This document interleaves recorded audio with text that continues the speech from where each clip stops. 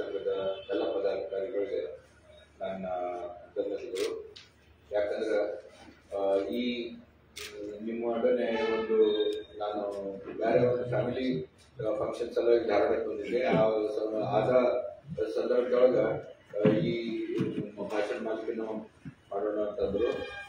ಹೀಗಾಗಿ ನನಗೂ ಈ ವಿಷಯದ ಬಗ್ಗೆ ಧಾರವಾಡದ ಕೆಲವು ಚಿತ್ರಕರ ಜೊತೆಗೆ ನನ್ನ ವಿಚಾರಗಳನ್ನ ಹಂಚ್ಕೋಬೇಕು ಅಂತ ಹೇಳಿ ಇಚ್ಛೆ ಇತ್ತು.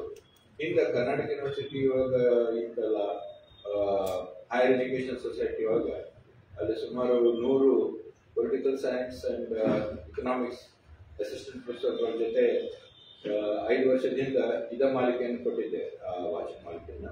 ಬಟ್ ಅಫ್ಕೋರ್ಸ್ ಈಗ ಅಪ್ಡೇಟ್ ಮಾಡಿ ಇನ್ನೊಂದು 4 ಮಾತುಗಳನ್ನ ಹಂಚಿಕೊಳ್ಳೋದನ್ನು ಮಾಡಿದ್ದೀನಿ. ನಿನ್ನೆ ನಮ್ಮ ಸ್ವಾತಂತ್ರ್ಯ ಪೂರ್ವ ಅಂದ್ರೆ ಇನ್ಫ್ಯಾಕ್ಟ್ ಸ್ವಲ್ಪ ಅದು ಬಹಳ ದೊಡ್ಡ ಪೀರಿಯಡ್ ಆಗ್ತದೆ. ನಾ ಇಟ್ಕೊಂಡಿದ್ದೆ 1920 to 47 ಅಂತ. ಅದ್ರ ಪೂರ್ವ ಪೀಠಿಕೆ ಅಂತೇಳಿ ನಾವು ಮೊಘಲ್ ಅಂದ್ರೆ ಪ್ರೀ ಕಲೋನಿಯಲ್ ಆಲ್ಸೋ ಅಂದ್ರೆ ಮೊಘಲರ ಕಾಲದೊಳಗಿನಿಂದನೂ businessmen, financials, bankers, traders ಅವ್ರಿಗೆ ಮತ್ತೆ ರಾಜಕೀಯ ಯಾವ್ಯಾವ ಸಂಬಂಧ ಇತ್ತು ಅಂತ ಆ ರೀತಿ ಶುರು ಮಾಡಿ ಆಮೇಲೆ ವಸಾಹತುಶಾಹಿ ಒಳಗ ಅದು ಹೆಂಗ ಇವಾಲ್ವ್ ಆಯ್ತು, 1757 ಹೆಂಗಾಯ್ತು, ಆಮೇಲೆ ಹೆಂಗಾಯ್ತು ಅಂತೇಳಿ ಒಂಥರದ ಬರ್ಡ್ಸ್ ಐ ವ್ಯೂ ಅಂತಾರಲ್ಲ, ಒಂದು ಮಾಡಕ್ಕೆ ಒಂದು ಸಮೀಕ್ಷೆ ಮಾಡೋದಕ್ಕೆ ನಾವು ಪ್ರಯತ್ನಿಸಿದೆ. ಆಮೇಲೆ ಹೆಚ್ಚಿಗೆ ಮೊದಲನೇ ಮಹಾಯುದ್ಧ ಆದ್ಮೇಲಿಂದು ಏನು ಹೆಚ್ಚಿಗೆ ಒಂದು ಪೊಲಿಟಿಕಲಿ ನಮ್ಮ ಸ್ವಾತಂತ್ರ್ಯ ಸಂಗ್ರಾಮಕ್ಕೆ ಒಂದು ಹುನ್ನರ ಬಂತು. ಮತ್ತ ಅದಕ್ಕೆ ಬೆನ್ನೆಲುಬಾಗಿ ಮೊದಲನೇ ಮಹಾಯುದ್ಧದೊಳಗ ಹೆಂಗ ಭಾರತೀಯ ಬಂಡವಾಳದಾರರು ಬಲಶಾಲಿ ಆದರು, ಮತ್ತ ಅವರು ಹೆಂಗ ಸ್ವಾತಂತ್ರ್ಯ ಸಂಗ್ರಾಮದ ಮತ್ತು ಎಸ್ಪೆಷಲಿ ಕಾಂಗ್ರೆಸ್ ಮೂವ್ಮೆಂಟ್ಗೆ ಹೆಂಗ ಯಾವ ರೀತಿ ಅದರೊಳಗೆ ಹೊಸದು ಏನೇನ್ ಮಾಡಿದ್ರು, ಯಾವ ರೀತಿ ಅದನ್ನು ಶೇಪ್ ಮಾಡಕ್ ಟ್ರೈ ಮಾಡಿದ್ರು, ಮತ್ತೆ ಎಷ್ಟರ ಮಟ್ಟಿಗೆ ಅದನ್ನ ಸಕ್ಸಸ್ ಆಯ್ತು, ಎಲ್ಲಿ ಇಲ್ಲ ಅಂತೇಳಿ ಅವ್ರ ದೃಷ್ಟಿಯಿಂದ ರಾಜಕೀಯ, ಇದು ವಾಣಿಜ್ಯ ಮತ್ತು ರಾಜಕೀಯ ಅದ್ರ ಸಂಬಂಧ ಅವ್ರು ಹೆಂಗ್ ಬೆಳೆಸ್ಕೊಂಡು ಬಂದ್ರು, ಸುಮಾರು ಎಸ್ಪೆಷಲಿ 1880s ನಿಂದ ಅಂತ ತಿಳ್ಕೊಡ್ರಿ, ಇವನ್ ಕಾಂಗ್ರೆಸ್ ಪಾರ್ಟಿ ಫಾರ್ಮ್ ಆಗೋಕ್ಕಿಂತ ಮೊದಲಿಂದ ಅಂತೇಳಿ ಒಂದು ಡಿಸ್ಕಷನ್ ಮಾಡಿದ್ವಿ. ಇವತ್ತ ಸ್ವಾತಂತ್ರ್ಯೋತ್ತರ ಇವತ್ತಿದ್ದು ಮತ್ತ ಶನಿವಾರದ್ದು ಸ್ವಾತಂತ್ರ್ಯೋತ್ತರ ಭಾರತದ ಬಗ್ಗೆ ಭಾರತದೊಳಗೆ ಈ relationship business man and politics ಹೆಂಗ ಅದು ವಿಕಾಸ ಹೊಂದಿದೆ ಅಂತೇಳಿ ನೋಡಕ್ ಪ್ರಯತ್ನ ಮಾಡ್ತೀವಿ. ಯಾಕಂದ್ರೆ ನಮ್ಮಲ್ಲಿ ಯಾವುದೇ ಒಂದು ವಿಶ್ಲೇಷಣೆ ಮಾಡ್ಬೇಕಾದ್ರೆ ಅತಿಯಾಗಿ ನಾವು ವ್ಯಕ್ತಿಗಳು ಎಸ್ಪೆಷಲಿ ರಾಜಕೀಯ ಧೋರಣೆಗಳನ್ನ ಸೆಂಟರ್ ಆಗಿ ಇಟ್ಕೊಂಡು ನಾವೆಲ್ಲ ಮಾತಾಡ್ತೀವಿ. ನೆಹರು ಹಿಂಗ್ ಪಾಲಿಸಿ ಇತ್ರಿ, ಇಂದಿರಾ ಗಾಂಧಿ ಹಿಂಗಿತ್ರಿ, ಜಿನ್ನಾನ್ ಹಿಂಗಿತ್ರಿ, ಗಾಂಧಿ ಹಿಂಗಿತ್ರಿ, ಹಿಂಗ ಅಂದ್ರೆ ಆಮೇಲೆ ಈಗನು ಅದ ಮನಮೋಹನ್ ಸಿಂಗ್ ಹಿಂಗಿದ್ರು, ಸೋನಿಯಾ ಗಾಂಧಿ ಹಿಂಗದಾರ, ಮೋದಿ ಹಿಂಗದಾರ. ಬಟ್ ಆಕ್ಚುಲಿ ನಮ್ಮ ಆರ್ಥಿಕ ಏನು ಕ್ಷೇತ್ರ ಅದ ಅದ್ರೊಳಗ ಧುರೀಣರು ಏನದಾರಲ್ಲ ಬಿಸ್ನೆಸ್ ಲೀಡರ್, ಅವರು ತೆರೆಮರೆ ಇಟ್ಕೊಂಡು ಇದಕ್ಕೆಲ್ಲ ಯಾವ ರೀತಿ ಚಾಲನೆ ಕೊಡ್ತಾರ, ಯಾವ ರೀತಿ ಡೈರೆಕ್ಷನ್ಸ್ ಕೊಡ್ತಾರ, ಶೇಪ್ ಮಾಡಕ್ ಟ್ರೈ ಮಾಡ್ತಾರ. ಇವೊಂದು ಅಂದ್ರ ಈ ರಾಜಕೀಯ ಧೋರಣರು ಮುಂದಿರ್ತಾರ, ಪ್ರೈಮ್ ಮಿನಿಸ್ಟರ್ ಆಗ್ತಾರ, ಅಪೋಸಿಷನ್ ಲೀಡರ್ ಆಗ್ತಾರ, ಬೇರೆ ಬೇರೆ ಸ್ಲೋಗನ್ಸ್ ಕೊಡ್ತಾರ, ಒಂದು ಏನೋ ನಾವು ನಮ್ಮ ದೇಶಕ್ಕೆ ಒಂದು ವಿಷನ್ ಅಂತ ಕೊಡ್ತಾರ. ಆದ್ರ ಹಿಂದೆ ಇದ್ಕೊಂಡು ಅವ್ರು ಏನ್ ಶೇಪ್ ಮಾಡಕ್ ಟ್ರೈ ಮಾಡ್ತಾರ, ಮತ್ತೆ ಎಷ್ಟು ಮಟ್ಟಿಗೆ ಅದು ಸಕ್ಸಸ್ ಆಕೈತಿ ಅದನ್ನ ನೋಡೋದು ನನ್ನ ಮಟ್ಟಿಗೆ ಬಹಳ ಇಂಟ್ರೆಸ್ಟಿಂಗ್ ಅಂತ ಅನ್ಸುತ್ತೆ. ಇನ್ಸ್ಟೆಡ್ ಆಫ್ ಲುಕಿಂಗ್ ಅಟ್ ಯಾವುದೇ ವ್ಯಕ್ತಿಗಳ ಬಗ್ಗೆ, ರಾಜಕೀಯ ವ್ಯಕ್ತಿಗಳ ಬಗ್ಗೆ, ಅದಕ್ಕೆ ನಾನು ಈ ಮಾಲಿಕೆ ಒಳಗ ಅದ್ರ ಬಗ್ಗೆ ಹೆಚ್ಚಿಗೆ ಒತ್ತು ಕೊಡಕತ್ತೀನಿ. ಈಗ ಅದನ್ನ ಈ ಸ್ವಾತಂತ್ರ್ಯೋತ್ತರ ಭಾರತದ ಪಾಲಿಟಿಕ್ಸ್ ಮತ್ತು ಎಕನಾಮಿಕ್ಸ್ ನೋಡಿದ್ರೆ ನಾವು 2 ರೀತಿ ಅದನ್ನ ವಿಭಜನೆ ಮಾಡಬಹುದು. ಬಹಳ ಮಂದಿ ಮಾಡ್ತಾರೆ. 47 to 91 ಇದನ್ನ 44 ವರ್ಷ. ಆಮೇಲೆ 91 ಆದ್ಮೇಲೆ ಏನು ಜಾಗತೀಕರಣ, ಉದಾರೀಕರಣ ಅಂತ ಏನೋ ಒಂದು ಶುರುವಾತು.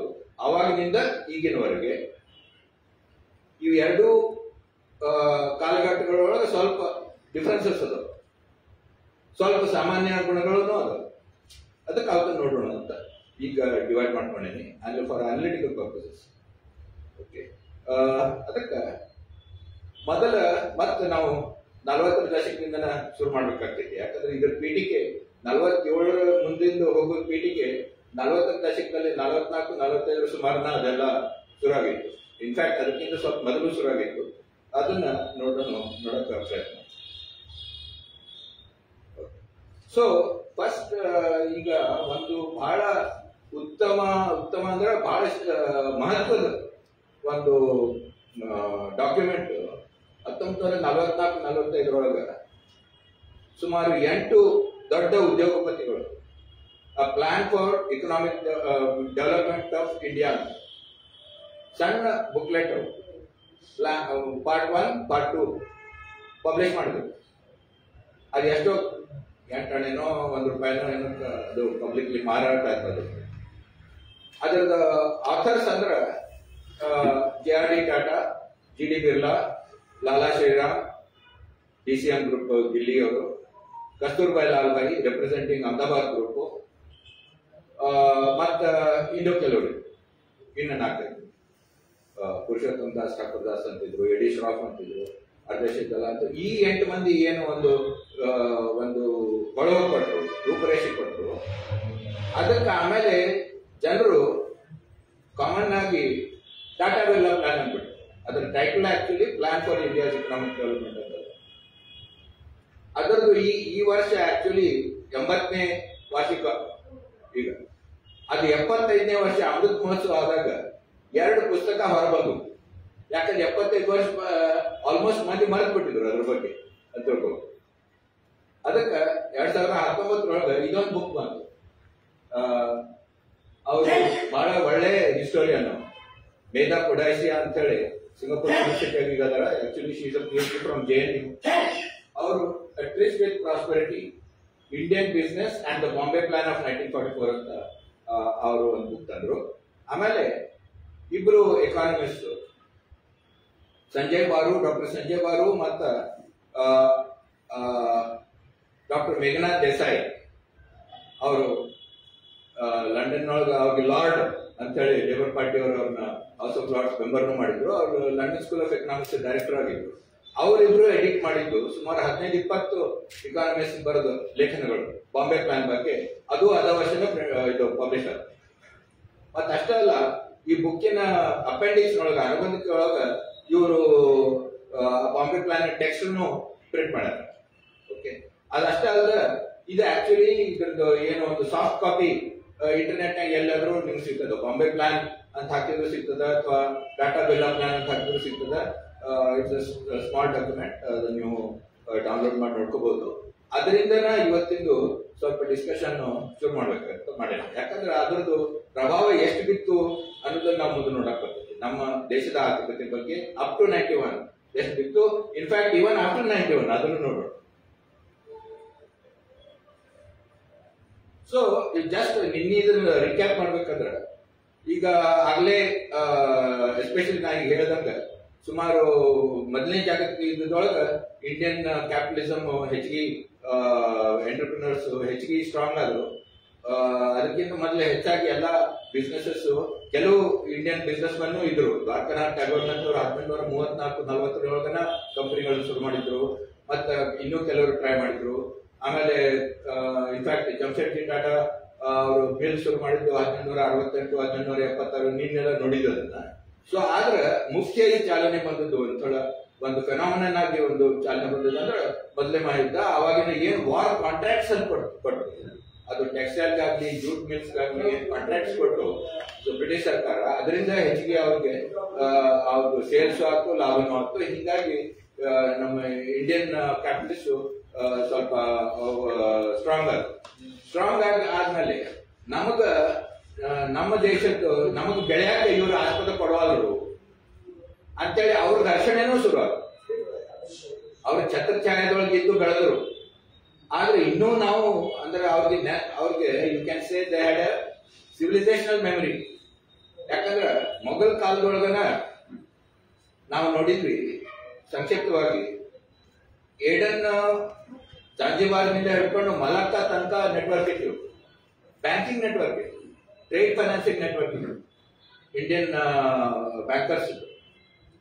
ಆಮೇಲೆ ಇದೇನು ಟ್ರೇಡ್ ಇತ್ತು, ಈ ಟ್ರೇಡ್ ಕ್ಯಾಪ್ಚರ್ ಮಾಡೋ ಸಲ ಪೋರ್ಚುಗೀಸ್ ಬಂದ್ರು. ಆಮೇಲೆ ಬಹಳ ಲಾಭದಾಯಕ ಇದು ಟ್ರೇಡ್ ಇತ್ತು ಅಂತೇಳಿ ಅರಬ್ಸ್, ಇಂಡಿಯನ್ಸ್, ಚೈನೀಸ್ ಮಲಯಕ್ಕೆ ಬರ್ತಿದ್ರು. ಮಲಯದೊಳಗೆ ಇವ್ರ ಎಕ್ಸ್ಚೇಂಜಸ್ ಎಲ್ಲ ಆಗ್ತಿದ್ರು. ಸೊ ಇದೆಲ್ಲ ಈ ಟ್ರೇಡ್ ಬಹಳ ಪ್ರಾಫಿಟೇಬಲ್ ಅದ ಅಂತೇಳಿ ಅದ್ರೊಳಗೆ ನಮಗೂ ಲಾಭ ಬೇಕು ಅಂತ ಡೈರೆಕ್ಟ್ ಆಗಿ ನಾವ್ಯಾಕೆ ಬರ್ಬಾರ್ದು, ಅರಬ್ರ ಕಡೆ ಯಾಕೆ ತಗೊಳ್ಬೇಕು, ಮೆಡಿಟರೇನಿಯನ್ನಿಂದ ನಾವ್ಯಾಕೆ ತಗೋಬೇಕು ಅಂತೇಳಿ ಪೋರ್ಚುಗೀಸ್ ಬಂದ್ರು. ಆಮೇಲೆ ಡಚ್ ಬಂದ್ರು, ಇಂಗ್ಲಿಷ್ ಬಂದ್ರು, ಫ್ರೆಂಚ್ ಬಂದ್ರು, ಈ ಭಾಗಕ್ಕೆ ಬಂದ್ರು, ಏಷ್ಯಾದ ಎಲ್ಲ ಭಾಗಕ್ಕೂ ಬಂದ್ರು, ಇಂಡಿಯಾಕ್ಕೂ ಬಂದ್ರು. ಓಕೆ, ಸೊ ಆದ್ರ ಈ ಮೊದಲೇ ಮಾಹಿತಿಯಿಂದ ಇವ್ರೇನು ಸ್ಟ್ರಾಂಗ್ ಆದ್ರು. ಇವರು ಆ ಹಿಂದಿನ ನೆನಪು ಅಂದ್ರೆ ನಾವೇನ್ ಕಡಿಮೆ ಇಲ್ಲ, ಯಾರಿಗೂ ಕಡಿಮೆ ಇಲ್ಲ ಅಂತ ಇವ್ರಿಗೆ ಒಂದು ಕಾನ್ಫಿಡೆನ್ಸ್ ಇತ್ತು. ಆಮೇಲೆ ಇಂಡಸ್ಟ್ರಿಯಲ್ ರೆವಲ್ಯೂಷನ್, ಔದ್ಯೋಗಿಕ ಕ್ರಾಂತಿ ನಾವು ತಪ್ಪಿಸ್ಕೊಂಡ್ವಿ. ಆದ್ರೆ ಅದ್ರ ಫಲಗಳನ್ನು ಇವ್ರು ನೋಡಿದ್ರು. ಬಹಳ ಮಂದಿ 1740ರಿಂದ ಏನು ಇಂಡಸ್ಟ್ರಿಯಲ್ ಫೇರ್ಸ್ ಅಂತ ಶುರು ಆದವು ಯುರೋಪ್ನಾಗ. ಎಷ್ಟೋ ಮಹಾರಾಜರು ಅದನ್ನ ನೋಡಿದ್ರು, ಎಷ್ಟೋ ಬಿಸ್ನೆಸ್ ಮನ್ ಜಮಶೆಡ್ಜಿ ಅಂತವ್ರು ಅದನ್ನ ನೋಡಿದ್ರು. ಔದ್ಯೋಗಿಕ ಕ್ರಾಂತಿ ಅಂದ್ರೆ ಏನಪ್ಪಾ, ಎಂತೆಂತ ಮಷಿನರಿ ಇದಾವು, ಅದ್ರದ್ದು ಏನ್ ಲಾಭ ಅದಾವು, ಯಾವ ರೀತಿ ಇವ್ರು ಮ್ಯಾನುಫ್ಯಾಕ್ಚರ್ ಮಾಡ್ತಾರ, ಈ ಫ್ಯಾಕ್ಟರಿ ಸಿಸ್ಟಮ್ ಅಂದ್ರೆ ಏನು, ಅಂದ್ರೆ ಹೊಸ ಟೆಕ್ನಾಲಜಿಗೆ ಅವರೆಲ್ಲ ಎಕ್ಸ್ಪೋಸ್ ಆಗಿ ಇದನ್ನ ನಾವು ಯಾಕೆ ಮಾಡ್ಬಾರ್ದು. ನಾವು ಇಲ್ಲಿ ಕಾಂಟೆಂಟ್ಗಳು ಅವ್ರಿಗೆ ಕಳಿಸಿ ಅಲ್ಲಿಂದ ನಾವು ತೊಗೊಳಕತ್ತೀವಿ. ಅವರು ಮಿಲ್ ಇದು ನಾವು ಇಲ್ಲೇ ಮಿಲ್ ಹಾಕಬಾರ್ದು. ನಮ್ಮ ಹತ್ರ ಆ ಟೆಕ್ನಾಲಜಿ ಇಲ್ಲ, ಏನ್ ಅದಕ್ಕೇನು ಹಾಕತ್ತಿಲ್ಲ. ನಾವು ಅಲ್ಲಿಂದ ನಾವು ಮಷಿನರಿ ಕೊಂಡ್ಕೊಳ್ಳೋಣ, ಅಲ್ಲಿಂದ ಡಬಲ್ ಪಗಾರ ಕೊಟ್ಟು ಕೆಲವು ಇಂಜಿನಿಯರ್ಸ್ ಅಲ್ಲಿ ಕಳ್ಸೋಣ. ಇಲ್ಲಿ ನಾವು ಅವ್ರಿಗೆ ಏನೇನ್ ಬೇಕು ಅವ್ರಿಗೆ ಆದಂತ ಸೌಲಭ್ಯ ಕೊಟ್ಟು ಇಲ್ಲಿ ನಾವು ಫ್ಯಾಕ್ಟರಿ ಸ್ಥಾಪಿಸೋಣ. ಆಮೇಲೆ ಅವ್ರ ಕೆಳಗೆ ನಮ್ಮ ಇಂಜಿನಿಯರ್ಸ್ಗಳನ್ನ ನಮ್ಮ ಟೆಕ್ನಿಕಲ್ ಸ್ಟಾಫ್ ಟ್ರೈನ್ ಮಾಡೋಣ. ಅಂದ್ರೆ ನಮ್ಮ ದೇಶಕ್ಕೂ ಲಾಭ ಆಕೈತಿ. ನಾವು ಬರೀ ಕಚ್ಚಾ ಮಾಲ್ ಯಾಕೆ ಕಳಿಸ್ಬೇಕು ಅಂತೇಳಿ ಒಂದು ಜಿಲ್ ಹಿಡಿದು ಇಂಡಿಯನ್ ಬಿಸ್ನೆಸ್ ಅನ್ನು ಎಲ್ಲ ಕಡೆ ಫಸ್ಟ್ ಟೆಕ್ಸ್ಟೈಲ್ಸ್ ಶುರು ಮಾಡಿದ್ರು. ಆಮೇಲೆ ಬೇರೆ ಬೇರೆ ಹಿಂಗ ಶುರುವಾದ್ರು. Jute mill, GD Birla first Indian jute mill ಅಂದ್ರೆ ಜಿಡಿ ಬಿರ್ಲಾ ಮಾಡಿದ್ರು 1919 ಕಲ್ಕತ್ತಾದ. ಆ ಮೊದಲು ಜೂಟ್ ಟ್ರೇಡರ್ ಇದ್ದ, ಜೂಟ್ ತಂದು ಕೊಡ್ತಿದ್ದ. ಈಗ ಬ್ರಿಟಿಷರ್ ಡಾಮಿನೇಟ್ ಮಾಡ್ತಿದ್ರು ಜೂಟ್ ಮಿಲ್ಸ್ ನ. ಅಲ್ಲಿ ಬಹಳ ಅವಮಾನ ಆಗ್ತಿತ್ತು, ಎಲ್ಲ ಆಗ್ತಿತ್ತು. ಅವಂದ ನಾನು ಒಂದು ಮಾಡ್ತೇನೆ ಅಂತೇಳಿ ಅವ್ನು ಜಿದ್ದು ಕಟ್ಟಿ ಮಾಡಿದ. ಅದನ್ನ ಅವನು ಹತ್ತಿಕ್ಲಿಕ್ಕೆ ಬಾಳ ಟ್ರೈ ಮಾಡಿದ್ವಿ. ಆಮೇಲೆ ಜಮ್ಶೆಡ್ಜಿಗೂ ಹೆಂಗ ನಾವು ನೋಡಿವಿ, ಅವ್ರು ಸ್ಟೀಲ್ ಮಿಲ್ ಮಾಡ್ಬೇಕಂದ್ರೆ ಒಂದು 15-20 ವರ್ಷ ಓದಾಡ್ಬೇಕಾಗ್ತದೆ. ಕರ್ಸನ್ ಅವ್ರಿಗೆ ಕೊಡಕ್ ತಯಾರಿಲ್ಲ. ನಮ್ ಇಂಡಿಯನ್ ಇನ್ಸ್ಟಿಟ್ಯೂಟ್ ಆಫ್ ಸೈನ್ಸ್ ನಾವು ಸ್ಥಾಪನೆ ಮಾಡ್ತೀನಿ ಅಂದ್ರೆ ಇದ್ಯಾಕ್ ಬೇಕ್ರಿ, ನಿಮ್ ಹುಡುಗರು ಅಲ್ಲಿ ಕೆಂಬ್ರಿಡ್ಜ್ ಕಳಿಸ್ರಿ, ನಿಮ್ಗೆ ಯಾಕೆ ಸೈನ್ಸ್ ಬೇಕು, ಇಲ್ಲೇ ಒಂದೆರಡು ಹೈಸ್ಕೂಲ್ ಅದಾವು, ಮತ್ತ ರೈಲ್ವೆ ರಿಪೇರಿ ವರ್ಕ್ಶಾಪ್ ಅದಾವು, ಅಷ್ಟು ಸಾಕು ಅಂದಿದ್ದಾವ. ಆದ್ರೂ ಅವ್ರು ಜಿದ್ ಕಟ್ಟಿ ಮತ್ತ ಎಲ್ಲೆಲ್ಲ ನಮ್ಮ ಎಲಿಟ್ ಏನಿದ್ರು ಅವ್ರೊಳಗೆಲ್ಲ ಮಾತಾಡಿ, ಮಹಾರಾಜ ಗಿರಾಜ್ ಅಂತವ್ರ ಮಾತಾಡಿ, ಸ್ವಾಮಿ ವಿವೇಕಾನಂದವ್ರ ಜೊತೆ ಮಾತಾಡಿ, ವಿವೇಕಾನಂದರು ನಮ್ಮ ಮೈಸೂರು ಮಹಾರಾಜರ ಜೊತೆ ಮಾತಾಡಿ, ಮಲ್ಲೇಶ್ವರದೊಳಗಿಂದು 1000 ಎಕರೆ ಅವ್ರಿಗೆ ದಾನ ಮಾಡಿದ್ರು. ಮಾರಾಣಿಯವ್ರ ಹೆಸರಲ್ಲಿ ಇದ್ದದ್ದು. ಅಲ್ಲೇ ಅವಾಗ ಟಾಟಾ ಇನ್ಸ್ಟಿಟ್ಯೂಟ್ ಆಫ್ ಸೈನ್ಸ್ ಶುರುವಾಗಿದ್ದ 1907-8. ಅದು ಆಕ್ಚುಲಿ ಜಮ್ಶೆಡ್ಜಿ ಸತ್ತ ಮೇಲೆ ಅವ್ರ ಮಕ್ಕಳು ಅದನ್ನ ಒಂದು ರಿಯಲೈಸ್ ಮಾಡಿದ್ರು ಅವ್ರ ಕನಸನ್ನ. ಆ ಜಮ್ಶೆಡ್ಜಿ ಅದ್ರ ಸಲ 1904 ತಿಳ್ಕೊಂಡ್ರು ಅವರು. ಅದು ಕೊನೆ ತನಕ ಅವ್ರು ಅದ್ರ ಸಲ ಬಹಳ ಕಷ್ಟಪಟ್ರು. ಸ್ಟೀಲ್ ಮಿಲ್ಲು ಹಂಗ ಅದು 1907-8 ಫೈನಲಿ ಸ್ಥಾಪನೆ. ಆಮೇಲೆ ಆ ಸ್ಟೀಲ್ ಮಿಲ್ಗೆ ಹೆಂಗ್ ಮಾಡುದು, ಎಲ್ಲೆಲ್ಲಿಂದ ತರಬೇಕು ಅಂತ ಹೇಳಿ ಎಲ್ಲಾ ದೇಶದೊಳಗೆ ಅಡ್ಡಾಡಿ, ಜರ್ಮನಿ, ವೇಲ್ಸ್, ಇಂಗ್ಲೆಂಡ್, ಅಮೆರಿಕ ಎಲ್ಲ ಕಡೆ ತಿರ್ಗಾಡಿದ್ರು. ಬೆಸ್ಟ್ ಟೆಕ್ನಾಲಜಿ ಅಂತ, ಗ್ಲೋಬಲಿ ಬೆಸ್ಟ್ ಟೆಕ್ನಾಲಜಿ ಹುಡುಕ್ಬೇಕು ಅಂತ. ಅಲ್ಲಿ ಹೋದ್ರೆ ಅಮೆರಿಕನ್ ಸ್ಟೀಲ್ ಬ್ಯಾರನ್ಸ್ ಅಂತಿದ್ರು, ಅವ್ರಿಗೆ ಸ್ಟೀಲ್ ಕಿಂಗ್ಸ್ ಅಂತಿದ್ರು. ಆಂಡ್ರೂ ಕಾರ್ನೆಗಿ ಅಂತವ್ರು ಇವ್ರಿಗೆ ನಕ್ ಕಳ್ಸಿರಿ, ಏನ್ರಿ ಅಲ್ಲಿ ಹಿಂದೂಸ್ತಾನ್ ಜಂಗಲ್ದಾಗ ಏನ್ ಮಾಡ್ತೀರಿ, ನಮ್ ಸ್ಟೀಲ್ ನೀವು ಇಂಪೋರ್ಟ್ ಮಾಡ್ಕೊಡ್ರಿ. ಇವ್ರು ಜೈಲ್ ಹಿಡಿದು ಮತ್ತ ಅದಕ್ಕೆ ರೊಕ್ಕ ಬೇಕು, ಇಂಥದಕ್ಕೆ ದೊಡ್ಡ ಇದು ಕ್ಯಾಪಿಟಲ್ ಬೇಕು, ಕ್ಯಾಪಿಟಲ್ ಎಲ್ಲಿ ತರಬೇಕು, ಲಂಡನ್ ಮಾರ್ಕೆಟ್ ಕೆಲವು ಬ್ಯಾಂಕರ್ಸ್ ಹೇಳಿದ್ರು, ಓಕೆ ವಿಲ್ ರೇಸ್ ಮನಿ ಅಂದಿದ್ರು. ಅದನ್ನ ತರಕ ಅದನ್ನ ಓಕೆ ನಮ್ದೆಲ್ಲ ಬಾಕಿ ಎಲ್ಲ ರೆಡಿ ಆಗೈತಿ ಅಂತ ಹೇಳಿ ನಾವು ಏನು ಪ್ರಾಜೆಕ್ಟ್ಗೆ ಏನು ಪ್ರಿಪರೇಷನ್ ಮಾಡಿಸ್ಬೇಕನ್ನೆಲ್ಲ ಮಾಡೀವಿ. ಕೊನೆಗೆ ಬ್ರಿಟಿಷ್ ಸರ್ಕಾರನ ಒಪ್ಪೈತಿ. ನಾನು ಹೇಳಿದೆ ಬ್ರಿಟಿಷ್ ಸರ್ಕಾರ ಯಾಕೆ ಒಪ್ತಿದ್ದಿಲ್ಲ ಅಂದ್ರೆ, ಅವರು ಸ್ಟೀಲ್ ಇಂಡಸ್ಟ್ರಿ ಇಲ್ಲಿ ಇಂಡಿಯಾದಾಗ ತಯಾರಾದ್ರೆ ಇಲ್ಲಿ ಅದನ್ನ ಯೂಸ್ ಮಾಡಿ ಇವ್ರ ಮಂದಿ ಆಯುಧ ಮಾಡ್ತಾರ ಅಂತೇಳಿ 1850 ಇಲ್ಲಿ ಆಕ್ಚುಲಿ ಟಿಪ್ಪುನ್ ಬಂದ ಮೇಲೆ ಅವರೊಂದು ಡಿಸಿಷನ್ ತಗೊಂಡ್ಬಿಟ್ಟಿದ್ರು, no steel industry in India. Even though Indian steel was far better than ನಾವು ಹೊಸ ಟೆಕ್ನಾಲಜಿ ಇದ್ದಿಲ್ಲ, ಅದ್ರ ಹಳೆ ಟೆಕ್ನಾಲಜಿ ಒಳಗೆ ನಾವೇನ್ ಸ್ಟೀಲ್ ಮಾಡ್ತಿದ್ವಿ that far better than any European steel at that. 1000 ವರ್ಷದಿಂದನೇ ಇಂಡಿಯನ್ ಸ್ಟೀಲ್ ಹೊರಗೆ ಹೋಗ್ತಿತ್ತು. ಆದ್ರೆ ಇದು ಡೆವಲಪ್ ಆಗಬಾರ್ದು ಅಂತ ಹೇಳಿ ಯಾರಿಗೂ ಸ್ಟೀಲ್ ಇಂಡಸ್ಟ್ರಿ ಹಾಕಕ್ ಕೊಡ್ತಿದ್ವಿಲ್ಲ. ಇನ್ಫ್ಯಾಕ್ಟ್ ಒಬ್ಬ ಬ್ರಿಟಿಷ್ ಬಂಡವಾಳದಾರ ಬಂದು ಕೆಲವರು 1824 ಕುಮಾವ್ ಐರನ್ ವರ್ಕ್ಸ್ ಅಂತ ಶುರು ಮಾಡಿದ್ರು. ಐರನ್ ಅಂಡ್ ಸ್ಟೀಲ್ ಮಾಡೋಣ, ಅದನ್ನು ಮಾಡಕ್ ಕೊಡ್ಲಿಲ್ಲ ಈಸ್ಟ್ ಇಂಡಿಯಾ ಕಂಪನಿಯವರು. ಅದು ಅರ್ಧಕ್ ಬಿಟ್ಟು ಹೋಗ್ಬೇಕಾಯ್ತು ಇವನ್ ಬ್ರಿಟಿಷ್ ಇವ್ರಿಗೆ. ಅಂದ್ರೆ ಇಲ್ಲಿ ಒಟ್ಟ ಸ್ಟೀಲ್ ಇಂಡಸ್ಟ್ರಿ ಡೆವಲಪ್ ಆಗೋದು ಅಂತ ಅವ್ರು. ಅದಕ್ಕೆ ಕೊನೆಗೆ ಅವ್ರದ್ದು ಅನಿಸ್ತು ಬಹುಶಃ ಇಲ್ಲಿ ರೈಲ್ವೆ ಡೆವಲಪ್ ಆಗಕ್ಕ ಮತ್ತೆ ಬಾಕಿದೆಲ್ಲದಕ್ಕೂ ಸ್ಟೀಲ್ ಬೇಕು, ಅಲ್ಲಿಂದ ತರೋದು ಕಠಿಣ ಆಕೈತಿ ಅಂತ ಹೇಳಿ. ಅವಾಗ ಇನ್ನೂ ವಾರ್ ಶುರು ಆಗಿದ್ದಿಲ್ಲ. ಮೊದಲನೇ ಮಹಾಯುದ್ಧ ಶುರು ಆದ್ಮೇಲಂತೂ ಅವ್ರಿಗೆ ಗೊತ್ತಾಯ್ತು ಅಲ್ಲಿಂದ ಹೆಂಗ್ ಸ್ಟೀಲ್ ಮಾಡೋದು, ಇಲ್ಲಿಂದ ಸ್ಟೀಲು ತಗೊಂಡ್ರೆ ಚಲೋ ಅಂತ ಹೇಳಿ.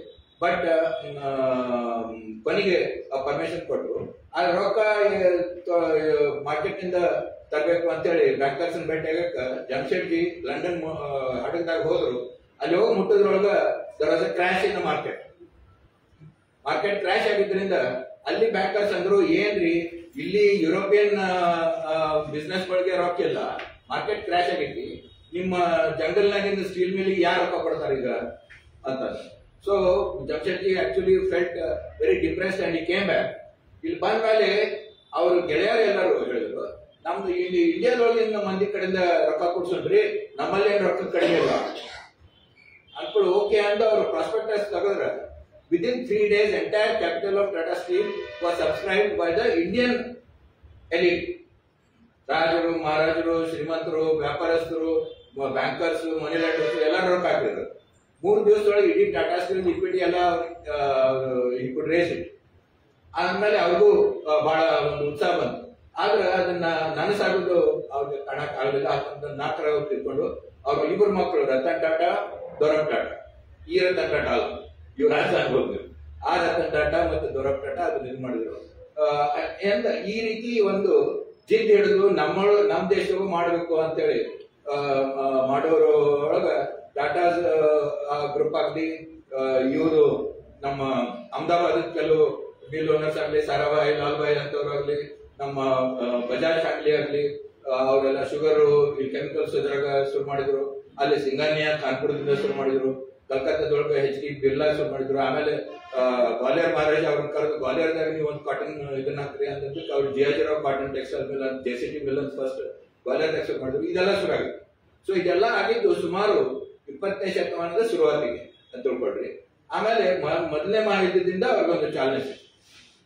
ಓಕೆ, ಇದು ಎಷ್ಟು ಅಂದ್ರೆ ಡೆವಲಪ್ ಆಯ್ತು ಅಂದ್ರೆ ಎಸ್ಪೆಷಲಿ ಈ 1929ರಿಂದ 32ರವರೆಗೆ ಅದೇನು ಗ್ರೇಟ್ ಡಿಪ್ರೆಷನ್ ಅಂತಾರ, ವರ್ಲ್ಡ್ ಎಕಾನಮಿ, ವರ್ಲ್ಡ್ ಮಾರ್ಕೆಟ್ಸ್ ಎಲ್ಲ ಕೊಲಾಪ್ಸ್ ಆಗಿತ್ತು, ವರ್ಲ್ಡ್ ಎಕಾನಮಿಕ್ ಕ್ರೈಸಿಸ್ ಆಗಿತ್ತು.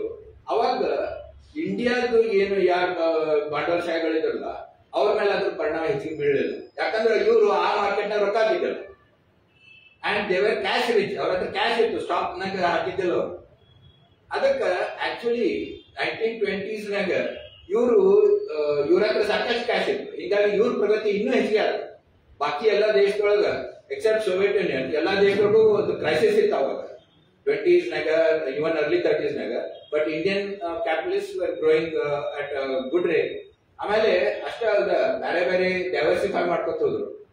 ಮಾಡಿದ್ರಿಂದ ಸುಮಾರು 1939, ಇನ್ಫ್ಯಾಕ್ಟ್ 1944ರಿಂದ ನಾವು ಅಂಕಿ ಸಂಖ್ಯೆಗಳು ನೋಡಿದ್ರೆ ನಿನ್ನೆ ನೋಡಿದ್ವಿ, almost all imports from Britain had stop. All essential chemicals ಆಗಲಿ, ಶುಗರ್, ಸಿಮೆಂಟು, ಸ್ಟೀಲು, ಬೇರೆ ಬೇರೆ ಕನ್ಸ್ಯೂಮರ್ ಗುಡ್ಸ್ ಅವನ್ನೆಲ್ಲ ಇಂಡಿಯಾದೊಳಗನ ತಯಾರು ಮಾಡುವಷ್ಟು ತಾಕತ್ತು ಬಂದಿತ್ತು. ಓಕೆ, ಸೊ ಅದನ್ನೊಂದು ನೋಡಿದ್ವಿ. ಇನ್ನೊಂದಂದ್ರ ಅಷ್ಟೇ ಅಲ್ಲ, ಬೈ 44 ನಿನ್ನೆ ನೋಡಿದ್ವಿ ಇದನ್ನ, 62% ಆಫ್ ಆಲ್ ದೊಡ್ಡ ಉದ್ಯಮಿಗಳೆಲ್ಲ ಇಂಡಿಯನ್ಸ್ ಕೈಯಾಗಿತ್ತು ಬೈ 1944. ಇದು ಮೊದಲಿದ್ದಿಲ್ಲ. ಅಂದ್ರೆ 20-30 ವರ್ಷದೊಳಗೆ ಅಷ್ಟು ಬೆಳವಣಿಗೆ ಆಗ್ತವೆ. ಆಮೇಲೆ ಬ್ಯಾಂಕಿಂಗ್, ಇನ್ಶೂರೆನ್ಸ್ ಕಂಪನಿ ಇಂಡಿಯನ್ಸ್ ಮಾಡಿ, ಮೊದಲೆಲ್ಲ ಅವು ಫಾರಿನ್ ಬ್ಯಾಂಕ್ಸ್ ಇದ್ವು. ಅವತ್ತು ನೋಡಿದ್ರೆ 1914 70% of the deposits were in foreign banks. But by 1947 only 17% was in foreign banks, 83% was in Indian hands, with Indian banks. Insurance ನಾಗೂ ಇದ ಪರಿಸ್ಥಿತಿ. ಆಮೇಲೆ 46 ಒಳಗ ಈ ಆವಾಗಿನ ದೊಡ್ಡ ಗ್ರೂಪ್ಸ್ ಅಂದ್ರೆ ಟಾಟಾಸ್, ಬಿರ್ಲಾಸ್ ಅಂಡ್ ದಾಲ್ಮಿಯಾ ಜೈನ್ ಅಂತ. ಈ ಮೂರು ಗ್ರೂಪ್ ನಾವು ಅಸೆಟ್ಸ್ ನೋಡಿದ್ರೆ ಅದು ಬಾಕಿ ಟಾಪ್ ಯುರೋಪಿಯನ್ ಕಂಪನೀಸ್ 3 ಪಟ್ಟು ಇತ್ತು. ಸಾರಿ 10 ಪಟ್ಟು ಇತ್ತು. ಇವ್ರು ಸುಮಾರು 600 ಕೋಟಿ ಇತ್ತು ಇವು ಮೂರು ಗ್ರೂಪ್ಸ್ ಇದ್ದು. ಆದ್ರೆ ಯುರೋಪಿಯನ್ ಟಾಪ್ 3 ಕಂಪನೀಸ್ ನೋಡಿದ್ರೆ ಅವ್ರು ಬರೀ 74 ಕೋಟಿ. ಅಂದ್ರೆ ಇಕನಾಮಿಕಲಿ ಇವ್ರ ಕೈಯಾಗ ಆಲ್ರೆಡಿ ಹಿಂದೂಸ್ತಾನದ ಆರ್ಥಿಕ ರಂಗದೊಳಗೆ ಹಿಡಿದು ಸಿಕ್ಕಿತ್ತು. ಆದ್ರೆ ರಾಜಕೀಯದಾಗ ಇದ್ದಿಲ್ಲ. ಅದಕ್ಕೆ ರಾಜಕೀಯ ಪವರ್ ನಮ್ಮ ಕೈಗೆ ಹೆಂಗ್ ಬರ್ಬೇಕು ಅಂತೇಳಿ ಇವರು ನೆಗೋಸಿಯೇಷನ್ಸ್ ಇದೆಲ್ಲ. ಆಮೇಲೆ ಅವ್ರಿಗೆ ಗೊತ್ತಿತ್ತು ಬ್ರಿಟಿಷರ್ ಹಿಂಗ್ ಕೊಡಂಗಿಲ್ಲ ಅಂತ. ಯಾಕಂದ್ರೆ ಆ ಚರ್ಚಲ್ಲಿ ಇವನ್ 47 ಅಂತಿದ್ದೆ, ಅನದರ್ 30 years ನೋ ಚಾನ್ಸ್ ಅಂತಿದ್ದ ನಾವು. ಓಕೆ, ಸೊ ಇಂಥ ಹೊತ್ನಾಗ ಇವರು ಅದಕ್ಕೆ ಸೆಕೆಂಡ್ ವರ್ಲ್ಡ್ ವಾರ್ ಶುರು ಆದಾಗಿನಿಂದನ ಇವರು ನಮ್ಗೆ ಕೊಡ್ರಿ ಅಂದ್ರೆ ನಾವು as an independent country second world ವಾರ್ನಾಗ ಈ ಫ್ಯಾಸಿಸಂ ವಿರುದ್ಧ ನಾವು ಭಾಗವಹಿಸ್ತೀವಿ ಅಂತ ಹೇಳಿದ್ರು. ಆದ್ರೆ ಬ್ರಿಟಿಷರ್ ಅದಕ್ಕೂ ತಯಾರಿದ್ದಿಲ್ಲ. ಗ್ಯಾರಂಟಿ ಏರಿಯಾ ಕೊಡ್ರಿ ವಾರ್ ಆದ್ಮೇಲೆ ಅಂದ್ರೆ ಅದಕ್ಕೂ ತಯಾರಿದ್ದಿಲ್ಲ, ಗ್ಯಾರಂಟಿ ಕೊಡಂಗಲ್ಲ ಅಂತಿದ್ರು. ಸೊ ಅದಕ್ಕೆ ಇನ್ನೂ ಹೆಚ್ಚಿಗೆ ಅವರು ಈ ಸ್ವಾತಂತ್ರ್ಯ ಸಂಗ್ರಾಮದ ಇವನ್ ಚಳಿದೇವಸ ಚಳವಳಿಗೆ ಸಪೋರ್ಟ್ ಕೊಟ್ರು ಇವರೆಲ್ಲ ಬಿಸ್ನೆಸ್ ಮಂದಿ. ಯಾರ್ಯಾರು ಅವಾಗ ಅಂಡರ್ ಗ್ರೌಂಡ್ ಆದ್ರು ಎಷ್ಟೋ ಮಂದಿ ಅವಾಗೆಲ್ಲ ಅವ್ರಿಗೆ ಆಶ್ರಯ ಕೊಟ್ರು, ಅವ್ರಿಗೆ ಧನ ಸಹಾಯ ಮಾಡಿದ್ರು. ಈ ಕಡೆ ಇದನ್ನು ಮಾಡ್ತಿದ್ರು. ಅಲ್ಲಿ ವೈಸರಾಯ ಕೂಡ ಅವನ ಕೌನ್ಸಿಲ್ ನಗೂ ಕೊಟ್ಟಿರ್ತಿದ್ರು. ಅಲ್ಲಿನೂ ವಾರ್ ಕಾಂಟ್ರಾಕ್ಟ್ಸ್ ಅಲ್ಲಾಗಿ ಅವ್ರು ಕೂಡ ನೆಗೋಸಿಯೇಷನ್ ಮಾಡ್ತಿದ್ರು. ಈ ರೀತಿ ಇವ್ರದ್ದು ಒಂದು dual you can say phase ಅಂತ ಇತ್ತು. ಓಕೆ, ಅದ ಹೊತ್ನಾಗ ಇನ್ನೊಂದು ಶುರುವತ್ತು ಏನಂದ್ರ, ಈಗ ನಾ ಹೇಳಿದ ಮೊದಲನೇ ಮಹಾಯುದ್ಧ ಆದ್ಮೇಲೆ ಬ್ರಿಟಿಷರು ಬಹಳ ವೀಕ್ ಆಗ್ಬಿಟ್ರು. ಆಕ್ಚುಲಿ ವೀಕ್ ಆಗ್ಬಿಟ್ರು. ಇಂಥ ಮಹಾಶಕ್ತಿ ಸೂಪರ್ ಪವರ್ ಅಂದವರು actually they became debtors to America. America became the most powerful country. First world ವಾರ್ನಾಗ ಗೆದ್ದವ್ರು ವೀಕ್ ಆದ್ರು, ಸೋತವರು ವೀಕ್ ಆದ್ರು. Only power which became powerful was America, because it did fight any war on its land. ಅದು ಮತ್ತೆ first world ವಾರ್ನಾಗ enter ಆಗಿದ್ದು almost last ಫೇಸ್ನಾಗ ಅವರು ಹೋದ್ರು. ಹಿಂಗಾಗಿ ಮತ್ತೆ ಎರಡೂ ಕಡೆನೂ ವ್ಯಾಪಾರ ಮಾಡ್ತಿದ್ರು. ಅವರು ಜರ್ಮನ್ಸ್ ಕೂಡ ವ್ಯಾಪಾರ ಮಾಡ್ತಿದ್ರು, ಇವ್ರ ಕೂಡ ವ್ಯಾಪಾರ ಮಾಡ್ತಿದ್ರು. ಅದು ಮೊದಲಿಂದ ಅಮೆರಿಕ ಈ ರೀತಿಯಾಗಿನೇ ಬೆಳೆದೈತಿ. ಅಂದ್ರ ಉಳಿದ ಪವರ್ಗಳು ತಮ್ಮ ಹೊಡೆದಾಡಿ ವೀಕ್ ಆಗ್ಲಿ, ನಾವು ಪವರ್ಫುಲ್ ಆಗ್ತೀವಿ ಅಂತ. ಸೊ ಫಸ್ಟ್ ವರ್ಲ್ಡ್ ವಾರ್ ನಿಂದ ಅವರು ಹೆಚ್ಚಿಗೆ ಪವರ್ಫುಲ್ ಆದ್ರು. ಬ್ರಿಟನ್ ಡೆಟರ್ ಸ್ಟೇಟ್ ಆದ್ರು. ಅದಕ್ಕೆ ಅವ್ರು ಇನ್ನೂ ಹೆಚ್ಚಿಗೆ ಕ್ರೂರತೆಯಿಂದ ಹೆಂಗಾದ್ರೂ ಮಾಡಿ ನಾವು ಹಿಂದೂಸ್ತಾನ ನಮ್ಮ ಕೈಗೆ ಇಟ್ಕೋಬೇಕು, ಹೆಂಗಾದ್ರೂ ಮಾಡಿ ಯಾವುದೇ ರೀತಿ ಲಾಜಿಕಲ್ ಆರ್ ಇಲಾಜಿಕಲ್ ಮೀನ್ಸ್ ಯೂಸ್ ಮಾಡಿ ನಾವು ಇದರಿಂದ ರೊಕ್ಕ ಎಷ್ಟಾಕೈತೆ ಅಷ್ಟು ತೆಗಿಬೇಕು ಅಂತೇಳಿ ಪ್ಲಾನ್ ಮಾಡಿ, ಮತ್ತೆ ಇದೆಲ್ಲ ಜಾಲಿಯನ್ ವಾಲ್ ಆಗೋದು ಇವೆಲ್ಲ ಏನ್ ಕ್ರೂರತೆ ನಾವು ನೋಡ್ತೀವಿ ಅದು ಇನ್ನೂ ಹೆಚ್ಚಿಗೆ ಆಗುತ್ತೆ. ಯಾಕಂದ್ರೆ they were desperate. They depended on the Indian army, British Indian army for expansion of the empire and defence of the empire. ಯಾಕಂದ್ರೆ ನಮ್ಮ ಸೈನಿಕರು ಅಲ್ಲೆಲ್ಲ ಎಲ್ಲ ಕಡೆ ಹೋಗಿ ಹೊಡೆದಾಡ, ಬರ್ಮಾದಾಗ ಹೊಡೆದಾಡಾರ, ಅಫ್ಘಾನಿಸ್ತಾನ ಹೊಡೆದಾಡಾರ. ಬಿಫೋರ್ ವರ್ಲ್ಡ್ ವಾರ್ 19ನೇ ಶತಮಾನದಾಗ ಹೊಡೆದಾಡ ನಮ್ಮವರು ಲಕ್ಷಗಟ್ಟಲೆ. ಆಮೇಲೆ ಪರ್ಷಿಯಾದಾಗ ಹೊಡೆದಾಡಾರ. ಸೊ ಚೈನಾಕ ತಗೊಂಡೋದ್ರು ಈಗ ಓಪಿಯಂ ವಾರ್ನಾಗ. ಹಿಂಗಾಗಿ ಇನ್ನೂ ನಾ ಹೇಳಿದೆ ನಿನ್ನೆ, ಚೈನಾದ ಮಂದಿಗೆ ಇಂಡಿಯಾದ ಮೇಲೆ ಇಂಡಿಯನ್ಸ್ ಬಗ್ಗೆ ಯಾಕೆ ಒಂದು ರೀತಿ ಒಂದು ದ್ವೇಷ ಭಾವನೆ ಹುಟ್ಟಿತ್ತಂದ್ರೆ ಈ ಕಾಲದಾಗ ಹುಟ್ಟದ ಬ್ರಿಟಿಷರಿಂದ. ಯಾಕಂದ್ರೆ ಇವ್ರು ಬ್ರಿಟಿಷರ್ ಏಜೆಂಟು ನಮ್ಮ ಮೇಲೆ ದಬ್ಬಾಳಿಕೆ ಮಾಡಕ್ ಬಂದಾರ. ಅಂದ್ರೆ ಇವ್ರು ಬ್ರಿಟಿಷರ್ ಗುಲಾಮರಾದ್ರೂ ಗುಲಾಮರನ್ನು ತಿಳ್ಕೊಂಡಿಲ್ಲ, ನಮ್ಮ ಮೇಲೆ ದಬ್ಬಾಳಿಕೆ ಮಾಡಕ್ ಬಂದಾರ ಅಂತೇಳಿ ಚೈನಾ ಸೊಸೈಟಿ ಒಳಗೆ ಅದು ಸ್ಪ್ರೆಡ್ ಆಗ. ನಾ ಹೇಳಿದೆ. ಆಮೇಲೆ ಈಗ ಆಮೇಲಿನ ಕಾಲದೊಳಗಂತೂ ಚೈನೀಸ್ ಹಳ ಫ್ಯಾಮಿಲೀಸ್ನಾಗ ಮಕ್ಕಳಿಗೆ ಮಲ್ಕೊಳಕ್ ಹೇಳ್ಬೇಕಾದ್ರೆ ಹೇಳ್ತಿದ್ರಂತ, ಸುಮ್ಮನೆ ಮಕ್ಕಳು ಪಗಡಿಯವ ಬರ್ತಾನಂತ. ಪಗಡಿಯವ ಅಂದ್ರೆ Indian soldiers, Indian policemen who were being used against the Chinese people in the 30s and 40s also. Okay. So anyway, so ಹಿಂಗ ಇಂಡಿಯನ್ ಆರ್ಮಿನ ಯೂಸ್ ಮಾಡ್ಕೊಂಡು ಅದ್ರ ಮೇಲೆ ನಿಂತಿದ್ರು ಬ್ರಿಟಿಷ್ ಸಾಮ್ರಾಜ್ಯ. ಅದ್ರ ಸಲುವಾಗಿನ ಆಕ್ಚುಲಿ ಅವರು ಫೈನಲಿ ಆಗ್ಲಿಪ್ಪ ಈಗ ನಾವು ಬಿಟ್ಟು ಹೋಗ್ತೀವಿ ಅಂತೇಳಿ ತಯಾರು ಮಾಡಿದ್ದಕ್ಕ ಮುಖ್ಯ ಕಾರಣ ಅಂತಂದ್ರೆ ನನ್ನ ಮಟ್ಟಿಗೆ 1946 ಇಡೀ ಬ್ರಿಟಿಷ್ ಇಂಡಿಯನ್ ನೇವಿ ಏನಿತ್ತು ಅದೆಲ್ಲ ಒಂದು ಮ್ಯೂಟಿನಿ ಮಾಡಿ ಬಗಾವತ್ ಮಾಡಿ. All 86 ships and establishments of Royal Indian Navy they rebelled. ಅಷ್ಟೇ ಅಲ್ಲ, ಅವ್ರ ಗನ್ಸ್ ಬ್ರಿಟಿಷ್ ಗವರ್ನರ್ ಮೇಲೆ, ಬಾಂಬೆ ಗವರ್ನರ್ ಹೌಸ್ ಮೇಲೆ ಟರ್ನ್ ಮಾಡಿ ಅದನ್ನು ಫಾಲೋ ಮಾಡಿ ಎಷ್ಟೋ ಕಡೆ mutiny ಶುರು ಆದವು, even in army cantonments and some air force stations. ಅದನ್ನ ನೋಡಿ ಬ್ರಿಟಿಷರು ಭಾರಿ ಹೆದರಿದ್ರು. ಅವ್ರ ಇಂಟರ್ನಲ್ ಕರೆಸ್ಪಾಂಡೆನ್ಸ್ ನೋಡಿದ್ರಲ್ಲ, ಯಾಕಂದ್ರೆ 1900 ಅವ್ರಿಗೆ ನಿಮ್ಗೆ ಗೊತ್ತದ, ಕೆಲವೇ few thousands or tens of thousands of British were ruling such a large country, and they depended on the Indian police and Indian jails and Indian forces army to survive, and Indian collaborators ಅವ್ರು ಯಾರು support ಕೊಡ್ತಿದ್ರು. So if that army is rebelling ಅಂದ್ರೆ ಮತ್ತೆ ನಾವು ಮೆಸಕರ್ ಹಾಕೈತಪ್ಪ. 1857 ಅವ್ರಿಗೆ ಏನ್ ಮೆಸಕರ್ ಆಗಿತ್ತು ಅದ್ರದ್ದು ನೆನಪು ಇನ್ನೂ ಇತ್ತು. ಯುರೋಪಿಯನ್ಸ್ ಎಲ್ಲಿ ಸಿಗ್ತಾರ ಅಲ್ಲಿ ಹೊಡಿತಾರೆ ಇವರು, let's get out of here ಅಂತೇಳಿ ಆ ತರದ ಒಂದು ಭಯ ಹುಟ್ಟವ್ರೆ. So they decided to pack up. ನನಗನ್ಸೋ ಮಟ್ಟಿಗೆ that was probably the most important reason why they decided to leave after the 1946. ಇದು ಆಗಿದ್ದಾಗ ಅಟ್ಲಿ ಬಂದು ಅಲ್ಲಿ ಇದು ಏನೋ ಒಂದು ಕ್ಯಾಬಿನೆಟ್ ಮಿಷನ್ ಪ್ಲಾನ್ ಅಂತ ಒಂದು ಟ್ರೈ ಮಾಡಿದ್ರು. But if that is not possible, let's get out of here. Of course ಮಾಡ್ಬೇಕಾದ್ರೆ ಪಾರ್ಟಿಷನ್ ಎಲ್ಲ ಮಾಡಿ ಹೋದ್ರು. ಅದ್ರ ಬಗ್ಗೆ ಸ್ಪೆಷಲ್ ಆಗಿ ಮಾತಾಡ್ಬೇಕಾಗ್ತೈತೆ. ಅದು ಹೆಂಗ ಬ್ರಿಟಿಷರ್ ಜಾಲ ಇದ್ದು ಯಾಕೆ ಅದನ್ನ ಮಾಡಿದ್ರು. ಮುಖ್ಯ ಕಾರಣ ಅಂದ್ರೆ ನೈದರ್ ಕಾಂಗ್ರೆಸ್ ನಾರ್ league nor Jinnah nor Nehru or Gandhi or Patel, but it's a British plan ಅಂತೇಳಿ ಈಗ ಸಾಕಷ್ಟು ದಾಖಲೆಗಳು ಸಿಕ್ಕಾವು. ನಿಮ್ಗೆ ಅದ್ರ ರೆಫರೆನ್ಸಸ್ ಎಲ್ಲ ಕೊಡ್ತೇನೆ, ಅದ್ರ ಬಗ್ಗೆ ಸೆಪರೇಟ್ ಆಗಿ ಮಾತಾಡ್ಬೋದು.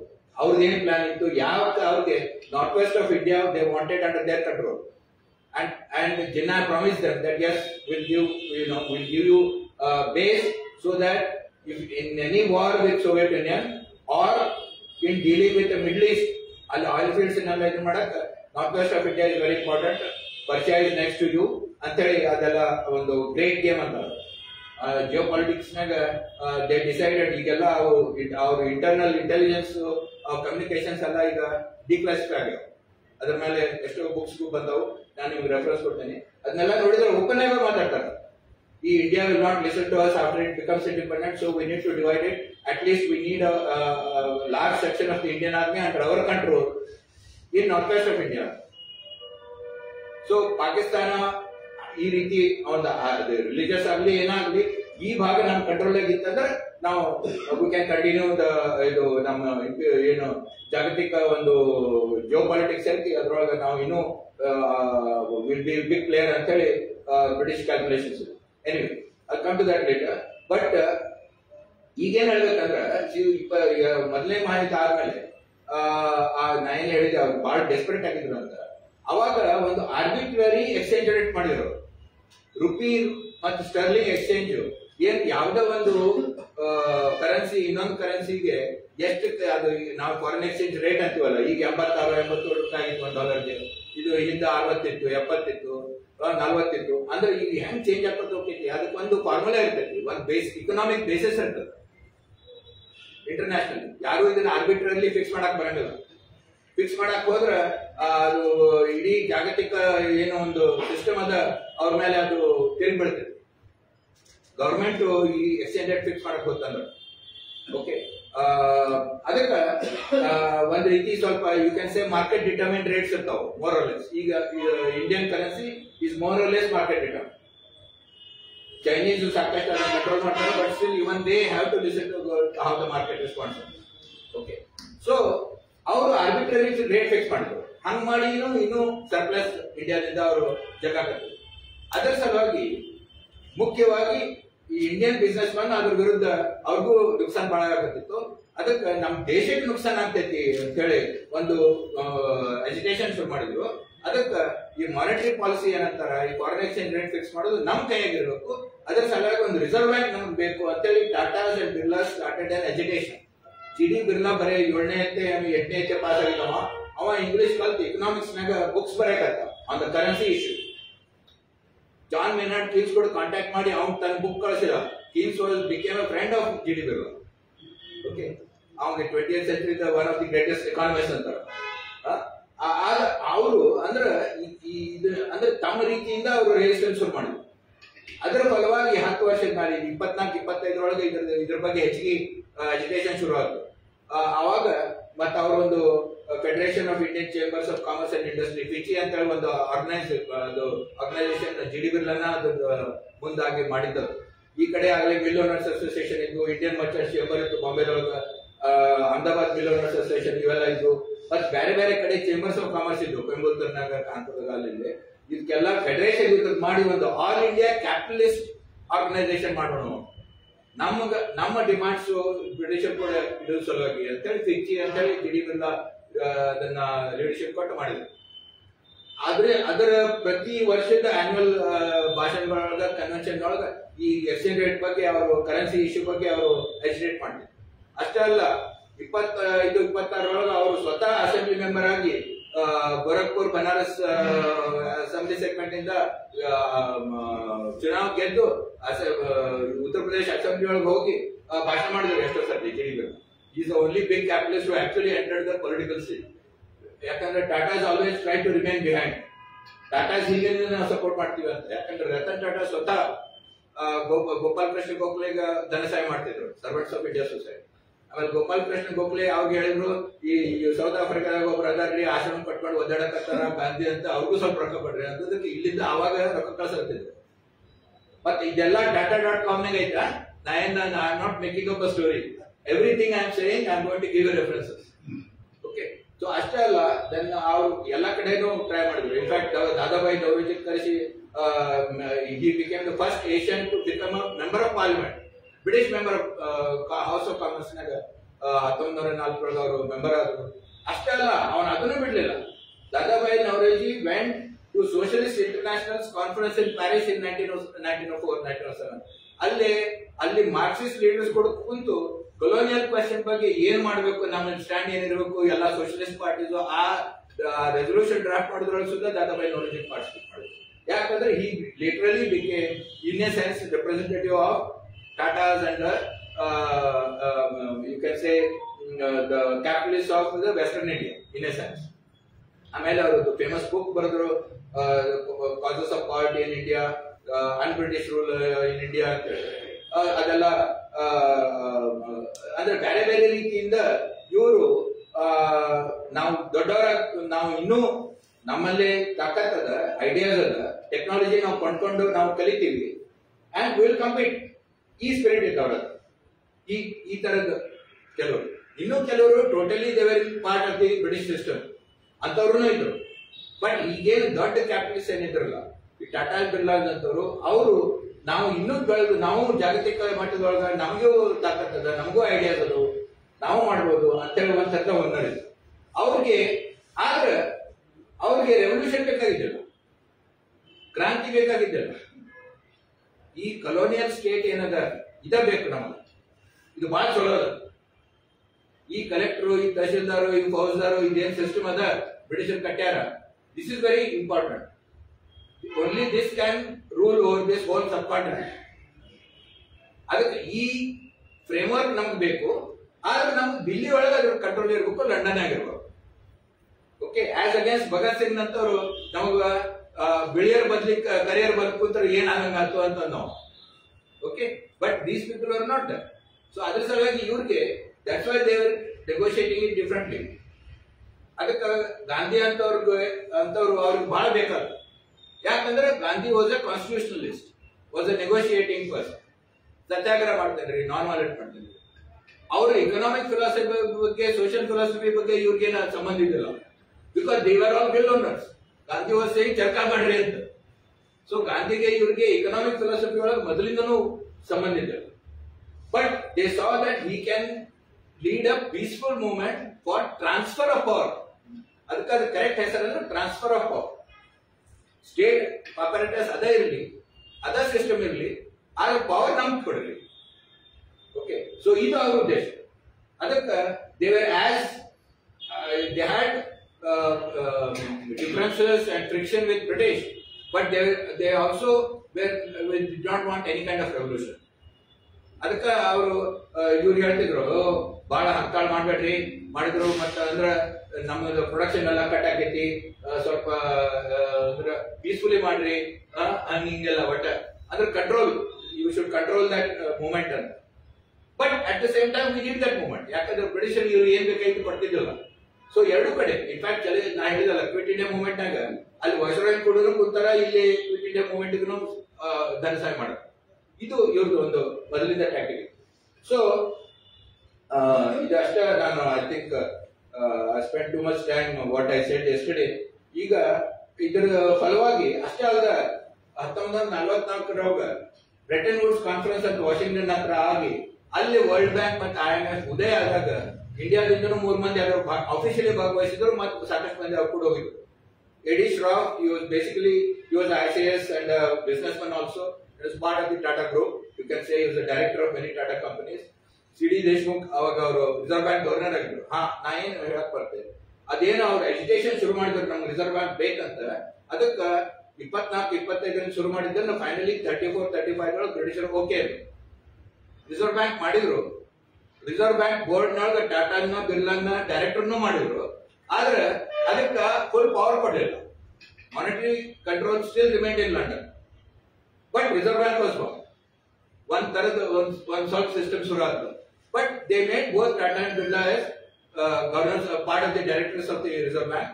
ಅದು ಇದುವರೆಗೂ ನಡೀತದೆ. ಈಗಲೂ ನೀವು RBI.org ಹೋಗಿ ನೋಡ್ರಿ, ರಿಸರ್ವ್ ಬ್ಯಾಂಕ್ ಬೋರ್ಡ್ ನಾಗ ಯಾರ್ಯಾರು ಇದಾರೆ ಅಂತೇಳಿ. ಇವು ಎಷ್ಟೋ ದಶಕಗಳವರೆಗೆ ಟಾಟಾ ಬಿರ್ಲಾ ರೆಪ್ರೆಸೆಂಟೇಟಿವ್ ಕೂತಾರೆ, ಈಗಲೂ ಎಷ್ಟು ಬಂದಿದ್ದಾರೆ. ಅಂದ್ರೆ ಇವನ್ ಇನ್ 1 ಇಯರ್ ಟಾಟಾ ಚೇರ್ಮನ್ ಇದ್ದಿಲ್ಲ ಅಂದ್ರೆ ಮತ್ತೊಬ್ರು ಯಾರು ಕ್ಯಾಪಿಟಲಿಸ್ಟ್ ಅಂತ ಕೂತಾರೆ. ಹಿಂಗ 3-4 ಮಂದಿ ಪ್ರಾಮಿನೆಂಟ್ ಕ್ಯಾಪಿಟಲಿಸ್ಟ್ ಯಾವಾಗಲೂ ಕೂತಿರ್ತಾರೆ. Okay, in the reserve bank. And reserve bank ಏನ್ ಮಾಡ್ತೈತಿ, ಕರೆನ್ಸಿ ಕೊಡ್ತೈತಿ. ಈಗಿನ ರಿಸರ್ವ್ ಬ್ಯಾಂಕ್ ಅವಾಗ ಇದ್ದಿಲ್ಲ, ಇಷ್ಟು ಪವರ್ ಇದ್ದಿಲ್ಲ. ಅದಕ್ಕೆ ಕರೆನ್ಸಿ ಕೊಡ್ತೈತಿ, ಫಾರಿನ್ ಎಕ್ಸ್ಚೇಂಜ್ ಇದನ್ನೆಲ್ಲ ರಿಸರ್ವ್ ಎಲ್ಲ ಸಂಭಾಳಿಸ್ತೈತಿ. ಮತ್ತ ಕಂಪ್ಲೀಟ್ ಬ್ಯಾಂಕ್ಸ್ ಏನದ ಅದ್ರ ಮೇಲೆ ಕಂಟ್ರೋಲ್ ಇರ್ತೈತಿ, ಸೂಪರ್ವಿಷನ್ ಇರ್ತೈತಿ. ಓಕೆ, ಸೊ ಇದನ್ನ ನಾವು ನೆನ್ಪಿಡ್ಬೇಕು. ಅದನ್ನ ಮುಂದೆ ಅದರದ್ದು ಇಂಪಾರ್ಟೆನ್ಸ್ ನಾವು ನೋಡೋಣ. ಸೊ ಇದೆಲ್ಲ ಮಾಡ್ತಿರು.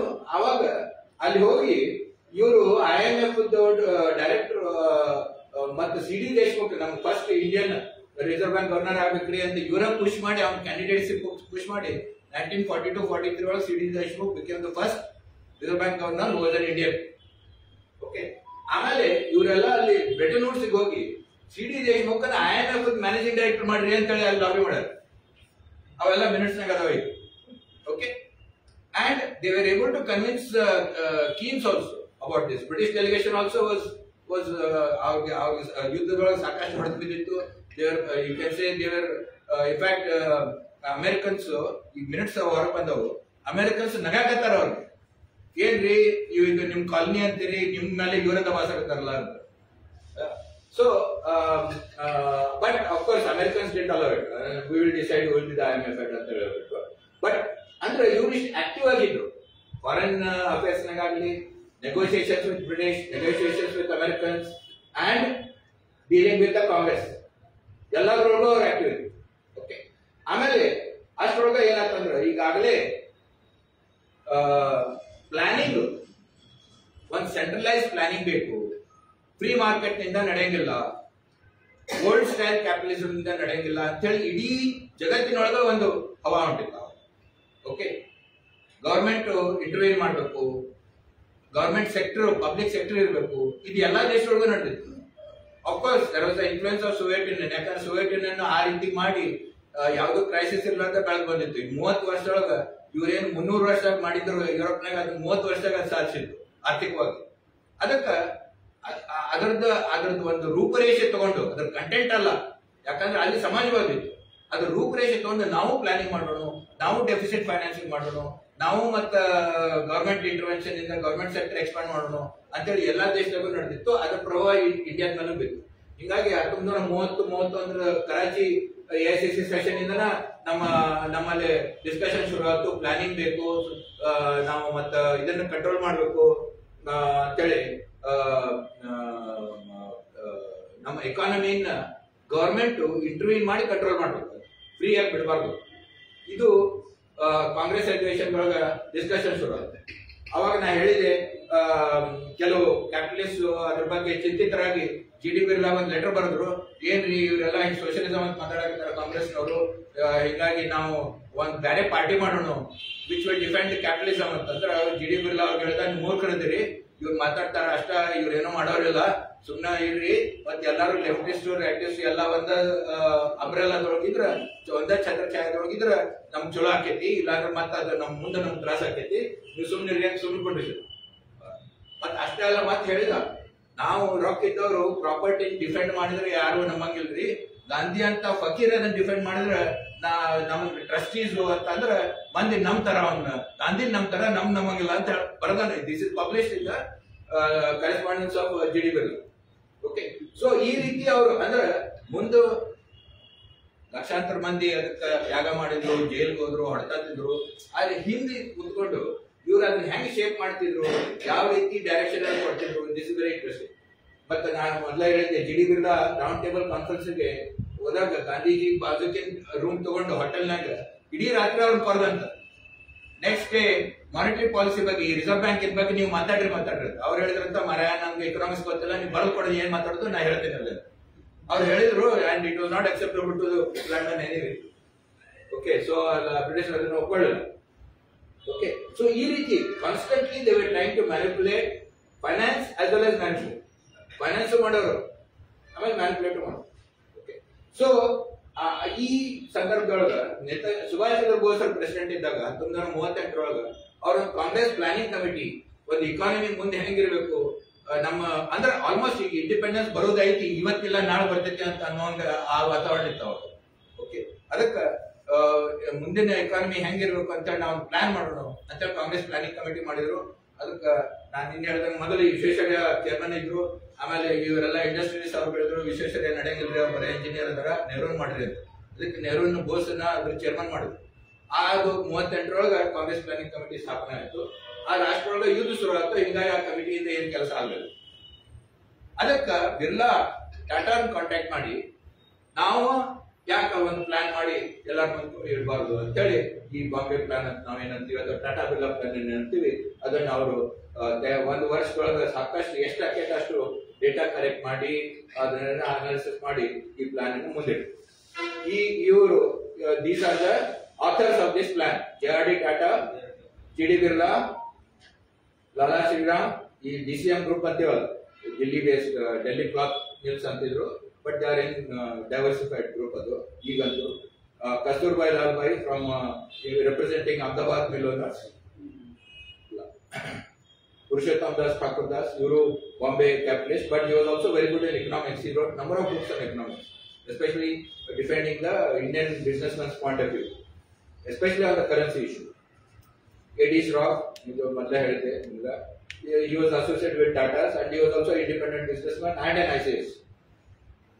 Ardeshir Dalal no Angar, he was also associated with Tatas, director of many Tata companies, and he used to sit with the Viceroy's Executive Council also as finance member. John Mathai, he was an economist. In fact, later he became the Independent India's finance minister also. ಇವರು ಇದು front page, ಇದು Bombay planning front first volume ಇದು front page. ಇಲ್ಲಿ ನೋಡ್ರಿ, ಅ plan of economic development for India, January 1944, by Purushottam Das Thakur Das, J.R.D. Tata, G.D. Birla, Sir Shriram, Kasturbai Lalbhai, A.D. Shroff, Ardeshir Dalal, John Mathai. ಆಮೇಲೆ contents. Okay, ಇದೇ ರೀತಿ part 2 ಇನ್ನೂ interesting ಐತಿ. Plan of economic development for India, January 1945. Distribution ಅಂದ್ರೆ wealth distribution ಬಗ್ಗೆ ಮಾತಾಡಕತ್ತಾರ ಅವರು. Okay, and role of the state. ಈ second volume title role of the state ಇತ್ತು. ಅಂದ್ರೆ ಸರ್ಕಾರಿ, ನಾವೇನಿಗೆ ಸಾರ್ವಜನಿಕ ಕ್ಷೇತ್ರ ಅಂತೀವಿ, ಈ ಸಾರ್ವಜನಿಕ ಕ್ಷೇತ್ರ ಅಂದ್ರೆ ಹೆಂಗಿರ್ಬೇಕು, ಏನಿರ್ಬೇಕು, ಎಷ್ಟಿರ್ಬೇಕು, ಇದನ್ನೆಲ್ಲ ಡಿಫೈನ್ ಮಾಡ್ಯಾರ second volume, point by point, section by section. Okay, so ಅದ್ರ ಹೈಲೈಟ್ ಸ್ವಲ್ಪ ನೋಡೋಣ. Because this became the policy of independent India till 91. ಅದಕ್ಕೆ ಇದು ನೋಡಬೇಕಾಗಿ. Okay, and because it became policy of government of India, everybody forgot about Tata Birla plan, because government itself has adopted it. It became India's plan. Okay, ಅದಕ್ಕೆ ನೀವು 48 policy resolution ನೋಡ್ರಿ, 56 industrial policy resolution ನೋಡ್ರಿ, that is essentially Tata Birla plan. So ಅಲ್ಲಿ ಇಲ್ಲಿ socialism ಅಂತ ಹಾಕಿದ್ದಾರೆ. Okay, so ಅದನ್ನ ನೋಡ್ರಿ, ಹೇಳ್ತಾರೆ ಅದ್ರಾಗ ಆ ಪ್ಲಾನ್ ನಾಗ, this is a plan written by the biggest, you can say, billionaires of that time. Okay, so obviously this is not a socialist plan. Okay, billionaires are not planning socialism. So 47 ಇಂದ ನಮ್ಮಲ್ಲಿ socialism ಇತ್ತು ಅನ್ನೋರಿಗೆ ಇದ್ರ ಬಗ್ಗೆ ಸ್ವಲ್ಪ ವಿಚಾರ ಮಾಡಬೇಕು. Socialist slogans ಇದ್ದು, but actual plan ಏನಿತ್ತು, ಯಾರ ಸಲುವಾಗಿ ಆಗಿತ್ತು, ಅದನ್ನ ಸ್ವಲ್ಪ ಒಳಗೋಗಿ ನೋಡಿದ್ರೆ ಆಶ್ಚರ್ಯ ಅನಿಸುತ್ತೆ. Okay, So he is talking about, see, 46, section 46 controls. Under government ಏನೇನ್ ಕಂಟ್ರೋಲ್ ಮಾಡಬೇಕು ಅಂತ ಬರ್ದಾರ. Production, distribution, consumption, investment, foreign trade and exchange, wages and working conditions. ಮತ್ತೆ ಉಳಿದಿದೆ ಇದೆಲ್ಲನೂ ಗವರ್ಮೆಂಟ್ ಕಂಟ್ರೋಲ್ ಮಾಡಬೇಕು. ಓಕೆ, ಅಂದ್ರೆ ಬಹಳ ಮಂದಿ ತಿಳ್ಕೊತಾರ ಗವರ್ಮೆಂಟ್ ಕಂಟ್ರೋಲ್ ಆದ್ರೆ ಸೋಷಿಯಲಿಸಂ ರೀ ಅಂತ. ಇದು ಬಹಳ ದೊಡ್ಡ ತಪ್ಪು. ಯಾಕಂದ್ರೆ ಗವರ್ಮೆಂಟ್ ಅನ್ನು ಯಾರು ಕಂಟ್ರೋಲ್ ಮಾಡ್ತಾರ? ಜನತೆ ಮಾಡ್ತಾರೋ ಏನು ಬಂಡವಾಳ ಮಾಡ್ತಾರೋ? That is A critical thing, not government control. ಹಂಗ ನೋಡಿದ್ರೆ ಈಗ ನಾನು ನಿನ್ನೆ ನೋಡಕತ್ತಿದ್ದೆ, ಪಬ್ಲಿಕ್ ಸೆಕ್ಟರ್ ವರ್ಕರ್ಸ್ ಇಂಡಿಯಾದಾಗ, ಅಮೆರಿಕಾದಾಗ, ಫ್ರಾನ್ಸ್ನಾಗ, ಜಪಾನ್ ಒಳಗ, ಜರ್ಮನಿ ಒಳಗ ನಾನು ಕಂಪ್ಯಾರಿಟಿವ್ ತೆಗೆದೆ ಎಷ್ಟು ಮಂದಿ ಅದಾರ ಅಂತ ನೋಡಿದ್ರ, ಅಮೆರಿಕಾದಂತ ಕ್ಯಾಪಿಟಲಿಸ್ಟ್ ಕಂಟ್ರಿ ನಮ್ಮ ಜನಸಂಖ್ಯೆ 1/4 ಐತೆ ಅವ್ರದ್ದು. ಅವ್ರ ಪಬ್ಲಿಕ್ ಸೆಕ್ಟರ್ ನೊಳಗ ನಮ್ಗಿಂತ ಹೆಚ್ಚಿಗೆ ಅದ. ಅವರಲ್ಲಿ 22 million government public sector workers ಅದಾರ, ನಮ್ಮಲ್ಲಿ ಅಬೌಟ್ 18-19 ಮಿಲಿಯನ್ ಅದ. ಅಂದ್ರೆ ಇದ್ರೊಳಗೆ ಎಲ್ಲರೂ ಬಂದ್ರು, ಪಬ್ಲಿಕ್ ಸೆಕ್ಟರ್ನವ್ರು ಬಂದ್ರು, ಗವರ್ಮೆಂಟ್ ಸರ್ವೆಂಟ್ಸ್ ಬಂದ್ರು, ಎಲ್ಲರೂ ಬಂದ್ರು. ಓಕೆ, ಅದನ್ನೆಲ್ಲ ಹಿಡಿದ್ರೆ ಸುಮಾರು 2 ಕೋಟಿ ನಮ್ಮವ್ರು ಅದಾರ. ಅವ್ರು 2 ಕೋಟಿಗಿಂತ ಹೆಚ್ಚಿಗೆ, ನಮ್ 1/4 ಐತೆ ಅವ್ರು. And that is supposed to be heaven of liberal economy, market economics. So public sector has nothing to do with capitalism, socialism. What is important is who is controlling the state. ನಿನ್ನೆ ನಾ ಹೇಳಿದೆ ಹೆಂಗ ಶುರುವಾತ್ ಮಾಡಿದ್ದಾನ ಐಸನ್ ಅವರು said when he was going, ಈ farewell speech ನಾಗ ಹೇಳಿದ್ರು military industrial complex is running America. ಅಂದ್ರೆ ಫೇರ್ವೆಲ್ ಹೋಗ್ಬೇಕಾದ್ರೆ ಇವ್ರಿಗೆಲ್ಲ ಬುದ್ಧಿ ಬಾಳ ಬರ್ತೈತಿ. ಈಗ ಜೋ ಬೈಡನ್ ಫೇರ್ವೆಲ್ ನಾಗ ಹೇಳೋಣ, and oligarchy of billionaires is controlling America, democracy is in threat ಅಂತ. ಈಗ ಫೇರ್ವೆಲ್ ನಾಗ ಅವ್ನಿಗೆ ಎತ್ತರ ಇವ್ರಿಗೆಲ್ಲ ಫೇರ್ವೆಲ್ ಆಗ್ಬೇಕಾದ್ರೆ ಎತ್ತರಕ್ಕೈತಿ. ಇಟ್ಟು ದಿವಸ ಗೊತ್ತಿದ್ದಿಲ್ಲ ಹೆಂಗ್ ನಡೆದೈತಿ ಈ ಸಿಸ್ಟಮ್ ಅಂತ. ಸೊ ಇದನ್ನ ಇನ್ನೊಂದ್ ಸ್ವಲ್ಪ ಡಿಟೇಲ್ ಆಗಿ ನೋಡಿದ್ರೆ, ಕಂಟ್ರೋಲ್ ಆಫ್ ಪ್ರೊಡಕ್ಷನ್ ನೋಡಿ, ಇಷ್ಟ ಅಲ್ಲ, ರೀಜನಲ್ ಡಿಸ್ಟ್ರಿಬ್ಯೂಷನ್. ನಾವೀಗ ಅಂತೀವಿ ಬ್ಯಾಕ್ವರ್ಡ್ ಏರಿಯಾಸ್ ಒಳಗ ಇಂಡಸ್ಟ್ರಿ ಹಾಕ್ಬೇಕ್ರಿ, ಅದಕ್ಕೆ ಟ್ಯಾಕ್ಸ್ ಬೆನಿಫಿಟ್ಸ್ ಕೊಡ್ಬೇಕ್ರಿ ಅಂತಲ್ಲ. ಓಕೆ, ಅದು ಐತಿ ನೋಡಿ, regional distribution of economic enterprises ಆಗಬೇಕು ಅಂತ. ಅಷ್ಟೇ ಅಲ್ಲ, control will operate chiefly through system of licenses for establishing new units and extending existing ones. ಅಂದ್ರೆ ಆಮೇಲೆ publicly license raj, permit raj ಅಂತ ಏನಂತಿದ್ರು, ಅದ್ರ ಆಕ್ಚುಯಲ್ ಪ್ಲಾನ್ ಐತಿ, ಅವರ ಮಾಡಿಕೊಟ್ಟಾರ ಇದನ್ನ ಮಾಡ್ರಿ ಅಂತ. Okay, so licence Raj is not to control capitalism. ಎಲ್ಲರೂ ಅಂದ್ರು this is controlling capitalism, anti capitalist move ಅಂತ. ಬಟ್ ಕ್ಯಾಪಿಟಲಿಸಂ ಬರ್ಕೊಡಕತ್ತಾರ ಇದನ್ನ ಹಾಕ್ರಿಪ್ಪ ಅಂತ. ಯಾಕೆ ಅನ್ನೋದು ಆಮೇಲೆ ತೋರಿಸ್ತೀನಿ ನಿಮ್ಗೆ, ಅದ್ರ ಪರಿಣಾಮ ಏನಾಗ್ತದೆ. ಓಕೆ, ಅದ್ರ ಪರಿಣಾಮ ಬೇಸಿಕ್ಲಿ ಅವ್ರು ಬೇರೆಯವ್ರ ಕಡೆಯಿಂದ ಕಾಂಪಿಟೇಷನ್ ಬೇಕಾಗಿದ್ದೆಲ್ಲ ಮೊನಾಪಲಿ ಮಾಡ್ಬೇಕಿತ್ತು. ಯಾರಿಗೆ ಲೈಸೆನ್ಸ್ ಐತೆ ಅವ್ರು ಮೊನಾಪಲಿ ಆಗ್ತದೆ, ಉಳಿದವ್ರು ಎಂಟರ್ ಆಗಕ್ಕೆ ಸಾಧ್ಯ ಇಲ್ಲ. Without licence can't enter. ಆಮೇಲೆ ಹೇಳ್ತಾರ ಅಂದ್ರೆ rationing and distribution of consumer goods. ನಾವೇನ್ PDS ಸಿಸ್ಟಮ್ ಅಂತೀವಿ, ಈಗ ಅದು ಹೋಗ್ಬಿಡ್ರಿ ಆಲ್ಮೋಸ್ಟ್. ಓಕೆ, ಅದು ಆಲ್ಮೋಸ್ಟ್ ಇದಾಗೈತಿ. ಅಫ್ಕೋರ್ಸ್ ಬೇರೆ ರೀತಿಯಿಂದ ಫ್ರೀ ಗ್ರೇಡ್ಸ್ ಅದನ್ನೆಲ್ಲ ಕೊಡಕತ್ತಾರ. ಬಟ್ ಎಸೆನ್ಷಿಯಲ್ ಗುಡ್ಸ್ ಅನ್ನೆಲ್ಲ, ಯಾಕಂದ್ರ ಅವ್ರು ಇನ್ನೊಂದೇನ್ ಹೇಳ್ತಾರ ಅಂದ್ರ, ನಾವು ಡೆಫಿಸಿಟ್ ಫೈನಾನ್ಸಿಂಗ್ ಮಾಡ್ಬೇಕು ಅಂತ ಅವ್ರೇ ಹೇಳಿ. ಡೆಫಿಸಿಟ್ ಫೈನಾನ್ಸಿಂಗ್ ಅಂದ್ರ ನೋಟ್ ಪ್ರಿಂಟ್ ಮಾಡ್ಬೇಕು ಅಂತ, ಅಥವಾ ಡೆಟ್ ತಗೋಬೇಕು ಅಂತ, ಹೆಚ್ಚಿಗೆ ಡೆಟ್ ತಗೋಬೇಕು ಅಂತ. ಅದ್ರ ಅರ್ಥ ಏನಾಯ್ತು, ಅದರಿಂದ ಏನಾಕೈತಿ, ಬೆಲೆ ಏರಿಕೆ ಹೆಚ್ಚಿಗೆ ಆಗ್ತೈತಿ, ಇನ್ಫ್ಲೇಷನ್ ಹೆಚ್ಚಿಗೆ. ಅದ್ ಯಾರು ಹೊಡೆದ್ ಬಿಡ್ತೈತಿ, ಬಡವರು ಬೀಳುತ್ತೆ. ಓಕೆ, ಅದಕ್ಕೆ ಬಡವರನ್ನು ಒಮ್ಮೆಲೆ ಹೇಳಬಾರ್ದು ಅಂತೇಳಿ ಒಂದು ಪಬ್ಲಿಕ್ ರೇಷನಿಂಗ್ ಸಿಸ್ಟಮ್ ಮಾಡೋಣ್ರಿ ಅಂತೇಳಿ ಯಾರು ಸೆಕೆಂಡ್ ವರ್ಲ್ಡ್ ವಾರ್ನಾಗ ಆಲ್ರೆಡಿ ಬ್ರಿಟಿಷರ್ ಮಾಡಿದ್ರು, ಅದನ್ನ ಕಂಟಿನ್ಯೂ ಮಾಡೋಣ ಅಂತ ಅದನ್ನು ಆಗ್ತೈತಿ. ಅಷ್ಟೇ ಅಲ್ಲ, enforce fair selling prices for essential goods. ಆಮೇಲೆ ನೋಡ್ರಿ, no new capital issue should be approved by the state. And ಅವರು capital controller of capital issues ಅಂತ ಹೇಳಿ ಒಂದು ಸಂಸ್ಥೆ ಮಾಡಿದ್ರು. ಓಕೆ, ಅಂದ್ರೆ ಯಾರು ನೀವು, ನಾನು ಹೊಸ ಫ್ಯಾಕ್ಟರಿ ಹಾಕ್ತೀನಿ, ಅದ್ರ ಸಲುವಾಗಿ ನಾನು ಶೇರ್ ಮಾರಿ ಪಬ್ಲಿಕ್ ನಿಂದ ನಾನು ಇಕ್ವಿಟಿ ಜಮಾ ಮಾಡ್ತೀನಿ, ನಾನೊಂದು ಮಾಡ್ತೀನಿ ಅಂತ ಅಂದ್ರೆ ಅದಕ್ಕೂ ಅಧಿಕಾರಿ ಇದೆ. Government was controlling even that. ಅದ್ರ ಸಲುವಾಗಿ ಕಂಟ್ರೋಲರ್ ಆಫ್ ಕ್ಯಾಪಿಟಲ್ ಇಶ್ಯೂಸ್ ಅಂತ ತಂದಿದೆ. ಸೊ ಇದನ್ನೆಲ್ಲ ಮಾಡಿದವರು ಯಾರು? Tata Birla. No socialist or no communist or no leftist sitting anywhere, and neither is it Jawaharlal Nehru or Indira Gandhi. Okay, ಅವ್ರ ಅದನ್ನ ಮ್ಯಾನೇಜ್ ಮಾಡಿದ್ರು ಅಂತ ತಿಳ್ಕೋಬಹುದು. ಮತ್ತೆ ಹೊರತು ಆಕ್ಚುಯಲ್ ರೂಪರೇಷೆ ಯಾವ ರೀತಿ ನಮ್ಮ ಆರ್ಥಿಕ ಅದಕ್ಕೆಲ್ಲ ಇದ್ರೊಳಗೆ ಐತಿ. And this is not a secret plan. ಇದು ಪಬ್ಲಿಷ್ ಆಗ್ತು, ಇದ್ರ ಬಗ್ಗೆ ರಿವ್ಯೂಸ್ ಆಗು, ಇದ್ರ ಬಗ್ಗೆ ಹಾರ್ವರ್ಡ್ ಬಿಸಿನೆಸ್ ರಿವ್ಯೂದೊಳಗೂ ಆರ್ಟಿಕಲ್ಸ್ ಬಂದು, ಎಕಾನಮಿಸ್ಟ್ ನೊಳಗೆ ಆರ್ಟಿಕಲ್ಸ್ ಬಂದು, ನಮ್ಮ ದೇಶದೊಳಗೆ ಇದಕ್ಕೆ ಕೆಲವರು ಇದಕ್ಕೆ ರಿಪ್ಲೈ ಮಾಡಿದ್ರು. ಪೀಪಲ್ಸ್ ಪ್ಲಾನ್ ಅಂತ ಲೆಫ್ಟಿಸ್ಟ್ ಮಾಡಿದ್ರು. ಆಮೇಲೆ ಸರ್ವೋದಯದವ್ರದ್ದು ಒಂದು ಪ್ಲಾನ್ ಹಾಕಿದ್ರು, ಗಾಂಧಿಯನ್ ಪ್ಲಾನ್ ಅಂತ. ಅಂದ್ರೆ this was a public document, it's not a secret. But what the government adopted was this. ಇದು ಬಹಳ ಇಂಟ್ರೆಸ್ಟಿಂಗ್ ಅದು. ಇನ್ ಸೆಕ್ಷನ್ 41 ಒಳಗ ಅವ್ರು ಹೇಳ್ತಾರ, ಮೊದಲು ಪಬ್ಲಿಕ್ ಸೆಕ್ಟರ್ ಕ್ರಿಯೇಟ್ ಮಾಡ್ರಿ, ಪಬ್ಲಿಕ್ ಅಸೆಟ್ಸ್ ಅನ್ನು ಕ್ರಿಯೇಟ್ ಮಾಡಿ ಟ್ಯಾಕ್ಸ್ ಪೇಯರ್ಸ್ ಮನಿಯಿಂದ. ಬಟ್ ಒಂದ್ ಸಣ್ಣ ಪ್ಯಾರಾದಾಗ ಹೇಳ್ತಾರ, if later on private finance is prepared to take over these industries, state ownership may be replaced by private ownership. 91 ಒಳಗೆ ನಾವೇನ್ ಪ್ರೈವೇಟೈಸೇಷನ್ ಅಂತ ಶುರು ಮಾಡಿದ್ರು ಅಂತೀವಲ್ಲ, 1944 ಬರ್ದಿಟ್ಟಾರ. ಮುಂದೆ ನಾವು ಪವರ್ಫುಲ್ ಇದ್ದಾಗ ನಮ್ ಕಡೆ ಕೊಡ್ರಿ ಅಂತ. ಈಗ ನಾವು ಬೇರೆ ಉದ್ಯೋಗ ಮಾಡ್ತೀವಿ, ಈಗ ನಿಮ್ ಟ್ಯಾಕ್ಸ್ ಪೇಯರ್ ಮನಿ ಮಾಡಿ ಅದನ್ನೆಲ್ಲ ಕಟ್ರಿ, ಆಮೇಲೆ ಪ್ರೈವೇಟೈಸ್ ಮಾಡ್ರಿ. ಸೊ ಎಷ್ಟು ದೂರದೃಷ್ಟಿ ನೋಡ್ರಿ ಅವರು. ಇನ್ಫ್ಯಾಕ್ಟ್ ಇದನ್ನ ಹೊಗಳಿ ಮನಮೋಹನ್ ಸಿಂಗ್ ಇದ್ರ ಬಗ್ಗೆ ಅದನ್ನ ನಮ್ಗೆ ತೋರಿಸ್ತೀನಿ. ಏನ್ ಹೇಳಿದ್ರು ಮನಮೋಹನ್ ಸಿಂಗ್ ಈ ಟಾಟಾ ಬಿರ್ಲಾ ಪ್ಲಾನ್ ಬಗ್ಗೆ? ಅವ್ರು ಹೇಳ್ತಾರ, in no other developing country you have such a far sighted business man ಅಂತಾರ. Okay, as anyway.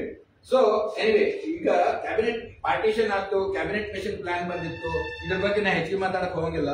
ಇದ್ರ ಬಗ್ಗೆನೇ ಒಂದು ಲೆಕ್ಚರ್ ಆಗ್ಬಹುದು, ಏನೇನ್ ಪಾರ್ಟಿಷನ್ ಏನೇನ್ ಆಗ್ತಂತ. ಆದ್ರೆ ಇದ್ರೊಳಗ ಬಹಳ ಮಂದಿ ಹೇಳ್ತಾರ, ಇದು ನೆಹರು ಒಪ್ಪಿದ್ರಿ, ಆಮೇಲೆ ಮುಂಜಾನೆ ಒಪ್ಪಿದ್ರಿ, ಸಂಜೆನೆ ಒಲ್ ಅಂದ್ರಿ, ಅಂದ್ರೆ ಪಾರ್ಟಿಷನ್ ಆಗ್ತಿದ್ದಿಲ್ಲ, ಒಂದು ಕಾನ್ಫಿಡೆನ್ಸಿ ಆಗೋ ಚಾನ್ಸ್ ಇತ್ತು ಅವರು ಅಂತೇಳಿ ಎಲ್ಲ ಕನ್ಫ್ಯೂಷನ್ ಇದೆ.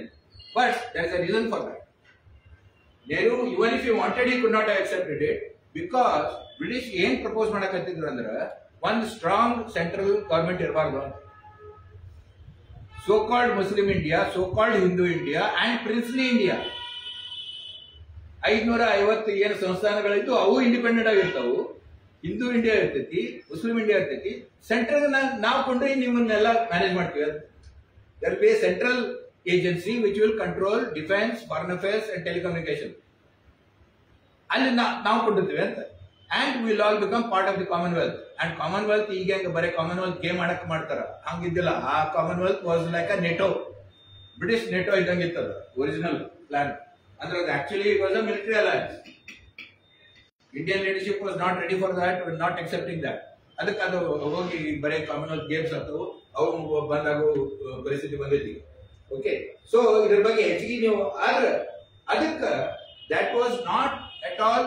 ನಾವೇನು ಟಾಟಾ ಬಿರ್ಲಾ ಪ್ಲಾನ್ಗೆ ಸೆಂಟ್ರಲೈಸ್ ಪ್ಲಾನಿಂಗ್ ಬೇಕು ಅಂತ ಹೇಳಿದ್ರು ಅವರು. ಅಂದ್ರೆ ಪ್ಲಾನಿಂಗ್ ಕಮಿಷನ್ ಬೇಕು ಅಂತ ಟಾಟಾ ಬಿರ್ಲಾ ಪ್ಲಾನ್ ಐತ್ರಿ. Planning commission is not a child of Mahalanobis or Nehru. Planning commission is a child of Tata Birla plan. Mahalanobis was a great statistician. Statistics ಇರ್ಲಾರ್ದ ಏನ್ ಪ್ಲಾನ್ ಮಾಡ್ತೀರಿ ಅಂತೇಳಿ ಅವ್ರನ್ನ ಹೆಡ್ ಮಾಡಿದ್ರು ಅಷ್ಟ. ಓಕೆ, ಬಟ್ ಈ ಇದ್ರೊಳಗ ಆ ಸೆಂಟ್ರಲೈಸ್ ಪ್ಲಾನಿಂಗ್ ಬೇಕಂದ್ರೆ ನಿಮ್ಗೆ ಸೆಂಟ್ರಲೈಸ್ ಸ್ಟೇಟ್ ಬೇಕ. ಇವೆಲ್ಲ ಇಂಡಿಪೆಂಡೆಂಟ್ ಪ್ರಿನ್ಸ್ಲಿ ಸ್ಟೇಟ್ಸ್, ಒಂದು Hindu India, Muslim India independent, Kashmir independent, Mysuru independent, Hyderabad ಅಂತಿದ್ರ, ಜೈಪುರ್, ಬಿಕಾನೇರ್ ಎಲ್ಲ ರಾಜಪೂತಾನ ಸ್ಟೇಟ್ಸ್ ಇದ್ರ ಏನ್ ಪ್ಲಾನ್ ಮಾಡ್ತೀರಿ ನೀವು? ಯಾರ ಸಲುವಾಗಿ ಪ್ಲಾನ್ ಮಾಡ್ತೀರಿ?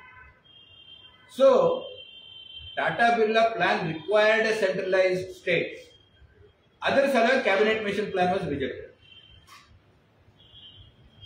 Because cabinet mission plan proposed a decentralized India under British control, indirect British control.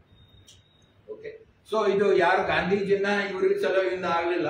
Because the Indian big business were not partition ಆದ್ರೂ ಆಗಲಿ ಅಂತ ಕೊನೆಗೆ ಒಪ್ಕೊಂಡ್ರು. ಆಗುದಾ ಅಂತಂದ್ರೆ ಯಾಕಂದ್ರೆ ನಮ್ ಕೈಗಿಲ್ಲ, ಬ್ರಿಟಿಷರ್ ಕೈಗೈತಿ. ಮೊದಲು ವಿರೋಧಿಸಿದ್ರು. ಈಗ ಇದನ್ನ ನೋಡಿದ್ರೆ ನೀವು ಮೋತಿಲಾಲ್ ನೆಹರು ರಿಪೋರ್ಟ್ ನೋಡಿದ್ರೆ, ಬೈ ದ ವೇ ನಾ ಹೇಳಿದೆ, ಮೋತಿಲಾಲ್ ನೆಹರು ರಿಪೋರ್ಟ್ ಡ್ರಾಫ್ಟ್ ಮಾಡ್ಬೇಕಾದ್ರೆ Motilal constantly consulted G.D. Birla. G.D. Birla had his inputs into the Motilal Nehru report, which is the essence of the modern Indian constitution. ಅದರೊಳಗೆ ಫಂಡಮೆಂಟಲ್ ರೈಟ್ಸ್ ಏನಿರಬೇಕು, adult franchise ಏನಿರಬೇಕು, structure ಏನಿರಬೇಕು ಎಲ್ಲ ಇತ್ತು. Motilal Nehru report ಬಹಳ ಮಂದಿ ಅದನ್ನು ಓದಿಲ್ಲ. ನಾವು ಸುಮ್ಮನೆ ಇಂಡಿಯಾ ಇಂಡಿಪೆಂಡೆನ್ಸ್ ಆಕ್ಟ್ ಬೇಸಿಸ್ ಐತ್ರಿ, ಇಂಡಿಯನ್ ಕಾನ್ಸ್ಟಿಟ್ಯೂಷನ್ ಬಗ್ಗೆ ಮ್ಯಾಲೆ ಇವರು ಸ್ವಲ್ಪ ಡೆಮೊಕ್ರಾಟಿಕ್ ಅದನ್ನ ಇದನ್ನ ಹಾಕ್ತಿದ್ರು ಅಂತ ಬಹಳ ಮಂದಿ ಹೇಳ್ತಾರೆ. But you should read Motilal Nehru report 1928. ಅದ್ರೊಳಗೆ ಅವ್ರು ಆದಷ್ಟು ಟ್ರೈ ಮಾಡಿದ್ರು ಪಾರ್ಟಿಷನ್ ಆಗಬಾರ್ದು, ಮುಸ್ಲಿಂ ಕೂಡ ನಾವು ಇದನ್ನ what all segment should get some representation, at the same time there should be some democratic structure. ಅದ ಮುಂದೆ ಕಾನ್ಸ್ಟಿಟ್ಯೂಷನ್ಗೆ ಒಂದು ರೀತಿಯಿಂದ base Indian constitution. Okay, so ಆದ್ರೆ ಇದು centralized state is necessary for any kind of actual growth of the Indian big business and Indian economy. ಅಂಥೇಳಿ cabinet mission decentralise confederation ಅವರು reject ಮಾಡಿ, ವಿಕೇಂದ್ರೀಕರಣ ಬೇಡ, ನಮ್ಗೆ ಕೇಂದ್ರೀಕೃತ ಒಂದು ಇದಿರಬೇಕು. ಅಫ್ಕೋರ್ಸ್ ಅದ್ರೊಳಗೆ ಸ್ಟೇಟ್ಸ್, ಪ್ರಾವಿನ್ಸಸ್, ಲಿಂಗ್ವಿಸ್ಟಿಕ್ ಪ್ರಾವಿನ್ಸಸ್ ಅದನ್ನೆಲ್ಲ ಮಾಡೋಣ ನಡೀತೈತಿ. ಯಾಕಂದ್ರೆ ಹಿಂದನ ಕಾಂಗ್ರೆಸ್ನಾಗಿನ ಅವರು ಪ್ರದೇಶ ಕಾಂಗ್ರೆಸ್ ಕಮಿಟಿ ಮಾಡಿದ್ರು, ಬೇರೆ ಬೇರೆ ಭಾಷಾವಾರಿ ಎಲ್ಲ ಮಾಡಿದ್ರು. So that concept was already they. In fact Ghadar party ಅಂತ ರೆವಲ್ಯೂಷನರಿ ಪಾರ್ಟಿ 1915 ಒಳಗ ಯುನೈಟೆಡ್ ಸ್ಟೇಟ್ಸ್ ಆಫ್ ಇಂಡಿಯಾ ಅಂತೇಳಿ ಅವರು ಒಂದು ಪ್ರಪೋಸಲ್ ಆಗಿದೆ. ಗದರ್ ಪಾರ್ಟಿ ಇದನ್ನ ನೀವು ನೋಡ್ಬೇಕು. It is a far reaching programme. ಆ secular and united states of India ಹೆಂಗಿರ್ಬೋದು ಅಂತೇಳಿ ಅವರೊಂದು ಪ್ರೆಸೆಂಟ್ ಮಾಡಿದ್ರು ಅವರು. ಎನಿವೆ, ಸೊ ಇದ್ರ ಬಗ್ಗೆ ಹೆಚ್ಚಿಗೆ ನೀವು ನೋಡ್ಬೇಕಂದ್ರೆ ಪಾರ್ಟಿಷನ್ ಯಾವ ರೀತಿ ಬ್ರಿಟಿಷರು ಅದನ್ನು ಮ್ಯಾನಿಪುಲೇಟ್ ಮಾಡಿದ್ರು, ಯಾವ ರೀತಿ ಜಿನ್ನಾನ್ ನಮ್ಮ ಮುಂದೆ ತಂದಿಟ್ರು. When the chief minister of Punjab, chief minister of Bengal, Chief Minister of Sindh, Chief Minister of United Punjab, United Bengal, United Punjab, Sindh, and Northwest Frontier, they were all against partition. ಅವ್ರು ಒಬ್ಬರೊಬ್ಬರು ಸತ್ರು, ಜಿನ್ನಾ ಸೋಲ್ representative ಅಂತ ಮುಂದೆ ಬಂತು. ಇದು ಹೆಂಗಾತು? ಬ್ರಿಟಿಷರು ಒಳಗಿನ correspondence ಏನೈತಿ ಇದನ್ನೆಲ್ಲ ಈ ಬುಕ್ನೊಳಗ ಇವ್ರು ನರೇಂದ್ರ ಸಿಂಗ್ ಸರಿಲಾ ಅಂತ ಬಹಳ ಚಂದ ವಿತ್ ಡಾಕ್ಯುಮೆಂಟೇಶನ್ ಕೊಟ್ಟ. Because lot of these documents were declassified around 2002 in London. ಅವತ್ನೆಲ್ಲ ಅವ್ರು ಲಂಡನ್ಗೆ ಹೋಗಿ ಸ್ಟಡಿ ಮಾಡಿ ಬರೆದ್ರು. ಅವರು he was also part of the small princely state. In fact ಹಿಂದೆ ಮೌಂಟ್ ಬ್ಯಾಟನ್ ಎಡಿಸಿ ಆಗಿದ್ರು ಅವರು. ಮುಂದೆ he became an ambassador in independent India and all that. So he wrote this book, the shadow of the great game. Great game ಅಂದ್ರೆ imperialist powers ನೊಳಗಿನ game ಅಂತ. Shadow of the great game, the untold story of India's partition. Okay, so I not further discuss this. Let's go to ಆಮೇಲೆ ಇನ್ನೊಂದು ಏನಂದ್ರೆ ನಿಮ್ಗೆ ಹೇಳಿದೆ 44-45 G D. Birla and J R D. Tata went to London and Washington. ಆಮೇಲೆ ಅವ್ರಿಗೆ ಅಲ್ಲಿ capitalist ಕೂಡ ಮಾತಾಡಿ, ನಮಗೆ ಇಲ್ಲಿ ಮಾಡರ್ನ್ ಏರೋಸ್ಪೇಸ್ ಇಂಡಸ್ಟ್ರಿ ಬೇಕು, ಆಟೋಮೊಬೈಲ್ ಇಂಡಸ್ಟ್ರಿ ಬೇಕು, ನಮಗೆ ನೀವು ಟೆಕ್ನಾಲಜಿ ಕೊಡ್ರಿ, ನಾವಿಲ್ಲಿ ಇಂಡಸ್ಟ್ರಿ ಮಾಡ್ತೀವಿ, ನಿಮ್ಗೆ ರಾಯಲ್ಟಿ ಕೊಡ್ತೀವಿ. ಅವ್ರು ಅಂದ್ರೂ ಸಾಧ್ಯ ಇಲ್ಲ ಅಂತ. ನಮಗ ನಿಮ್ ಮಾರ್ಕೆಟ್ ಓಪನ್ ಮಾಡ್ರಿ, ನಮ್ಗೆ ಎಷ್ಟು ಬೇಕು ಅಷ್ಟು ಮಾರ್ತೀವಿ, ಇಲ್ಲಿ ನಿಮ್ಮಲ್ಲಿ ಎಷ್ಟು ಡಿಮಾಂಡ್ ಐತಿ ನಮ್ಗೆ ಗೊತ್ತಿಲ್ಲ.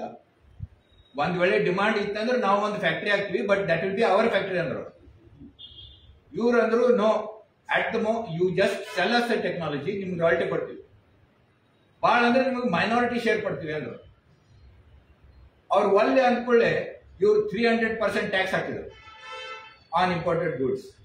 ಅದ್ರ ಸಲುವಾಗಿ 40 ವರ್ಷ ನಾವು ಮಾರುತಿ ಬರೋ ತನಕ ಅಂಬಾಸಡರ್ ಕಾರ್ನಾಗ ಓಡಾಡಿದ್ವಿ.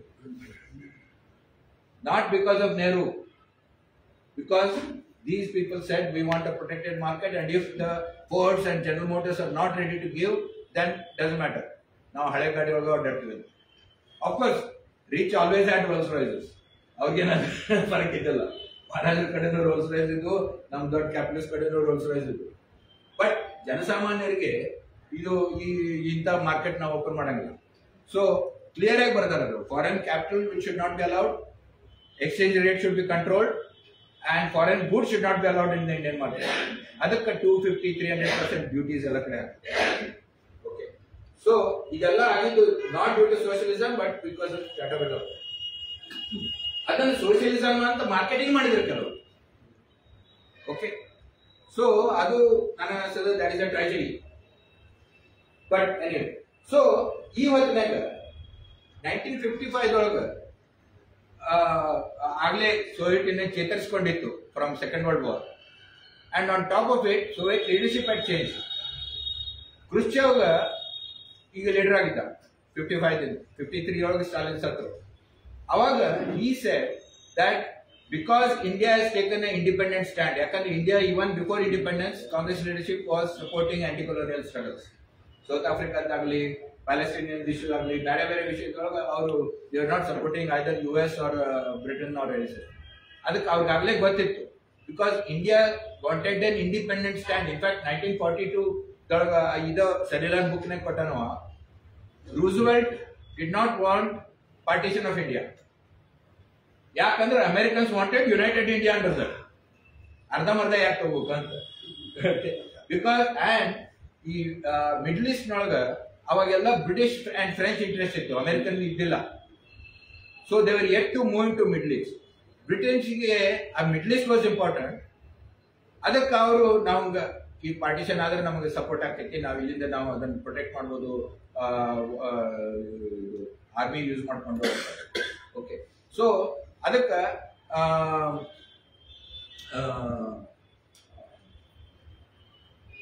ಸೊ ಆ ಹೊತ್ನಾಗ ಇಂಡಿಯನ್ಸ್ ಇದು ಒಂಥರದ್ದು ನ್ಯೂಟ್ರಲ್ ಸ್ಟ್ಯಾಂಡ್ ತೊಗೊಳಕತ್ತಾರ, ನಾವು ಯಾವ ಕ್ಯಾಂಪಿಗೂ ಹೋಗಂಗಿಲ್ಲ ಅಂತ ಮೊದಲಿಂದ ಶುರು ಆಗುತ್ತಲ್ಲ. ಅದಕ್ಕೆ ರೂಸ್ವೆಲ್ಟ್ ಅವಾಗ ಅವ ಹೇಳ್ತಾನ ಯುನೈಟೆಡ್ ಇಂಡಿಯಾ ಅಂತ. ಅದಕ್ಕೆ ಕಾಂಗ್ರೆಸ್ ಲೀಡರ್ಶಿಪ್ ಕೂಡ ಮಾತಾಡಬೇಕು ಅಂತ ಅಂದ್ರೆ ಚರ್ಚಿಲ್ ಅಂದ don't interfere, I am in charge ಅಂತ. ಅದಕ್ಕೆ Roosevelt sent a secret messenger. ಆ ಮೆಸೆಂಜರ್ ಬಂದು ನೆಹರು ಜೈಲ್ನಾಗ ಇದ್ರು ಅವ್ನ ಬೆಟ್ಟ ಅದು. ಅವ ತಿರುಗಿ ಪ್ರೆಸಿಡೆಂಟ್ ರೂಸ್ವೆಲ್ಟ್ ಏನ್ ಬರ್ದಾನ ಅದ ಆ ಲೆಟರ್ ಇವ್ರು ರಿಪೋರ್ಟ್ ಪ್ರಿಂಟ್ ಮಾಡ್ಯಾರ ಸರಿಲ್ಲ ತಮ್ಮ ಬುಕ್ನಾಗ.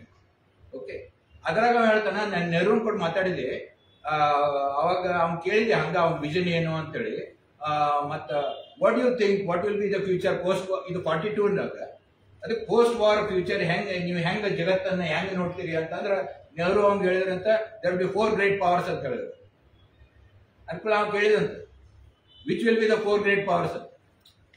ಅವ್ರು ಹೇಳಿದ್ರಂತ United States, Soviet Union, China and India. ಅವ ಅಂತಾನ he's in a British jail. ನಾ ಅದಕ್ಕೆ ಕೇಳಿದೆ ವಾಟ್ ಅಬೌಟ್ ಬ್ರಿಟನ್ ಅಂದ್ರೆ there will be a second rate power ಅಂತ. ಆ ಕಾನ್ಫಿಡೆನ್ಸ್ ಇತ್ತು ಇಂಡಿಯನ್ಸ್ಗೆ, will become a great power ಅಂತ ಅವಾಗ 40ಸ್ನಾಗ. And Britain was weak and was further weakened. In fact totally bankrupt ಆಗಿತ್ತು. ಸೆಕೆಂಡ್ ವರ್ಲ್ಡ್ ವಾರ್ ಆದ್ಮೇಲಂತೂ ಅವ್ರ ಮೂಗ್ ತಿಕ್ಕ್ಯಾರಿ ಅಮೆರಿಕನ್ಸ್. ಯಾವ ಸೂಪರ್ ಪವರ್ನು ಇನ್ನೊಬ್ಬರಿಗೆ ಹ್ಯಾಂಡ್ ಓವರ್ ಮಾಡಂಗಲ್ಲ ಖೋಖೋ ಅಂತ. ಅವ್ರನ್ನ ತಿರುಗಿ ಮೂಗ್ ತಿಕ್ಕಿ ಇವರು ನಂಬರ್ 1 ಆಗ್ಯಾರ, ಸೂಪರ್ ಪವರ್ ಆಗ್ಯಾರ. ಅವಾಗ ಕಾಲಿಗೆ ಬೀಳುವಂಗ್ ಮಾಡ್ಯಾರ ಅವರು. ಅಷ್ಟು ಇಂಡೆಂಟೆಡ್ ಆಗಿದ್ರು ಬ್ರಿಟಿಷ್ ಅಮೆರಿಕನ್ಸ್ಗೆ. ಟೋಟಲಿ ಬ್ಯಾಂಕ್ರಪ್ಟ್ ಆಗಿತ್ತು. ಫಸ್ಟ್ ವರ್ಲ್ಡ್ ವಾರ್ನಾಗ already they had become debtors. After second world war they finish and most of Europe was also finish. And Japan, Germany anyway were destroyed. So ಇಂಥ ಇದ್ರೊಳಗೆ ಈಗೇನು ಒಂದು ಯಾವ ಕ್ಯಾಂಪಿಗೆ ಹೋಗಬಾರ್ದು, ನಮ್ದ ಒಂದು ಸ್ಪೇಸ್ ಮಾಡ್ಕೋಬೇಕು. ನಾವು ಬಡವರದಿವಿ, we are not powerful yet. ಈಗೇನು ನಾವು ಅಂತೀವಿ, ನಾವು we want to Indian government ಅಂತೈತಿ, we are third largest economy, will be want to sit at high table ಅಂತ ಎಲ್ಲ ಮಾತಾಡ್ತಾರಲ್ಲ. ಬಟ್ ಇದಕ್ಕೆ ಅವಾಗ ತಾಕತ್ತಿಲ್ಲ ಅಂದ್ರೂ but we have a future, why should we join anybody else's camp ಅಂತ ಇದೇನೊಂದು ಫೀಲಿಂಗ್ ಇತ್ತಲ್ಲ. ಅದಕ್ಕೆ ಆಕ್ಚುಲಿ ಟಾಟಾ ಬಿರ್ಲಾ ನೀನ್ ಎಕ್ಸ್ಪೀರಿಯನ್ಸ್ ಆಯ್ತು ವಾಷಿಂಗ್ಟನ್ನಾಗ, ಲಂಡನ್ನಾಗ, ಅದಕ್ಕೆ ಹೊಂದ್ಕೊಂತದ್ದು. Even though they were pro-West capitalists, but that time Khrushchev came in 55 and said, "I will give all technical support. I don't want any equity. ನಿಮ್ಗೆ share ಬೇಕಾಗಿಲ್ಲ ನಂಗೆ." ಅವ್ರು ಹೇಳ್ತಿರಲ್ಲ ನಮ್ಮ ಓನರ್ಶಿಪ್ ಇರಬೇಕು ಅಂತ. ಹೇಳಿದ್ರೆ ನನ್ಗೇನು ಓನರ್ಶಿಪ್ ಬೇಕಾಗಿಲ್ಲ, ನಿಮ್ಗೆ ಟೆಕ್ನಾಲಜಿ ಬೇಕಾದಲ್ಲ ಕೊಡ್ತೀನಿ, ನಿಮ್ಗೆ ಲೋನ್ಸ್ ಬೇಕಂದ್ರೆ ಕೊಡ್ತೀನಿ, ನಿಮ್ಗೆ ಮಷಿನರಿ ಬೇಕಂದ್ರೆ ಕೊಡ್ತೀನಿ. Okay, because he thought that India being neutral is good ಅಂತ. ಈಗ ಇಂಡಿಯಾನು ಅಮೆರಿಕ ಕಡೆ ಹೋಗ್ತಂದ್ರೆ ಬಹಳ ತ್ರಾಸ ಆಗ್ತೈತಿ, ಅದಕ್ಕೆ India being neutral is good ಅಂತೇಳಿ ನಾವು ಕ್ಯಾಲ್ಕುಲೇಟ್ ಮಾಡಿದ ಅಂತೇಳಿ ನೆಹರು ಹೇಳಿದ್ರು. ಅವಾಗ ಅವಡಿ ಸೆಷನ್ ಒಳಗ Congress pass socialistic pattern of society ಅಂತ. ಇವತ್ತಿನ ಭಾಷಣದ title socialistic pattern of society. We aim to build a socialistic pattern of society. Socialism ಅಲ್ಲ. ಓಕೆ, ಅದನ್ನ ಅವಡಿ ಕಾಂಗ್ರೆಸ್ ಅಡಾಪ್ಟ್ ಮಾಡ್ತು. ಇಮಿಡಿಯೇಟ್ಲಿ 1955-56 ನಿಂದ ಸೋವಿಯತ್ ಹೆಲ್ಪ್ ಬಂತು. And because of that India openly and Indian big business was very happy about it because they wanted technology and they are not giving any control to Soviets. Best of both worlds, and it is being built by taxpayers' money, not their money. ಅದಕ್ಕೆ steel plant ಆಗಲಿ, refineries ಆಗಲಿ, oil and gas ONGC ಆಗಲಿ, ಇಸ್ರೋದ satellites ಆಗಲಿ, IITs ಕಟ್ಟೋದ್ರೊಳಗಾಗಲಿ, ಮತ್ತೆ ಎಷ್ಟೋ ಸಾವಿರಾರು ಮಂದಿಗೆ ಸ್ಕಾಲರ್ಶಿಪ್ ಕೊಟ್ಟು ಇಲ್ಲಿಂದ ಇಂಜಿನಿಯರ್ಸ್ ಸೈಂಟಿಸ್ಟ್ ಇನ್ ಮಾಸ್ಕೋ ಯೂನಿವರ್ಸಿಟಿಯಿಂದ ಬೇರೆ ಬೇರೆ ಯೂನಿವರ್ಸಿಟಿಯಿಂದ ಟ್ರೈನಿಂಗ್ ಆಯ್ತು. Power generation, hydro power, ಬಕ್ರಾನಂಗಲ್ dam, ಕೊರ್ಬಾಪುರ್ thermal power station, ಇವೆಲ್ಲ these are all because of the fruits of playing the non-alignment game. It was a game. ನೀವು ಏನೇ ಹೇಳ್ರಿ, ನಾವು ಆಂಟಿ ಇಂಪೀರಿಯಲಿಸ್ಟ್ ಅದೀವಿ, ಇವ್ರ ಕಡೆನೂ ಇಲ್ಲ ಅವ್ರ ಕಡೆನೂ ಇಲ್ಲ, ಈಗ ಹೇಳ್ತೀವಿ ಸ್ಟ್ರಾಟಜಿಕ್ ಅಟಾನಮಿ ಅಂತ. Basically it was a game. ಯಾಕಂದ್ರೆ ಇವ್ರಿಗೆ ರಿಫೈನರಿ ಬೇಕಾಗಿತ್ತು. ಒಂದು ಉದಾಹರಣೆ ಕೊಡ್ತೇನೆ. ಇವ್ರಿಗೆ ರಿಫೈನರಿ ಬೇಕಾಗಿತ್ತು. ಯಾಕಂದ್ರೆ ಬ್ರಿಟಿಷರು ಅಮೆರಿಕನ್ಸ್ ಪೂರ್ತಿ ಆಯಿಲ್ ಮಾರ್ಕೆಟ್ ಕಂಟ್ರೋಲ್ ಮಾಡ್ತಿದ್ರು. ಇಲ್ಲಿ ಪೆಟ್ರೋಲ್, ಡೀಸೆಲ್, ಕೆರೋಸಿನ್ ಸಪ್ಲೈ ಬೇಕಾದ ಪ್ರೈಸ್ ಹಾಕ್ತಿದ್ರು. ಅವ್ರದ್ದು ಒಂದು ರಿಫೈನರಿ ಇತ್ತು ಅಬದಾನ್ದೊಳಗೆ, ವರ್ಷದಾಗ. ಅಲ್ಲಿಂದ ತಂದು ಇಲ್ಲಿ ಬೇಕಾದ ಪ್ರೈಸಿಂಗ್ ಮಾಡ್ತಿದ್ರು. Indian government kept saying you start a refinery ಇರುತ್ತೆ. ಇಲ್ರಿ, ಇದು ಅಷ್ಟು ಮಾರ್ಕೆಟ್ ಇಲ್ಲ. ಕೊನೆಗೆ ಇರಾನ್ದೊಳಗ ಒಬ್ಬ ಡೆಮೊಕ್ರಾಟ್ ಪ್ರೈಮ್ ಮಿನಿಸ್ಟರ್ ಆದ, ಹೊಸದೇಕ. ಅವ ಅದನ್ನ ನ್ಯಾಷನಲೈಸ್ ಮಾಡಿದ. ಆಂಗ್ಲೋ ಪರ್ಷಿಯನ್ ಆಯಿಲ್ ಕಂಪನಿ ಅಂತ ಏನಿತ್ತು, ಅದು ಬೇಸಿಕಲಿ ಶೆಲ್ ಕಂಪನಿ ಇತ್ತದು. Shell was part Dutch, part British multinational. So ಅದು ನಾವು ಕಂಟ್ರೋಲ್ ಮಾಡಿದ್ದಕ್ಕೆ, ನ್ಯಾಷನಲೈಸ್ ಮಾಡಿದ್ದಕ್ಕೆ ಅವ್ರದ್ದು ರಿಫೈನರಿ ಹೋತಲ್ಲ. ಈಗ ಅಮೆರಿಕದಿಂದ, ಅಲ್ಲಿಂದ, ಇಲ್ಲಿಂದ, ಬ್ರಿಟನ್ ನಿಂದ ತರೋದು ಕಷ್ಟ ಆಕೈತೆ ಅಂತೇಳಿ ಅವಾಗ they were ready to start one small refinery. ಅದು ಅದರಿಂದ ಏನೋ ಆಗ್ತಿದ್ರು. ಅವಾಗ ಇಂಡಿಯನ್ಸ್ ಏನ್ ಮಾಡಿದ್ರು, ಸೋವಿಯಟ್ಸ್ ಹೇಳಿದ್ರು, ನಾವು ಇಂಡಿಯನ್ ಆಯಿಲ್ ಅಂತ ನಮ್ದ ಒಂದು ಕಂಪನಿ ಮಾಡಿವ್ರಿ, ನಮಗೆ ನೀವು ರಿಫೈನರಿ ಟೆಕ್ನಾಲಜಿ ಕೊಟ್ಟದಕ್ಕೆ first Indian refinery came up in Koyali under Indian oil because of Soviet oil. ಅದನ್ನ ತಗೊಂಡು ಇವ್ರೇನ್ ಮಾಡಿದ್ರು, they didn't join the Soviet camp. Then they started negotiating with the Americans and the French and others to get Cochin refinery and Chennai refinery, which were built with the Western help. And they always played this game. ಈಗೇನ ಅಂತೀವಲ್ಲ, Russian ಕಡೆನೂ ನಾವು oil ತಗೊಂಡ್ರಿ, American ಕಡೆಯಿಂದ guns ತಗೊಂಡು ತಗೊಂಡು ಅಂತಾರೆ, ನಾವು ಒಂದು ದೊಡ್ಡ ಅಚೀವ್ ಮಾಡಿವಿ ಅಂತ, ಅಂದ್ರೆ ನಾವೇನೋ ಸ್ವತಂತ್ರ ಆಗಿವಿ ಅಂತ ಅಲ್ಲ. Basically, India is very important for everybody. You use that situation because Indian businessmen want that situation. They think that they will become big by playing one against the other and getting something from both sides. This is the basis of Nehru's non-alignment. Publicly, the Panchshila, non-alignment, anti-imperialism, but basic interest ಅಂದ್ರೆ ಈಗ ಸುಧಾ ಅದ ನೋಡಿ. Socialism ಎಲ್ಲ ಏನಿಲ್ಲ, ಆದ್ರೂ they want to have relationship with China, have relationship with Russia, and have relationship with Japan, Australia and America.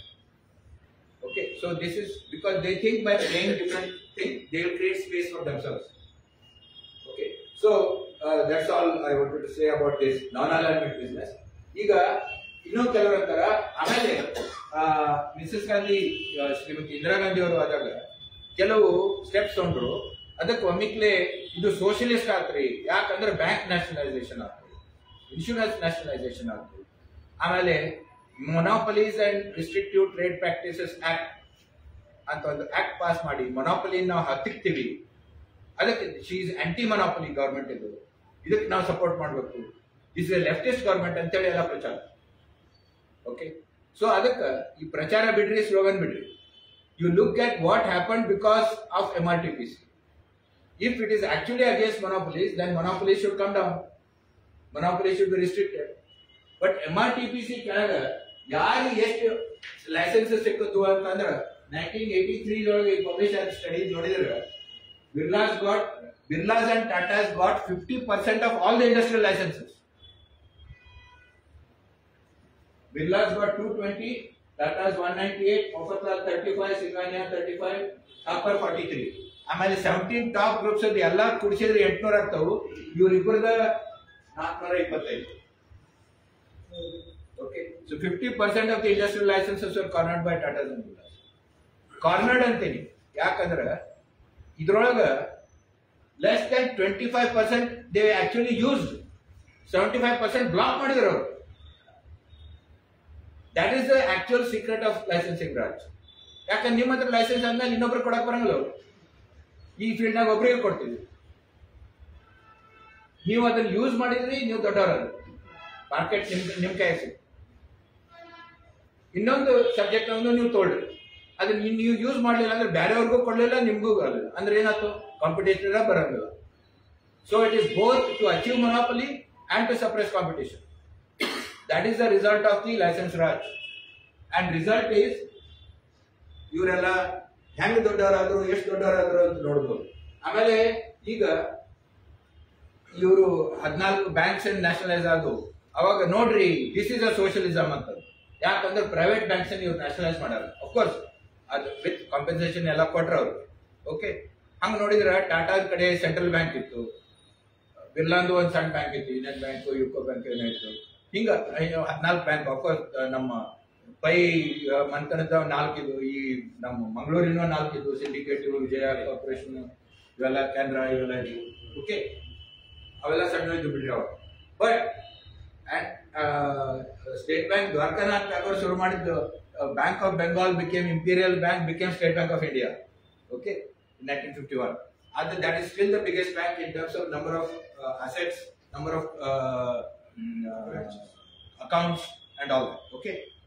ಆದ್ರೆ ಈ 14 bank ಮಾಡಿದ್ಮೇಲೆ ವಾಸ್ ಇಟ್ ರಿಯಲಿ ಅದರಿಂದ ಏನಾಗ್ಪ ಅಂತ ನೋಡ್ಬೇಕು. ಅವರೆಲ್ಲ ಪ್ರೊಟೆಸ್ಟ್ ಮಾಡಿದ್ರು, ಸುಪ್ರೀಂ ಕೋರ್ಟ್ಗೆ ಹೋದ್ರು, ಕೇಶವಾನಂದ ಭಾರತಿ ಆಯ್ತು, ಇದಾಯ್ತು, ಅದಾಯ್ತು, ಎಲ್ಲ ನಾವು ಕೇಳ್ತೀವಿ. ಓಕೆ, ಆದ್ರೆ ಆಕ್ಚುಲಿ ಈ ಬ್ಯಾಂಕ್ ಅಂಡ್ ಇನ್ಶೂರೆನ್ಸ್ ನ್ಯಾಷನಲೈಸೇಷನ್ ಆದ್ರಿಂದ ಯಾರಿಗೆ ಲಾಭ ಆಯ್ತು, ಎಷ್ಟಾಯ್ತು ಅಂತ ನೋಡಿದ್ರೆ ಅಫ್ಕೋರ್ಸ್ ಬ್ಯಾಂಕ್ ಬ್ರಾಂಚಸ್ ಹೆಚ್ಚಿಗೆ ಆದವು. ಸಣ್ಣ ಸಣ್ಣ ಊರಾಗ ಹಳ್ಳಿ ತನಕ ಬ್ರಾಂಚಸ್ ಹುಟ್ಟಿದ್ವು. ನಮಗೆ ಬ್ಯಾಂಕಿಂಗ್ ಸುಲಭ ಆಯ್ತು. ಇದರ ಅರ್ಥ ಏನು? ದಿಸ್ ಈಸ್, ನೀವು ಈಗೇನ ಗೂಗಲ್ ಪೇ ಅಂತೀವಲ್ಲ, ಯು ಪಿ ಐ 1.0 ಅನ್ಬೇಕಲ್ಲ. ಯಾಕಂದ್ರೆ ಬ್ಯಾಂಕಿನ ಕೆಲಸ ಏನ್ರಿ? What is the purpose of banks? ನಿಮ್ಮ ಡೆಪಾಸಿಟ್ ತಗೊಂಡು, ಸೇವಿಂಗ್ಸ್ ತಗೊಂಡು ಇಂಡಸ್ಟ್ರಿ ಕೊಡ್ತಾರ. They are financial intermediaries. History of banking ನೋಡ್ರಿ ನೀವು. ಹಿಂದಿನ ಕಾಲದಾಗ ಸಾಹುಕಾರ ತಮ್ಮ ರೊಕ್ಕ ಕೊಡ್ತಿದ್ರು. ಆದ್ರೆ ಯಾವಾಗ 1770 ಒಳಗೆ ಫಸ್ಟ್ ಇಂಡಿಯನ್ ಬ್ಯಾಂಕ್, ಇಂಡಿಯಾದೊಳಗೆ ಒಂದು ಬ್ಯಾಂಕ್ ಒಬ್ಬ ಈಸ್ಟ್ ಇಂಡಿಯಾ ಕಂಪನಿ ಶುರು ಮಾಡಿದ, ಅವಾಗಿಂದ ಬ್ಯಾಂಕಿಂಗ್, ಮಾಡರ್ನ್ ಬ್ಯಾಂಕಿಂಗ್ ಶುರು ಆಗುತ್ತೆ. ಅವಾಗ ಏನ್ ಮಾಡ್ತಾರ ಅಂದ್ರೆ ಬೇರೆ ಬೇರೆ ಕಡೆ ಡೆಪಾಸಿಟ್ ತಗೊಂಡು ಆ ರೊಕ್ಕನ ಹೆಚ್ಚಿಗೆ ಬಡ್ಡಿ ದರಕ್ಕೆ ಲೋನ್ ಕೊಡ್ತಾರ. ನಿಮ್ಗೆ 6% ಕೊಡ್ತಾರ, ಅಲ್ಲಿ 11% ಲೋನ್ ಕೊಡ್ತಾರ. 5% ಅವ್ರದ್ದು ಲಾಭ ಆಗ್ತಿಲ್ಲ. 5%ನಾಗ ಅವ್ರದ್ದೆಲ್ಲ ಬ್ರಾಂಚಿಂದು, ಸ್ಟಾಫ್, ಅದು ಇದು ಆಪರೇಟಿಂಗ್ ಎಕ್ಸ್ಪೆನ್ಸಸ್ ಎಲ್ಲ ತೆಗೆದು ಮತ್ತೆ ಅವ್ರ ಪ್ರಾಫಿಟ್ ಆಗ್ತೈತಿ. ಆದ್ರೆ ಇದೊಂದು ಬಿಸ್ನೆಸ್ ಅಂತ ತಿಳ್ಕೊಂಡು, ಆದ್ರೆ ಇದ್ರ ಲಾಭ ಯಾರಿಗಾಯ್ತು? ಯಾರಿಗೆ ಆ ಲೋನ್ ತಗೊಂಡು ಇಂಡಸ್ಟ್ರಿ ಮಾಡಿ ಆಮೇಲೆ ಆ ಇಂಡಸ್ಟ್ರಿ ನಮ್ದು ಅಂತಾರಲ್ಲ, ಕಟ್ಟಿದ್ದು ಲೋನ್ ಮೇಲೆ. ನಮ್ ಬಂಡವಾಳ ಮಾಡಿ ನಾವು ಕಟ್ಟಿದ್ರಪ್ಪ, ಈ ಫ್ಯಾಕ್ಟ್ರಿ ಕಟ್ಟಿದ್ರೆ ನಾವು ಮತ್ತೆ ಬೇರೆ 5% 10% ಬಂಡವಾಳ ಹಾಕಿ ಬಾಕಿ ಎಲ್ಲ ಪಬ್ಲಿಕ್ ಸೇವಿಂಗ್ಸ್ ನಿಂದ ಏನ್ ಇವ್ರು ಸಾಮ್ರಾಜ್ಯ ಕಟ್ತಾರ, ಆಮೇಲೆ ಇದು ನಮ್ ಸಾಮ್ರಾಜ್ಯ ಅಂತಾರೆ. ಆಮೇಲೆ ಒಂದ್ ವೇಳೆ ಅದು ಬಿಸ್ನೆಸ್ ನಡೀಲಿಲ್ಲ ಅಂದ್ರೆ ರೈಟ್ ಆಫ್ ಆಗ್ತದೆ. ಲಕ್ಷ ಕೋಟಿ ಗಟ್ಟಲೆ ರೈಟ್ ಆಫ್ ಆಗ್ತದೆ. ಆ ರೈಟ್ ಆಫ್ ಯಾರ್ದು? ನಮ್ ಡೆಪಾಸಿಟರ್ಸ್ ಮನಿಯಿಂದ. ಆಮೇಲೆ ಇದಕ್ಕೆ ರೀಕ್ಯಾಪಿಟಲೈಸೇಷನ್ ಮಾಡ್ಬೇಕ್ರಿ ಅಂತೇಳಿ ಟ್ಯಾಕ್ಸ್ ಪೇಯರ್ಸ್ ಮನಿಯಿಂದ ರೀಕ್ಯಾಪಿಟಲೈಸ್ ಮಾಡ್ತಾರೆ ಅದ ಬ್ಯಾಂಕ್ಸ್. ಸೊ ಇದನ್ನೆಲ್ಲ ನೋಡಿದ್ರೆ ಈ ಬ್ಯಾಂಕ್ ನ್ಯಾಷನಲೈಸೇಷನ್ ಮೊದಲ ಈ ದೊಡ್ಡ ದೊಡ್ಡ ಟಾಪ್ 5 ಬಿಸ್ನೆಸ್ ಹೌಸಸ್ ಅಸೆಟ್ಸ್ ಎಷ್ಟಿದ್ವು, ಬ್ಯಾಂಕ್ ನ್ಯಾಷನಲೈಸೇಷನ್ ಆದ್ಮೇಲೆ 1990 ಒಳಗ ಇವ್ರ ಅಸೆಟ್ಸ್ ಎಷ್ಟಿದ್ವು ನೋಡ್ಬೇಕು ನೀವು. ಅದನ್ನ ನೋಡಿದ್ರೆ this is the figure. Tata group ಇಂದ 1968 ಬಿಫೋರ್ ನ್ಯಾಷನಲೈಸೇಷನ್ 500 ಕೋಟಿ ಇತ್ತು. 1990 ಒಳಗೆ 10,000 ಕೋಟಿ. ಬಿರ್ಲಾ ಗ್ರೂಪ್ ಇಂದ 450 crore ಇತ್ತು 1968 ನಲ್ಲಿ. 1990 ಒಳಗೆ 8,500 crore. ಈ ಜೋಕರ್ ಇಂದ ಪ್ಯಾಕ್ ಅದಲ್ಲ ರಿಲಯನ್ಸ್, ಇವೊಂದು 10 ಕೋಟಿ ಇತ್ತು 1968 ಒಳಗೆ, ಇವಾಗ 5,000 crores ಆಯ್ತು. ಮಹೀಂದ್ರ 100 ಇದು 2,000 crore ಆಯ್ತು. ಬಜಾಜ್ ಗ್ರೂಪ್ 80 crore ಇದೆ, 1,500 crore. ಇದೇನು ಅವರು ಹಾರ್ಡ್ ವರ್ಕ್ ಇಂದ ಮಾಡಿದ್ರ? How did they expand? Through the nationalized banks, through the nationalized insurance money, because insurance money ಎಲ್ಲಿ ಇಡ್ತಾರ ಅವರು? ಸರ್ಕಾರದ ಇದು RBI ಗವರ್ಮೆಂಟ್ ಸೆಕ್ಯೂರಿಟೀಸ್ ಏನಂತಾರ ಅದ್ರಾಗರೆ ಹಾಕ್ತಾರ, ಇಲ್ಲಾಂದ್ರೆ ಕಾರ್ಪೊರೇಟ್ ಬಾಂಡ್ಸ್ ನಾಗರೆ ಹಾಕ್ತಾರ. In fact biggest player in the market, investor in the market in India is life insurance corporation. ಅವ್ರ ಹತ್ರ ಎಷ್ಟು ರೊಕ್ಕ ಐತಂದ್ರೆ it is equivalent to the GDP of Ireland $700 billion ಐತ್ರಿ LIC ಕಡೆ ರೊಕ್ಕ ನಿಮ್ದೆಲ್ಲ. That is equal to the GDP of Ireland, Poland and Switzerland. ಅಷ್ಟು ರೊಕ್ಕ ಅವ್ರು ಎಲ್ಲಿ ಇಡ್ತಾರ? ಸ್ವಲ್ಪ ಗವರ್ಮೆಂಟ್ ಸ್ಕೀಮ್ ನ ಹಾಕ್ತಾರ, ಬಾಕಿ ಕಾರ್ಪೊರೇಟ್ ಬಾಂಡ್ಸ್ ನ ಹಾಕ್ತಾರ, ಬಾಕಿ ಶೇರ್ ಮಾರ್ಕೆಟ್ ನ ಹಾಕ್ತಾರ. ಅಂದ್ರೆ finally it comes back to the big business circle. Finance capital ಅಂತ ಏನಂತೀವಿ ಅದ್ರೊಳಗೆ ಬರ್ತದೆ. So this is an expansion of finance capital. ಈಗಂತೂ UPI ಆಗಿದ್ರಿಂದ ನಾ ಇರುವುದು ಆದಿವಾಸಿ ವಿಲೇಜಸ್ ನೊಳಗೆ ಇರ್ತೇನೆ ನಾನು. ಇಗತ್ಪುರಿ ಆದಿವಾಸಿ ತಾಲೂಕ ನನ್ನ ಸುತ್ತಮುತ್ತಲ ಇದಾರ ಎಲ್ಲ ಆದಿವಾಸಿ ಇದ್ದಾವೆ. ಎಲ್ಲಾರ ಕಡೆ GPay ಐತಿ, ಫೋನ್ ಪೇ ಐತಿ. ₹10 ₹5 ಸುಧಾ ಆನ್ಲೈನ್ ಕೊಟ್ರಿ ಸರ್ ಅಂತ. ಅಂದ್ರೆ ಏನು? ₹10 ₹5 Sudha is now into the banking system. ಅದು ಟ್ರ್ಯಾಕ್ ಆಗತೈತಿ. So amazing expansion, unprecedented expansion of finance capital in India with digital economy. ನಮಗ ಇದು ಸವಲತ್ತಾಯ್ತು, ಚಿಲ್ಲರ್ ಇಲ್ರಿ ಇದನ್ನ ಯೂಸ್ ಮಾಡ್ತೀವಿ ಅಂತೀವಿ. ಬಟ್ ಆಕ್ಚುಲಿ ಅದ್ರ ಉದ್ದೇಶ ಏನು ಅಂದ್ರೆ ಎಕ್ಸ್ಪಾನ್ಷನ್ ಆಫ್ ಫೈನಾನ್ಸ್ ಕ್ಯಾಪಿಟಲ್. ನಮಗ ಸಣ್ಣ ಪುಟ್ಟ ಕಾಯಿಪಲ್ಯ ಮಾರೋರ್ಗೆ ಅವ್ರಿಗೆ ಇವ್ರಿಗೆ ಎಲ್ಲರಿಗೂ ಇದರಿಂದ ಸಹಾಯ ಆಯ್ತು. ಚಹಾ ಮಾರೋ ಸುಧಾ ಈಗ ಆಗ್ಲಿ ಸರ್ QR ಕೋಡ್ ಐತ್ರಿ ತೊಗೊಳ್ರಿ ಅಂತ, ಹೌದಲ್ಲ, ಅವ್ನ ಸಹಾಯ ಆಯ್ತು. ಬಟ್ ಆಕ್ಚುಲಿ ನಾವು he and all his customers are part of the finance capital loop. ಕೋಟಿಗಟ್ಟಲೆ ಮಂದಿನ ಈಗ ನಾವು ಬರೀ 4 ವರ್ಷದೊಳಗ ಈ ಡಿಜಿಟಲ್ ಪೇಮೆಂಟ್ ಸಿಸ್ಟಮ್ ಬಂದಾಗಿದ್ದ ಅವ್ರನ್ನೆಲ್ಲ ಫೈನಾನ್ಸ್ ಕ್ಯಾಪಿಟಲ್ ನೆಟ್ವರ್ಕ್ ನ ಹಾಕ್ಬಿಟ್ಟು. Okay, that is the achievement of this. Okay, so anyway, so 68 to 90 our assets ಏನೇನು ಗಳಿತು ನಾವು ನೋಡಿದ್ವಿ. ಅದನ್ನ ಅಂದ್ರೆ ಈ none of these things, either bank nationalization, insurance nationalization, MRTP Act, ಇದು ಯಾವ್ದ್ರಿಂದ ಮೊನೋಪಲಿ ರಿಸ್ಟ್ರಿಕ್ಟ್ ಆಗಲಿಲ್ಲ, ಮೊನೋಪಲಿ ಇನ್ನೂ ಹೆಚ್ಚಿಗೆ ಬೆಳೆದು. ಇದ ತಾತ್ಪರ್ಯ ಅಷ್ಟ. ಅದನ್ನ ಹೇಳಿಸೋದ್ರೆ ಸ್ವಲ್ಪ ಇಷ್ಟು ಮಾತಾಡ್ಬೇಕಾದ್ರೆ. ಅದಕ್ಕೆ ಈ ಬಾಂಬೆ ಪ್ಲಾನ್ ಬಗ್ಗೆ ಡಾಕ್ಟರ್ ಮನಮೋಹನ್ ಸಿಂಗ್ ಏನ್ ಮಾತಾಡಿದ್ರು, ಇದು PMO ವೆಬ್ಸೈಟ್ ನಾಗ ಐತ್ರಿ. ಓಕೆ, ಅದಕ್ಕಾದ ರೆಫರೆನ್ಸ್ ಕೊಟ್ಟಿನಿ. ಇವೆಲ್ಲ ನಾ ಏನ್ ಹೇಳಕತ್ತೀನಿ ಇವಕ್ಕೆಲ್ಲ ರೆಫರೆನ್ಸ್ ಅದಾವ. ಅವ್ರು ಹೇಳಿದ್ರು, ಟಾಟಾ ಬಿರ್ಲಾ ಪ್ಲಾನ್ ಬಗ್ಗೆ ಹೇಳಿದ್ರು, as a student of economics in 1950s and later as a practitioner in government, I was greatly impressed by the Bombay Plan of 1944. When we read it today, nearly 60 years later, in 2004 naga iವರು ಮಾತಾಡಿದ್ರು, ಭಾಷಣ ಕೊಟ್ಟಿದ್ರು, we see how relevant many of the central propositions of the Bombay Plan still remain antar. Ashtalla, in those days, it was an unprecedented document. It is worthy of emphasis that nowhere in the developing world had a group of businessmen come together to draw up such a long-term plan for a country. Ashtalla, ಯಾಕಂದ್ರೆ ನಮ್ಮ economy ಬಗ್ಗೆ ಗೊತ್ತಿದ್ದವರಲ್ಲಿ ಅಗ್ರಗಣ್ಯರಂದ್ರೆ ಮನಮೋಹನ್ ಸಿಂಗ್. ಯಾಕಂದ್ರೆ 50 ವರ್ಷ ಈ ಇಕಾನಮಿಗೆ ದುಡ್ದಾರ. As an economist, as a deputy chairman plan commission, as RBI governor, as finance minister, as prime minister. So ಅವರಂತ qualified ಮನುಷ್ಯನೇ ಯಾರಿಲ್ಲ ಈ ಸರ್ಟಿಫಿಕೇಟ್ ಕೊಡಕ್ಕೆ. ಬೇರೆ ಅವ್ರು ಯಾರೇ ಲೆಫ್ಟಿಸ್ಟ್ ಹಿಂಗ ಅಂತ ಅಂದಿದ್ರೆ ಇವ ಕಮ್ಯುನಿಸ್ಟ್ ಅಂದ್ರೆ ಅದಕ್ಕೆ ಮಾತಾಡ್ತಾರೆ. ಮನಮೋಹನ್ ಸಿಂಗ್ ಹೇಳ್ತಾರೆ, we followed Tata Birla plan in every 5-year plan ಅಂತ ಹೇಳ್ತಾರೆ. ಮೊದಲು ನೋಡ್ರಿ, the Bombay plan laid great emphasis on public investment in social and economic infrastructure in both rural and urban areas. It emphasized the importance of agrarian reform and agricultural research in setting up educational institutions and modern financial system. IITs, IIMs, labs, ಏನೇನದು ಇದೆಲ್ಲ Bombay plan ನಿಂದನ ಬಂದದ್ದು ಅಂತ ಹೇಳ್ತಾರೆ. Above all, it defined the framework for India's transition from agrarian feudalism to industrial capitalism.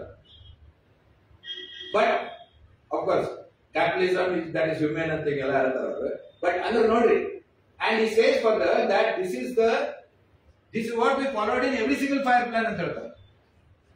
ಯಾಕಂದ್ರೆ actually Bombay plan ಒಳಗೆ ಬರೀ first 2 and 3rd 5-year plan ಬಗ್ಗೆ ಮಾತಾಡ್ತಾರೆ. ಅದಕ್ಕಿಂತ ಹೆಚ್ಚಿಗೆ ಮುಂದೆ ನೋಡೋಣ ಅಂತ ಹೇಳ್ತಾರೆ.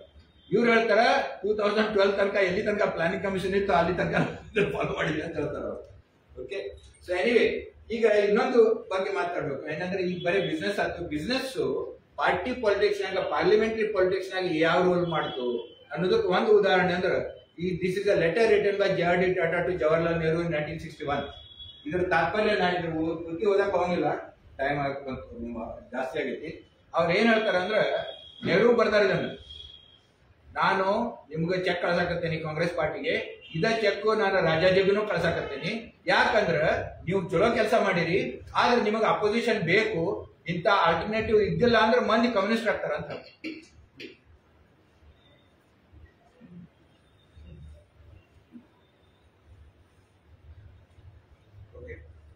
ಸೊ ಅಂದ್ರ ನಾವ್ ಅಂತೀವಲ್ಲ, ಈ ದೊಡ್ಡ ಮಂದಿಗೆ ಪಾರ್ಟಿ ಇಲ್ರಿ, ಎರಡು ಕುದುರೆ ಮೇಲೆ ರೊಕ್ಕ ಹಚ್ಚಿರ್ತಾರ.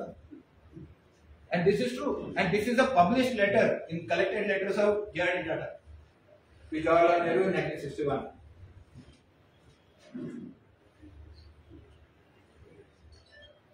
ಮತ್ ಹೇಳ್ತಾರ ನೋಡಿ, ಈ ಸ್ವತಂತ್ರ ಪಾರ್ಟಿಗೆ ಯಾಕೆ ಹೋಗ್ತೇವೆ ಅಂದ್ರೆ ಇಲ್ಲ ಮಂದಿ ಮತ್ತೆ ಕಮ್ಯುನಿಸ್ಟ್ ಪಾರ್ಟಿಗೆ ಹೋಗ್ತಾರ ಅಂತ ಹೇಳ್ತಾರೆ.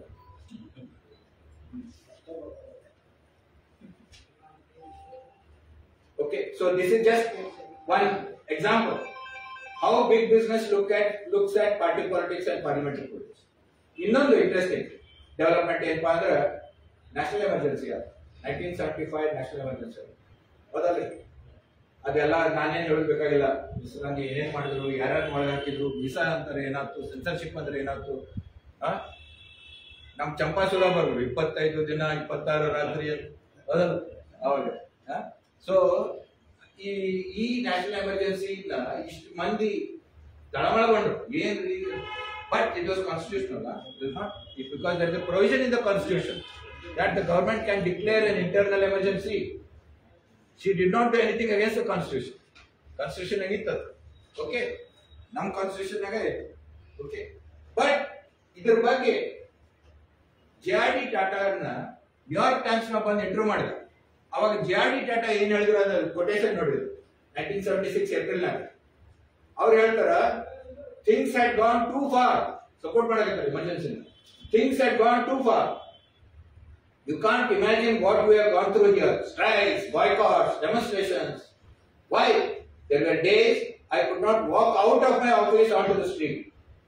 The parliamentary system is not suited to our needs. The New York Times April 16 print ಆಗಿತ್ತು 1976. ಆ ದೊಡ್ಡ ಫುಲ್ ಪೇಜ್ ಆರ್ಟಿಕಲ್ ಬರ್ತಾವ, ಎಲ್ಲಾರು ತಿರುಗಾಡಿ ಆಮೇಲೆ ವೀಸಾ ಕೊಟ್ಟಿರಲಿಲ್ಲ ಅವ್ಗೆ. ಬಟ್ JRD Tata printed ಇದು ಅಂದ್ರೆ fully he and every other businessman supported the emergency. But within few months emergency ಇಂದ ಬಹಳ ಮಂದಿ ತಳವಳಗೊಂಡು ರಾಡಿಕಲ್ ಆಗಕತ್ತರು ಅಂದ್ಕೊಳ್ಳೆ ಇವ್ರನ್ನ ಹೆಂಗ್ ಕಂಟ್ರೋಲ್ ನಾಗ ಇಡ್ಬೇಕ್ರಿ ಅಂತೇಳಿ ಇದ big businessman Indira Gandhi ವಿರುದ್ಧಾಗಿ we should have restoration of democracy ಅಂತ ಮಾಡಿ ಜನತಾ ಪಾರ್ಟಿ ತಯಾರು ಮಾಡಿದ್ರು. ಆ ಜನತಾ ಪಾರ್ಟಿ ಮ್ಯಾನಿಫೆಸ್ಟೋ ಬರೆದವರು ಟಾಟಾ ಡೈರೆಕ್ಟರ್ ನಾನಿ ಪಾಲ್ಕೆ. ಸೊ ನ್ಯಾಷನಲ್ ಎಮರ್ಜೆನ್ಸಿ ಸಪೋರ್ಟ್ ಮಾಡಿದವರು Tata chairman, and Janata party ಇದನ್ ಮಾಡಿದವರು ಟಾಟಾದ. ಸೊ ಅಂದ್ರೆ ಈ ರೀತಿ ಇರ್ತದೆ ಇವರು. ಅಂದ್ರೆ ಯಾರು political managers can be use and discarded. ಆಮೇಲೆ 80 ಒಳಗೆ ಬಂದು ಅವ್ರನ್ನ ತಗೊಂಡು ಆತ ಹೇಳ್ರಿ ಇವ್ರ ನಾಟಕ ಮುಗಿತೀವಿ ನೀವು ಬರ್ರಿ ಅದು. ಸೊ ಈಗ ಅಂತೀವಲ್ಲ, ಮೋದಿಗೆ ಇಷ್ಟು ಸಪೋರ್ಟ್ ಐತ್ರಿ ಇವರೆಲ್ಲ ರೊಕ್ಕಿದ್ದವ್ರು ಮಾಡ್ತಾರೆ, ಹಂಗ ಮಾಡ್ತಾರೆ. ನಾಳೆ if Modi is not useful to them they will throw him out and bring somebody else. ಹೆಂಗ್ ಇಂದಿರಾ ಗಾಂಧಿ ಮಾಡಿದ್ರು ಹಂಗೆ ಎಲ್ಲರೂ ಮಾಡ್ತಾರ ಅವರು. They have no. ಮತ್ತೆ ನಿಮ್ಗ ಒಂದು ಶನಿವಾರದೊಳಗೆ ನಿಮ್ಗೆ ತೋರಿಸ್ತೀನಿ, ರತನ್ ಟಾಟಾ 2014 ಇಲೆಕ್ಷನ್ಗಿಂತ ಮೊದಲು ಸೆಕೆಂಡ್ ಅವ್ರಿಗೆ 2-3 ಪೊಲಿಟಿಕಲ್ ಇಂಟರ್ವ್ಯೂಸ್ ಕೊಟ್ಟಾರ ತಮ್ಮ ಲೈಫ್ನಾಗ. ಒಂದು 2007 ಕೊಟ್ಟರು, ಇಂಡೋ US ನ್ಯೂಕ್ಲಿಯರ್ ಡೀಲ್ ಬಗ್ಗೆ ವೋಟ್ ಆಫ್ ನೋ ಕಾನ್ಫಿಡೆನ್ಸ್ ಆಗೋದಿತ್ತು ಪಾರ್ಲಿಮೆಂಟ್ನಾಗ. ಅವಾಗ ಫಸ್ಟ್ ಟೈಮ್ ಅವ್ರು ಪೊಲಿಟಿಕಲ್ ಇಂಟರ್ವ್ಯೂ ಕೊಟ್ಟರು. ಬಂದು ಹೇಳಿದ್ರು, I can understand why communists are opposing it, but why is BJP opposing it? Vajpayee and all started this discussion with America. This deal has to go through. ಅಂದ್ರು. ಆಮೇಲೆ ಏನಾಯ್ತು vote of no ಕಾನ್ಫಿಡೆನ್ಸ್ನಾಗ ಏನಾಯ್ತು? Opposition walkout ಅಂದ್ರೆ pass ಆಗ್ತದೆ. Walking out is a way of supporting what the resolution. It's not voting against it. It's a parliamentary tactic where basically you support what the government is doing, but for public you say no, protest ಮಾಡಿ ಹೊರಗೋದ್ರಿ. ಅದ್ರ ವಿರುದ್ಧ vote ಹಾಕಿದ್ರೆ ಆ ಮಾತು ಬೇರೆ ಆಗ್ತಿತ್ತು, ಡಿವಿಷನರೇ ಆಗ್ತಿತ್ತು. ನೀವು ಯಾರು ಎಲ್ಲಿ ನಿಂತಾರಪ್ಪ ಬರ್ತಾರೆ ಆಗ್ತಿತ್ತು. This is a typical parliamentary text. Walking out is not a protest, is so-called protest, but is actually agreement with the ruling party. So ಅದ 2007 ನಾಗ ಫಸ್ಟ್ ಇಂಟರ್ವೆನ್ಷನ್ ಬೈ ಟಾಟಾ. ಆಮೇಲೆ ನಾನು ಒಬ್ರು ಯಾರಿಗೋ ದೊಡ್ಡ ಉದ್ಯೋಗಪತಿ ಕೇಳಿದೆ, ನೋಡ್ರಿ ಟಾಟಾ ಹಿಂಗಂತಾರ. Yes, he speaking on behalf of all of us. ಅಂದ್ರೆ ಈ Indo US nuclear deal has to go through. It is in our national interest. It only China and Pakistan will be happy ಅಂತ ಹೇಳ್ತಾರೆ ಟಾಟಾ ಇಂಟರ್ವ್ಯೂದಾಗ, if this does not go through. ಆಮೇಲೆ 2013 ಒಳಗೆ ಒಂದು interview ಕೊಟ್ಟು, ಅದ್ರದ್ದು ನಿಮ್ಗೆ ಹಂಗ ಅದೆಲ್ಲ ವಿಡಿಯೋ ಅದಾವ ನನ್ನ ಹತ್ರ. ಓಕೆ, ಅದ್ರಾಗ ಹೇಳ್ತಾರ ಅವರು, I have great respect for Manmohan Singh, but this coalition is not working. We want a majority government ಅಂತ ಹೇಳ್ತಾರೆ. This is 2 months before the 2014 election. ಅವಾಗ ಅವ ಇಂಟರ್ವ್ಯೂ ಮಾಡವ ಕೇಳ್ತಾನ ಅವ್ರಿಗೆ, what you think about Modi ಅಂತ. ಅವ್ರು ಏನ್ ಹೇಳ್ತಾರೆ ಗೊತ್ತೈತೇನ್ರಿ? Yes, he has done good work in Gujarat, but he has to prove himself in the center ಅಂತ. ಓಕೆ, ಅಂದ್ರೆ ಇವರು ಈ ರಾಜಕಾರಣಿಗಳನ್ನ ನೋಡೋ ರೀತಿ ಇದು ಯಾವ ರೀತಿ ಅಂದ್ರೆ, ಮೆಜಾರಿಟಿ ಬೇಕು. ಯಾಕಂದ್ರೆ ನಮ್ಗೆ ಬಹಳ ಕೆಲಸ ಲಘು ಮಾಡ್ಬೇಕಾಗಿತ್ತು. ನಾವು ನೋಡಿದ್ವಲ್ಲ ಹೋದ ಸೆಷನ್ ಏನು ಒಂದ್ ದಿವಸದೊಳಗೆ 13 ಬಿಲ್ ಪಾಸ್ ಮಾಡಿದ್ರು.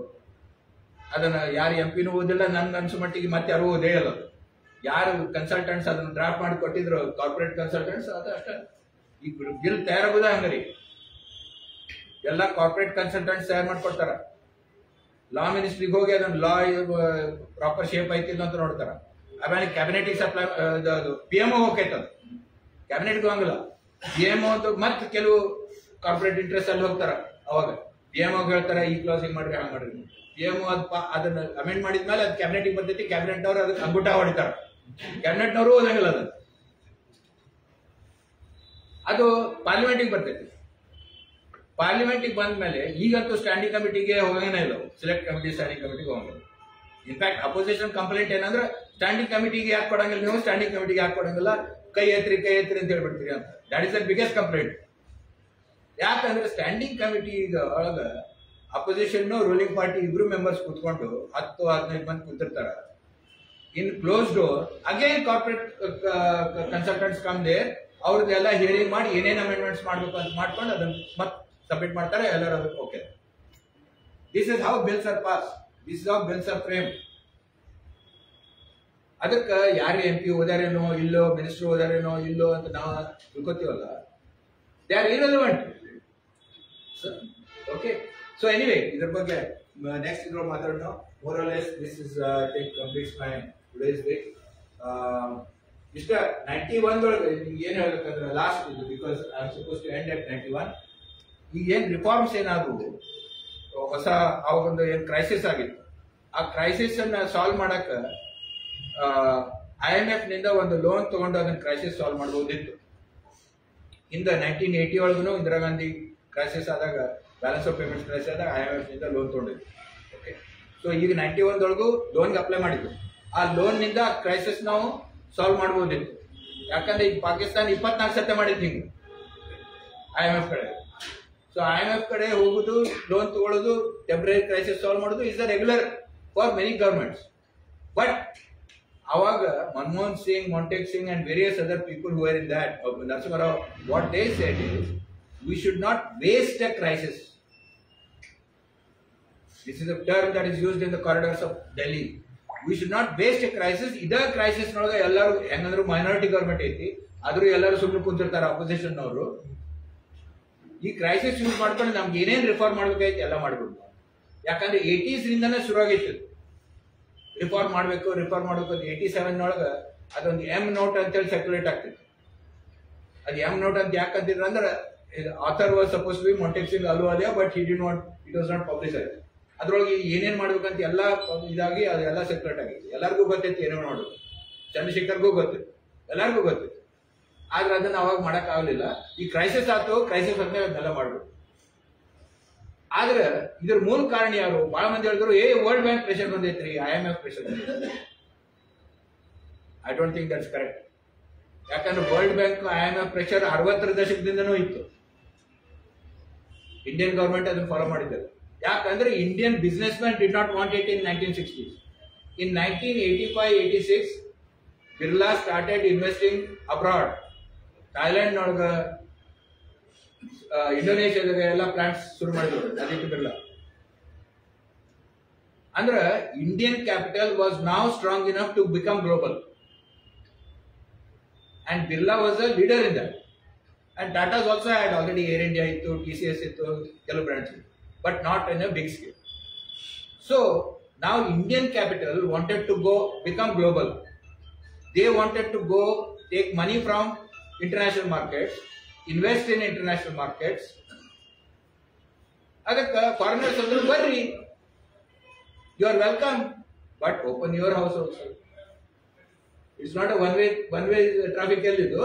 Nam market na ನೀವು ಬರಬೇಕಂದ್ರೆ ನಿಮ್ಮ ಮಾರ್ಕೆಟ್ ಓಪನ್ ಮಾಡ್ರಿ ಅಂತ. ಅದಕ್ಕೆ ಇದೆಲ್ಲ ಸುಧಾರಣೆ, so called economic reforms ಮಾಡಬೇಕಾದ. ಅಂದ್ರೆ it was actually directed by Indian big business. ಅದರಿಂದ ನೀವು ಈಗ ಟುಡೇ ಇಂಡಿಯನ್ ಕ್ಯಾಪಿಟಲ್, ನಾವು ಫಾರಿನ್ ಇನ್ವೆಸ್ಟ್ಮೆಂಟ್ ಬರಕತ್ತೈತ್ರಿ, ಫಾರಿನ್ ಇನ್ವೆಸ್ಟ್ಮೆಂಟ್ ಬರಕತ್ತೈತ್ರಿ, ಇಷ್ಟ ಐತ್ರಿ, ಐತ್ರಿ, ಸ್ಟಾಕ್ ಮಾರ್ಕೆಟ್ ಐತ್ರಿ, ಫಾರಿನ್ ಕಂಪನಿ ಬಂದವ್ರಿ, MNC ಬಂದವ್ರಿ ಅಂತೀವಿ. ಈಗ ಪ್ರತಿ ತಿಂಗಳ ರಿಸರ್ವ್ ಬ್ಯಾಂಕ್ ನವರು ಪಬ್ಲಿಷ್ ಮಾಡ್ತಾರ ಡೇಟಾ, ಎಷ್ಟು ಫಾರಿನ್ ಕಂಪನೀಸ್ ಇಂಡಿಯನ್ ಕ್ಯಾಪಿಟಲಿಸ್ಟ್ ಕೊಂಡ್ಕೊಂಡಾರ ಅಂತ, ಈ ತಿಂಗಳದಾಗ ಎಷ್ಟು ಕೊಂಡ್ಕೊಂಡಾರ ಅಂತ. ಪ್ರತಿ ವರ್ಷಕ್ಕೆ ಸುಮಾರು 750ರಿಂದ 800 ಕಂಪನಿಗಳನ್ನು ಇಂಡಿಯನ್ ಕ್ಯಾಪಿಟಲಿಸ್ಟ್ ಕೊಂಡ್ಕೊಳ್ಳಕತ್ತಾರ ಹೊರಗಿನ. So far, according to latest data by department of economic affairs, government of India, nearly $700 billion have been invested abroad by Indian capitalists. ಅಂದ್ರೆ they are now become a global like any other multinational firm. So ಅದ್ರ ಸಲುವಾಗಿ ಇದು ಬೇಕಾಗಿತ್ತು. So anyway ಅದನ್ನ ಮುಂದಿನ ಇದ್ರೊಳಗೆ ನೋಡೋಣ. Thank you very much. ಅದೇ GATT agreement sir, GATT agreement ಆಯ್ತು. ಅದು that is a trade agreement. ಅದು ಟ್ರೇಡ್ ಓಪನ್ ಮಾಡ್ಬೇಕು ಅಂತ ಹೇಳಿ 92 ಅದೆಲ್ಲ ಶುರುವಾಗ್ತದೆ. ಆಮೇಲೆ ಅದು WTO ಅಂತ 95ದಾಗ ಆಯ್ತು. ಆಮೇಲೆ ಈಗ ಆ WTO ಎಲ್ಲ ಕೊಲಾಪ್ಸ್ ಆಗೈತಿ. ಸೊ ನಮ್ಗೆ ಯಾವಾಗ ಬೇಕು ಅವರು ಓಪನ್ ಮಾರ್ಕೆಟ್ ಫ್ರೀ ಮಾರ್ಕೆಟ್ ಅಂತಾರ, ಯಾವಾಗ ಬೇಡ ಅವಾಗ ಟ್ಯಾರಿಫ್ ಬ್ಯಾರಿಯರ್ಸ್ ಅಂತ. ಈಗ ಟ್ರಂಪ್ ಮಾಡಕತ್ತಲ್ಲ, ಯಾವಾಗ ಬೇಕು ಅವಾಗ ಕಟ್ ಮಾಡ್ತಾರೆ, ಯಾವಾಗ ಬೇಕು ಓಪನ್ ಮಾಡ್ರಿ ಅಂತಾರೆ. That is the nature of international capital. ನಿಮಗೆ ಹೇಳ್ತಾರೆ ನಿಮ್ದು ಓಪನ್ ಮಾಡ್ರಿ ಅಂತ, ನೀವು ಅಲ್ಲಿ ಹೋಗಿ ಅವರು ಏರ್ಲೈನ್ನಾಗ ಅವ್ರ ಮೀಡಿಯಾದಾಗ ಇನ್ವೆಸ್ಟ್ ಮಾಡಕ್ ಟ್ರೈ ಮಾಡ್ರಿ, ಅಲ್ಲ ಮಾಡಕ್. ಅವ ರಿಪೋರ್ಟ್ ಮಾಡೋಕೆ ಇಂಥ ದೊಡ್ಡ ಬಿಲಿಯನರ್ ಅವಲ್ಲಿ ಹೋಗಿ ಫಾಕ್ಸ್ ಚಾನೆಲ್ ಅಂಥವು ಇಂಥವು ಇದನ್ನೆಲ್ಲ, ಅಂದ್ರೆ ನಮ್ಮ ಅರ್ಣಬ್ ಗೋಸ್ವಾಮಿ ಗುರುಗಳು ಅಲ್ಲಿ ಅದಾರಲ್ಲ, ಅಂತ ಚಾನೆಲ್ ಶುರು ಮಾಡಕ್ ಹೋದ್ರೆ ಅವ್ನು ಹೇಳಿದ್ರು ಮೊದಲು ನೀನು ಅಮೆರಿಕನ್ ಸಿಟಿಸನ್ ಆಗಂತ ಹೇಳಿದ್ರು. ಆಸ್ಟ್ರೇಲಿಯನ್ ಇಲ್ಲಿ ಸ್ಟಾರ್ ನೆಟ್ವರ್ಕ್ ಎಲ್ಲ ಮಾಡಿದ್ದ. ಅಂದ್ರೆ ಫಾರಿನರ್ಸಿಗೆ ಅವ್ರು ಅಲೋ ಮಾಡಂಗಿಲ್ಲ, ಏರ್ಲೈನ್ ಮಾಡಕ್ಕೂ ಕೊಡಂಗಿಲ್ಲ, ಮೀಡಿಯಾ ಮಾಡಕ್ಕೂ ಕೊಡಂಗಿಲ್ಲ, several sectors. So all governments restricts ಅದು ಮಾಡೋದು. ನಮ್ಮವರು ತಮಗೆ ಯಾವಾಗ ಬೇಕು ಅವಾಗ ಓಪನ್ ಮಾಡ್ತಾರೆ, ಯಾವಾಗ ಬೇಡ ಅದನ್ನು ಕಟ್ ಮಾಡ್ತಾರೆ. ಯಾವಾಗ ಕಟ್ ಮಾಡ್ಬೇಕಂತಾರೆ ಅವಾಗ we are poor country, we are poor fisherman. ಅಲ್ಲಿ WTO ಹೋಗಿ ನಮ್ಮ ರೆಪ್ರೆಸೆಂಟೇಟಿವ್ ಮಾತಾಡ್ತಾರೆ, ಪೂರ್ ಫಿಶರ್ಮ್ಯಾನ್, ಪೂರ್ ಫಾರ್ಮರ್ಸ್, ಅದ್ರ ಸಲುವಾಗಿ ಹಿಂಗೆ ಮಾಡ್ಬೇಕ್ರಿ. But basically they are negotiating better terms for themselves. ಬಹಳ ಚಂದ ಜರ್ನಿ ಆಗ್ತದೆ throughout this 1.5 hour. History between the lines ಓದ್ಬೇಕಂತಾರಲ್ಲ, ಅದನ್ನೆಲ್ಲ ನೀವು ಚಂದ ಹೇಳ್ಕೊಡ್ತೀನಿ. ನಾವೇನೋ ಹಿಸ್ಟ್ರಿ ಓದಿದ್ವಿ, ಅನ್ಫಾರ್ಚುನೇಟ್ಲಿ ನಾವು ಏನು ಕೂತೇವಿ, ಈ ನಾವು ಆಲ್ಮೋಸ್ಟ್ ಎಲ್ಲ 60+ ಇದೀವಿ. ಸ್ವಲ್ಪ ಯಂಗ್ಸ್ಟರ್ಸ್ ಕಾಲೇಜ್ದವರು ಅಥವಾ MBA ಎಕನಾಮಿಕ್ಸ್ ಸ್ಟೂಡೆಂಟ್ಸ್ ಬಂದ್ರೆ ಹೆಚ್ಚಿನ ಅನುಕೂಲ ಬೆನಿಫಿಟ್ ಆಗ್ತಿರ್ತೇನೋ ಇರ್ಲಿ. ನಮ್ಮೊಂದು ಎಲ್ಲ ಹಿಸ್ಟ್ರಿ ಅಥವಾ ಮುಂದೆ ಎಲ್ಲ ಕ್ಯಾಪಿಟಲಿಸ್ಟ್ ನಮ್ಮನ್ನ ಆಳ್ತಾರ ಇಂಡೈರೆಕ್ಟ್ಲಿ ಅಂತ ನಮ್ಮೊಂದು ಆಯ್ತು. ನಾವು ಸುಮ್ಮನೆ Gandhi thoughts, Nehru thoughts, Modi thoughts ಅಂತ ಏನೇನೋ ನಾವು ಇಲ್ಲಿ ಇದಾಡ್ತೀವಿ. ಬಟ್ ಇದೆಲ್ಲ ಹಿಂದಿರೋರೆಲ್ಲರೂ ಕ್ಯಾಪಿಟಲಿಸ್ಟ್ ಅಂತ ಕನ್ಫರ್ಮ್ ಆಯ್ತು. ಭಾಳ ಚಂದ ನಮ್ಗೆ ಹೇಳ್ಕೊಟ್ರಿ.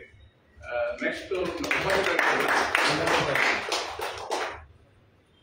ಬ್ಯಾಂಕ್ ನ್ಯಾಷನಲೈಸೇಷನ್ ಅದಕ್ಕಿಂತ ಪೂರ್ವದಲ್ಲಿ ತಮಿಳುನಾಡೊಳಗೆ ಚೆಟ್ಟಿಯಾರ್ ಒಳಗೆ ಪ್ರಕಾಶನ, ನಮ್ಮ ಕರ್ನಾಟಕದ ವೈಶ್ಯರಲ್ಲಿ ಬಟ್ ಎಲ್ಲಾ ಬ್ಯಾಂಕಿಂಗ್ ಸೆಕ್ಟರ್ದು ಹೆಡ್ ಆಫೀಸ್ಗಳು ಕೆನರಾ ಅಂದ್ರೆ ಮಂಗಳೂರೊಳಗೆ ಇದ್ರು ಸಹ ಅದ್ರ ರಿಕ್ರೂಟ್ಮೆಂಟ್ಸ್ ಮತ್ತು ಇದು ಎಲ್ಲ ಈಗ ಬೇರೆ ಸ್ಟೇಟಿಗೆ ಹೋಗ್ತಾ ಇದೆ. ಅದಕ್ಕೂ ಟ್ರೇಡ್ಗೆ ಏನಾದ್ರು ಸಂಬಂಧ ಇದೆ? ಈಗ ಸಾವುಕಾರಿ ಅಂತ ಏನಂತೀವಿ ನಾವು ಮನಿ ಲ್ಯಾಂಡಿಂಗ್, ಅದು ಮೊದಲ ಮೊಘಲ್ ಕಾಲದಾಗ ಹೆಂಗಿತ್ತು ಅದು ಇನ್ನೂ ನಡೆದಿದೆ, ಈಗೇನು ಕಡಿಮೆ ಇಲ್ಲ. ನಮ್ಮಲ್ಲಿ ಎಲ್ಲ ಕಡೆ ನಾವು ಸರಾಫಿ ಅಂತೀವಿ, ಅಲ್ಲಿ ಹೋಗಿ ಇದ್ದದ್ದು ಬಂಗಾರ ಗಿಂಗಾರ ಇಟ್ಟು ತಗೊಂಡ್ ಬರ್ತೀವಿ. ಎಷ್ಟು ಈಗೂ ಸುಧಾ ಎಲ್ಲಿ ನ್ಯಾಷನಲೈಸ್ ಬ್ಯಾಂಕ್ಸ್ ಅಥವಾ ಈ ಪ್ರೈವೇಟ್ HDFC ICICI ಬ್ಯಾಂಕ್ ಎಲ್ಲಿ ರೈತರು ಕೊಡ್ತಾರೆ, ಅವ್ರ ಕೊನೆಗೆ ದಲಾಲರ ಕಡೆ ತಗೋಬೇಕು, ಹೈ ಇಂಟ್ರೆಸ್ಟ್ ರೇಟ್ನಾಗ APMC ಮಾರ್ಕೆಟ್ ದಲಾಲ್ ಇರ್ತಾರಲ್ಲ ಅವ್ರ ಕಡೆ ತಗೋಬೇಕು, ಇಲ್ಲಾಂದ್ರೆ ಈ ಮಾರವಾಡಿಯವ್ರ ಕಡೆ ಸರಾಫಿ ಕಡೆ ತಗೋಬೇಕು. ಆಮೇಲೆ ಒತ್ತಿ ಇಟ್ಟು ತಗೋಬೇಕು. 3% is common. 3% per month ಅಂದ್ರೆ 36% is common. ಮತ್ತೆ ಈಗ NBFCs ಅಂತ ಮಾಡ್ಯಾರ, ಅವು ಮೋರ್ ಆರ್ ಲೆಸ್ 24-20+% ನಾಗನ ಕೊಡ್ತಾರ. ಗೋಲ್ಡ್ ಲೋನ್ಸ್ ಅಂತಾರ. ಅಂದ್ರೆ ಈ ಬೇರೆ ಬೇರೆ ಸ್ಕೀಮ್ಸ್ ಆಗ್ಯಾವ.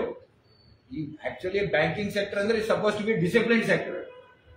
Okay, so there is some limit on that. RBI control ಮಾಡ್ತೀವಿ. ಈಗ ನಾನ್ ಬ್ಯಾಂಕಿಂಗ್ ಸೆಕ್ಟರ್ನಾಗ ಇವೆಲ್ಲ ಬರ್ತವೆ. ಆಮೇಲೆ ಈ ಸಾಹುಕಾರಿನೂ ಇನ್ನೂ ನಡೆದಿದೆ. But banking sector is expanding and one of the reasons for demonetisation is that. ನಾಳೆ ನೋಡೋಣ ಅದು ಅಂದ್ರೆ ಇದರಿಂದ ಎಲ್ಲರಿಗೂ ತ್ರಾಸ ಆಗ್ತದೆ ಅಂತ ಗೊತ್ತಿತ್ತು. But they wanted to bring everybody into the banking network. Demonetisation and then UPI. ಇದರಿಂದ ಏನಾಯ್ತು, ಕ್ಯಾಶ್ ಕಡಿಮೆ ಏನಾಗ್ಲಿಲ್ಲ, ಆಕ್ಚುಲಿ ಕ್ಯಾಶ್ ಹೆಚ್ಚಿಗೆ ಆಗೈತಿ. ಈಗ ಮೊದಲಿಂದ 2016ಗಿಂತ ಈಗ ಕರೆಂಟ್ ಕ್ಯಾಶ್ ಸರ್ಕ್ಯುಲೇಷನ್ ನೋಡಿದ್ರೆ ಈಸ್ ಮೋರ್. ಬಟ್ ಏನಾಯ್ತು, ಎಲ್ಲಾರು ಒಂದಿಲ್ಲ ಒಂದ್ ರೀತಿಯಿಂದ ಬ್ಯಾಂಕಿಂಗ್ ನೆಟ್ವರ್ಕ್ ನ ಬಂದ್ಬಿಡು. ನೀವು UPI ಮಾಡಿದ್ರೆ ಬರೀ ನಮ್ಮ ದೇಶದೊಳಗೆ ಚಹಾ ಕುಡಿಯೋದು ಟರ್ನ್ ಓವರ್ 16,000 ಕೋಟಿ ಒಂದ್ ದಿವಸ. ಮೊದಲು ಇವೆ ಅವು ಲಿಂಕ್ ಆಗ್ತದೆ. ಸರ್, ಇನ್ನೊಂದು ಅಬ್ಸರ್ವೇಷನ್, ಈಗ ನಾವು ಇತ್ತಿತ್ತಲ ನೋಡಿದ್ರೆ ಬಿಸ್ನೆಸ್ ಆಫ್ ಪರ್ಟಿಕ್ಯುಲರ್ ಕಮ್ಯುನಿಟಿ ಅದು ಗ್ರೂಪ್ ಮಾಡ್ಕೊಳ್ತಾರೆ. ಬಿಸ್ನೆಸ್ ನಮ್ಮ ಪರ್ಟಿಕ್ಯುಲರ್ ಕಮ್ಯುನಿಟಿಗೆ ಒಂದೇ ಬಿಸ್ನೆಸ್, ಅದ್ರ ಸರ್ಕ್ಯುಲೇಷನ್ ಬಿಸ್ನೆಸ್ ನಮ್ಮ ನೋಡಿದ್ರೆ ಇದು ಎಷ್ಟು ಮಟ್ಟಿಗೆ ನೆಟ್ವರ್ಕ್ ಬಿಸ್ನೆಸ್ ತಮ್ಮ ಕಮ್ಯುನಿಟಿ ನೋಡ್ತಾ ಇದ್ದೆ ಪೇಪರ್ನಾಗೆಲ್ಲ. ಅದೇ ಜಾತಿ ಹೆಸರು ಹೇಳೋದು ಬೆಳಕಾಗಿಲ್ಲ, ಎಲ್ಲ ತಮ್ಮ ಜಾತಿ ಗ್ರೂಪ್ ಮಾಡ್ಕೊಳ್ತಾರೆ, ಅದ್ರೊಳಗೆ ಮಾಡ್ತಾರೆ. ಇದು ಎಷ್ಟು ಮಟ್ಟಿಗೆ ಸರಿ ಅಥವಾ ನಮ್ಮ ಎಕನಾಮಿಕ್ ಗ್ರೋತ್ಗೆ ಏನಾದ್ರು ಅಥವಾ ರೆಲೆವೆಂಟ್ ಅದು ಸರಿ ತಪ್ಪು ಅಂತ ಅನ್ನೋದಕ್ಕಿಂತ ಅದು ಮೊದಲಿಂದ ಅದ ಅಂತ ಅನ್ನೋದು ಒಪ್ಪೋದು. ಎಲ್ಲ ಬಿಸ್ನೆಸ್ ಕಮ್ಯುನಿಟೀಸ್ನೊಳಗೂ ಹಿಂಗದವ್ರು. ಅವು ಕಾಸ್ಟ್ ಬೇಸ್ಡ್ ಇರ್ದಿರ್ಲಿ, ಯಾರ ಮೇಲೆ ನಾವು ಟ್ರಸ್ಟ್ ಮಾಡಿ ಅವು ಕೋರ್ಟಿಗೆ ಹೋಗಂಗಿಲ್ರಿ, ಅವು ಹೊಡೆದಾಟ ಅಲ್ಲೇ ಸೆಟ್ಲ್ ಆಗ್ಬಿಡ್ತಾವ. ಒಬ್ಬ ದಿವಾಳಿ ಆದ್ರು ಅಲ್ಲೇ ಸೆಟ್ಲ್ ಆಗ್ತಾವ. ಓಕೆ, ಇಂಥವು ಭಾಳ ಕಮ್ಯುನಿಟೀಸ್ ಅದಾವ ನಮ್ಮಲ್ಲಿ. ಒಬ್ರಿಗೊಬ್ರು ಹೆಲ್ಪ್ನು ಮಾಡ್ತಾರ, ಒಬ್ಬ ದಿವಾಳಿ ಆದ್ರೆ ಅದ್ರ ಇದನ್ನು ವಜ್ಜನೂ ತಗೋತಾರ. ಇದು ಭಾಳ ಕಮ್ಯುನಿಟೀಸ್ ಅದಾವ ಇಂಡಿಯಾದ ಎಲ್ಲ ಪ್ರತಿ ಕಾರ್ನರ್ನಾಗೂ ಇಂಥ ಕಮ್ಯುನಿಟೀಸ್ ಅದಾವ. ಆಮೇಲೆ ಅದೇನು ತಪ್ಪು ಸರಿ ಅನ್ನೋದಿಲ್ಲ, ಅದು ಐತಿ. Okay, but when you go to a so called bank, ಅಲ್ಲಿ they are supposed to value your project in itself, not who you are and all that. Whether this is a profitable thing, ಇಲ್ಲೂ ಜನರು ನೀವು ಅಷ್ಟು ಅದರಿಂದ ದುಡ್ಡು ಗಳಿಸಿ ಅವ್ರಿಗೆ EMI ಕೊಡಕ್ಕೆ ಹಾಕೈತೋ ಇಲ್ಲೋ, ಇದ್ರ ಫ್ಯೂಚರ್ ಏನೈತಿ, ನಿಮ್ ಬಿಸ್ನೆಸ್ ಪ್ಲಾನ್ ಏನೈತಿ, ಅದನ್ನ ನೋಡಿ ನಿಮ್ಗೆ ಲೋನ್ ಕೊಡ್ಬೇಕು ಅವ್ರ ಕರೆ ಅಂದ್ರೆ. ನಾಟ್ ನಿಮ್ ಜಾತಿ ಧರ್ಮ ಅದನ್ನೆಲ್ಲ ನೋಡ್ಬಾರ್ದು. ಅಲ್ಲೇ ಈ ನೆಟ್ವರ್ಕ್ ಯೂಸ್ ಮಾಡೋದು ಬಸ್ ಆಗ್ತದೆ, ಅಲ್ಲಿಯೂ ಆಗ್ತದೆ. ಯಾಕಂದ್ರೆ ಈಗ ಇಷ್ಟು ಮಂದಿ ನಾನು ದೊಡ್ಡ ದೊಡ್ಡ ಉದ್ಯೋಗಪತಿಗಳು ಕುಡ್ಕೊಂಡು ಮಾತಾಡೀನಿ, ಸಾವಿರಾರು ಕೋಟಿಗಳನ್ನ ಅವರು ಬ್ಯಾಂಕಿಂಗ್ ಡಂಪ್ ಮಾಡಿನೂ ಹೊರಗೆ ಇಟ್ಟಾರ. ಮತ್ತ ಪ್ರೈವೇಟ್ ಈಗ ಅನಿಲ್ ಅಂಬಾನಿ ಚೈನೀಸ್ ಕಡೆಯಿಂದ $10 ಬಿಲಿಯನ್ ಲೋನ್ ತಗೊಂಡಿದ್ದ ತನ್ನ ಪವರ್. ಅವೆಲ್ಲ ಮುಗಿಸ್ಯಾರ, ಅದು ಬೇರೆಯವ್ರದ್ದು ಮುಗಿಸ್ಯಾರ. ಲಂಡನ್ ಒಳಗೆ ಆರ್ಬಿಟ್ರೇಷನ್ ಕೋರ್ಟ್ನಾಗ ಅದು ಕೇಸ್ ಇದ್ದಾಗ ಅಲ್ಲಿ ಅಟೆಂಡ್ ಆದವ. ಚೈನೀಸ್ ಅಲ್ಲಿ ಲಂಡನ್ ಹಾಕಿದ್ರು, ಭಾಳ ಮಂದಿ ಲಂಡನ್ಗೆ ಹೋಗ್ತಾರೆ, centre for this kind of arbitration. ಆವಾಗ ಹೋದಾಗ ಹೇಳ್ದ, ನನ್ನ ಹತ್ರ ಒಂದು ದುಡ್ಡು ಇಲ್ರಿ, ನಾನು ದಿವಾಳಾಗೇನಿ ಅಂತ. ನೀವು ಪ್ರೈವೇಟ್ ಜೆಟ್ನಾಗ ಬಂದಿವಲ್ಲೋ ಲಂಡನ್ಗೆ ಅಂತ ಅಂದ್ರು. ಅವ ಹೇಳ್ತಾನೆ, ಅದು ನಂದಲ್ರಿ, ನನ್ನ ಮಗಂದಂತ. ಮತ್ತೀಗ ನಿನ್ನೆ ಹೋದ ವಾರ ಅನೌನ್ಸ್ ಮಾಡೋಣ, ಆಂಧ್ರದೊಳಗೆ 10,000 ಕೋಟಿ ಹಾಕ್ತಾನಂತ, ಏನೋ ಸೋಲಾರ್ ಏನೋ ಪವರ್ ಪ್ರಾಜೆಕ್ಟ್. ಈ 10,000 ಕೋಟಿ ಎಲ್ಲಿಂದ ಬಂತು? ಹಂಗ ಇಷ್ಟು ದಿವಸ ದಿವಾಳಿಯಾಗಿ ಓಡಾಡ್ತಿದ್ದ. So this part of the system. Bank ಚೇರ್ಮನ್ಗಳು, ಬ್ಯಾಂಕ್ ಇವರು, ಅವ್ರ ಮಕ್ಕಳು ಹಾರ್ವರ್ಡ್ಗೆ ಹೆಂಗೆ ಹೋಗ್ತಾರ, ಯಾರು ಅವ್ರು ಫೀಸ್ ಕೊಡ್ತಾರ, ಅವ್ರ ಮಕ್ಕಳು, ಸೊಸೆಯರು, ಹಳೆಯರು, ಇವೆಲ್ಲ ಅವ್ರು ದೊಡ್ಡ ಕಥೆ ಇತ್ತು.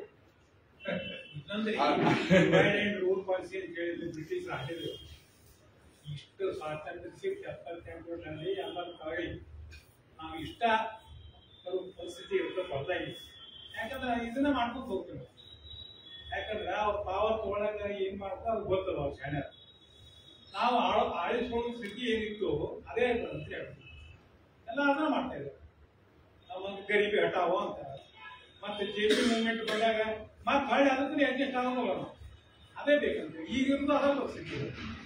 ನಾವು ದುಡಿಯೋರು ದುಡಿದ ಏನಂತ ಎಲ್ಲ ಪ್ಲಾನಿಂಗ್ ಪರಿಸ್ಥಿತಿ ಇರ್ತಾರ, ಬಡವನ್ನ ಕಡಿಮೆ ಮಾಡ್ಬೇಕು, ಅದು ಕಡಿಮೆ ಆಗೋದಿಲ್ಲ, ಇಷ್ಟು ಮಂದಿ ಕೈ ಇರ್ತೈತಿ ಅವರ ಆಡ್ತಾ ಇದ್ದಾರೆ. ಡೆಮೋಕ್ರಸಿನ ಹಣೆ ಬರ ಪರಿಸ್ಥಿತಿ. ಇದೇನೈತಲ್ರಿ, ಅಂದ್ರ ಇದು ಆಕ್ಚುಲಿ ಟ್ರಾನ್ಸ್ಫರ್ ಆಫ್ ಪವರ್ ಆಗಿದೆ. State has remain the same. ನಿಮ್ಗೊಂದು ಒಂದು ಉದಾಹರಣೆ ಕೊಡ್ತೀನಿ. ನಾನು TCS ನಾಗ ಇದ್ದಾಗ ಹಂಗ ಒಂದು ಈ ಗವರ್ನೆನ್ಸ್ ಅಂತ ಶುರು ಆಯ್ತು ನೋಡ್ರಿ. ಎಲ್ಲ ನಾವು ಎಲೆಕ್ಟ್ರಾನಿಕ್ ನಾಗ ಮಾಡ್ತೀವಿ, ಡಿಜಿಟಲ್ ಮಾಡ್ತೀವಿ. ಸರ್ಕಾರ ಮತ್ತು ನಾಗರಿಕರ ನಡುವೆ ಯಾರು ಬೇಡ, ಡೈರೆಕ್ಟ್ ಅಪ್ರೋಚ್ ಮಾಡ್ಬೋದು. ನಡುವೆ ಯಾರು ದಲಾಲರು ಏಜೆಂಟ್ರು ಬೇಕಾಗಿಲ್ಲ.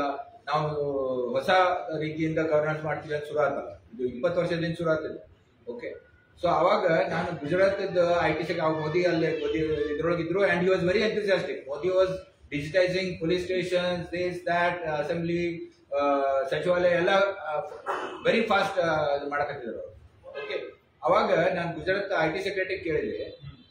ಹಂಗ ಅಂದೆ ಫ್ರೆಂಡ್ಲಿ ಇದ್ರೊಳಗೆ, ನೋಡ್ರಿ ನಾವೀಗ ಇದನ್ನ ಮಾಡಕತ್ತೀವಿ, ಡಿಜಿಟೈಸ್ ಮಾಡಕತ್ತೀವಿ, ಕಂಪ್ಯೂಟರೈಸ್ ಮಾಡಕತ್ತೀವಿ. ಬಟ್ ಕಂಪ್ಯೂಟರೈಸ್ ನಾವು ಏನ್ ಮಾಡಕತ್ತೀವಿ, ಈ ಪ್ರೊಸೆಸಸ್ ಏನದಾವಲ್ಲ, ಯಾವ ಪ್ರೊಸೆಸಸ್, ಗವರ್ನಿಂಗ್ ಪ್ರೊಸೆಸಸ್ ಅಂತೀವಿ, ಗವರ್ನೆನ್ಸ್ ಪ್ರೊಸೆಸಸ್ ಅಂತೀವಿ, ಇವೆಲ್ಲ 1857 ಆದ್ಮೇಲೆ ಬ್ರಿಟಿಷರು ಕಟ್ಟಿದ ರಾಜ ಇದು. ಇವೆಲ್ಲ 1860, 61, 62 ತಯಾರಾಗಿದ್ದು ರೀ. ಸಮಿತಿಗಳು, ರೂಲ್ಸ್, ಪ್ರೊಸೀಜರ್ಸ್ ಎಲ್ಲ ಇವು ಅವಾಗ. ಇವ್ರೇನ್ ನೇಮ್ ಚೇಂಜ್ ಮಾಡಕತ್ತಾರ ಅಷ್ಟ, ಭಾರತೀಯ ನ್ಯಾಯ ಸಂಸ್ಥೆ ಅಂತಾರ, ಇದಂತಾರ, ಅಷ್ಟ.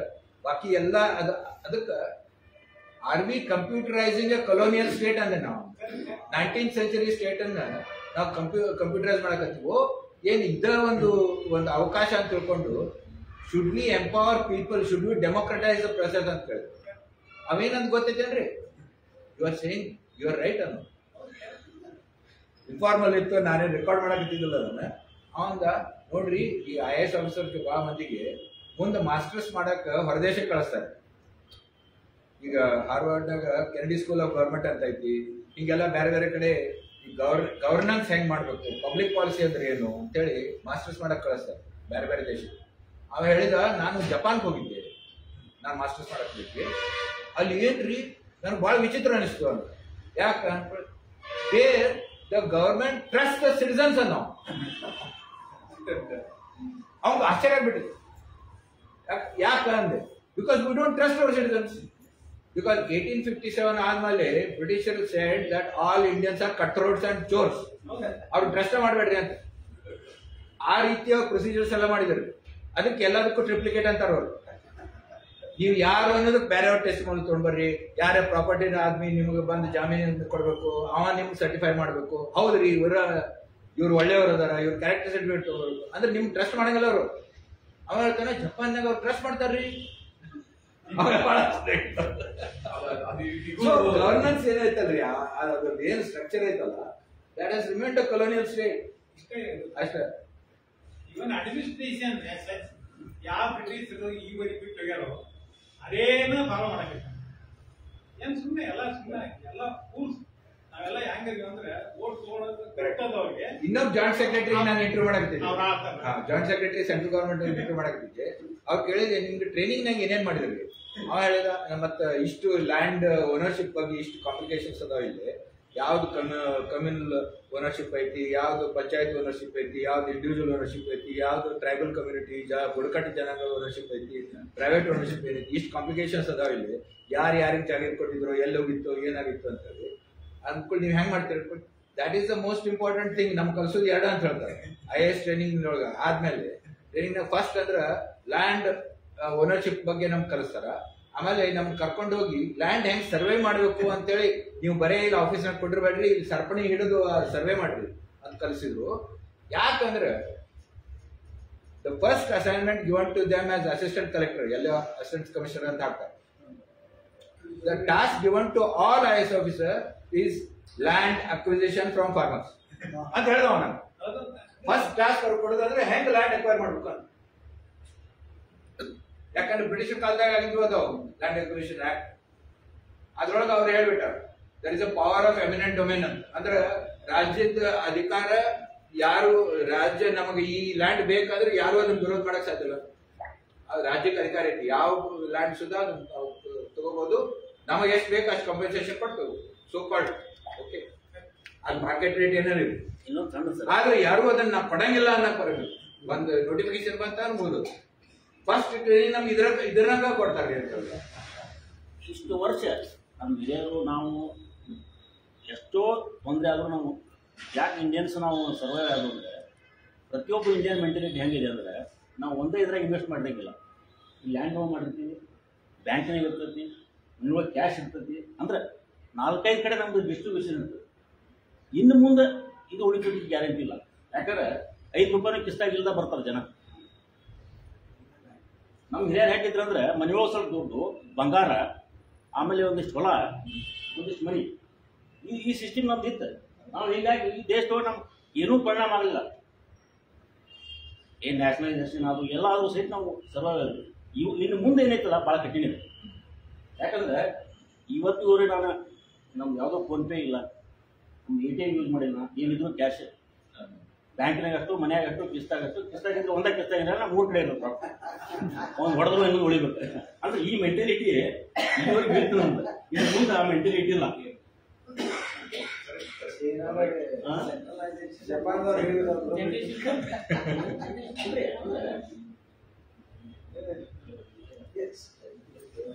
ವಿದ್ಯಾರ್ಥಿಗಳು ಈ ಕಾರ್ಯಕ್ರಮ ಆಕ್ಚುಲಿ ಸ್ಕೂಲ್ ಕಾಲೇಜ್ ಮಾಡೋದು ಬಹಳ ಚಲೋ.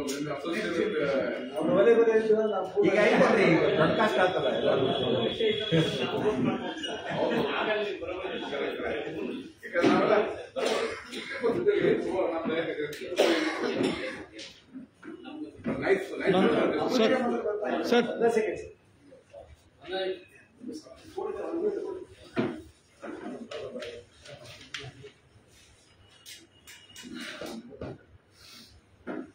ನಮ್ಮ ನಡುವೆ ನಮಗೆ ಗೊತ್ತಿಲ್ಲದಂಥ ಏನು ಜ್ಞಾನ ಅಂತ ಏನು ಹೇಳ್ತೀವಿ, ಜ್ಞಾನದ ನಿಧಿ ಅಂತ ಏನು ಹೇಳ್ತೀವಿ, ಅಂತ ಜ್ಞಾನದ ಕನಿಷನ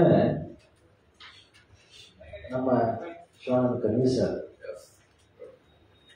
ಅಲ್ಲಿ ಮೇಯಿಸಿದೆ.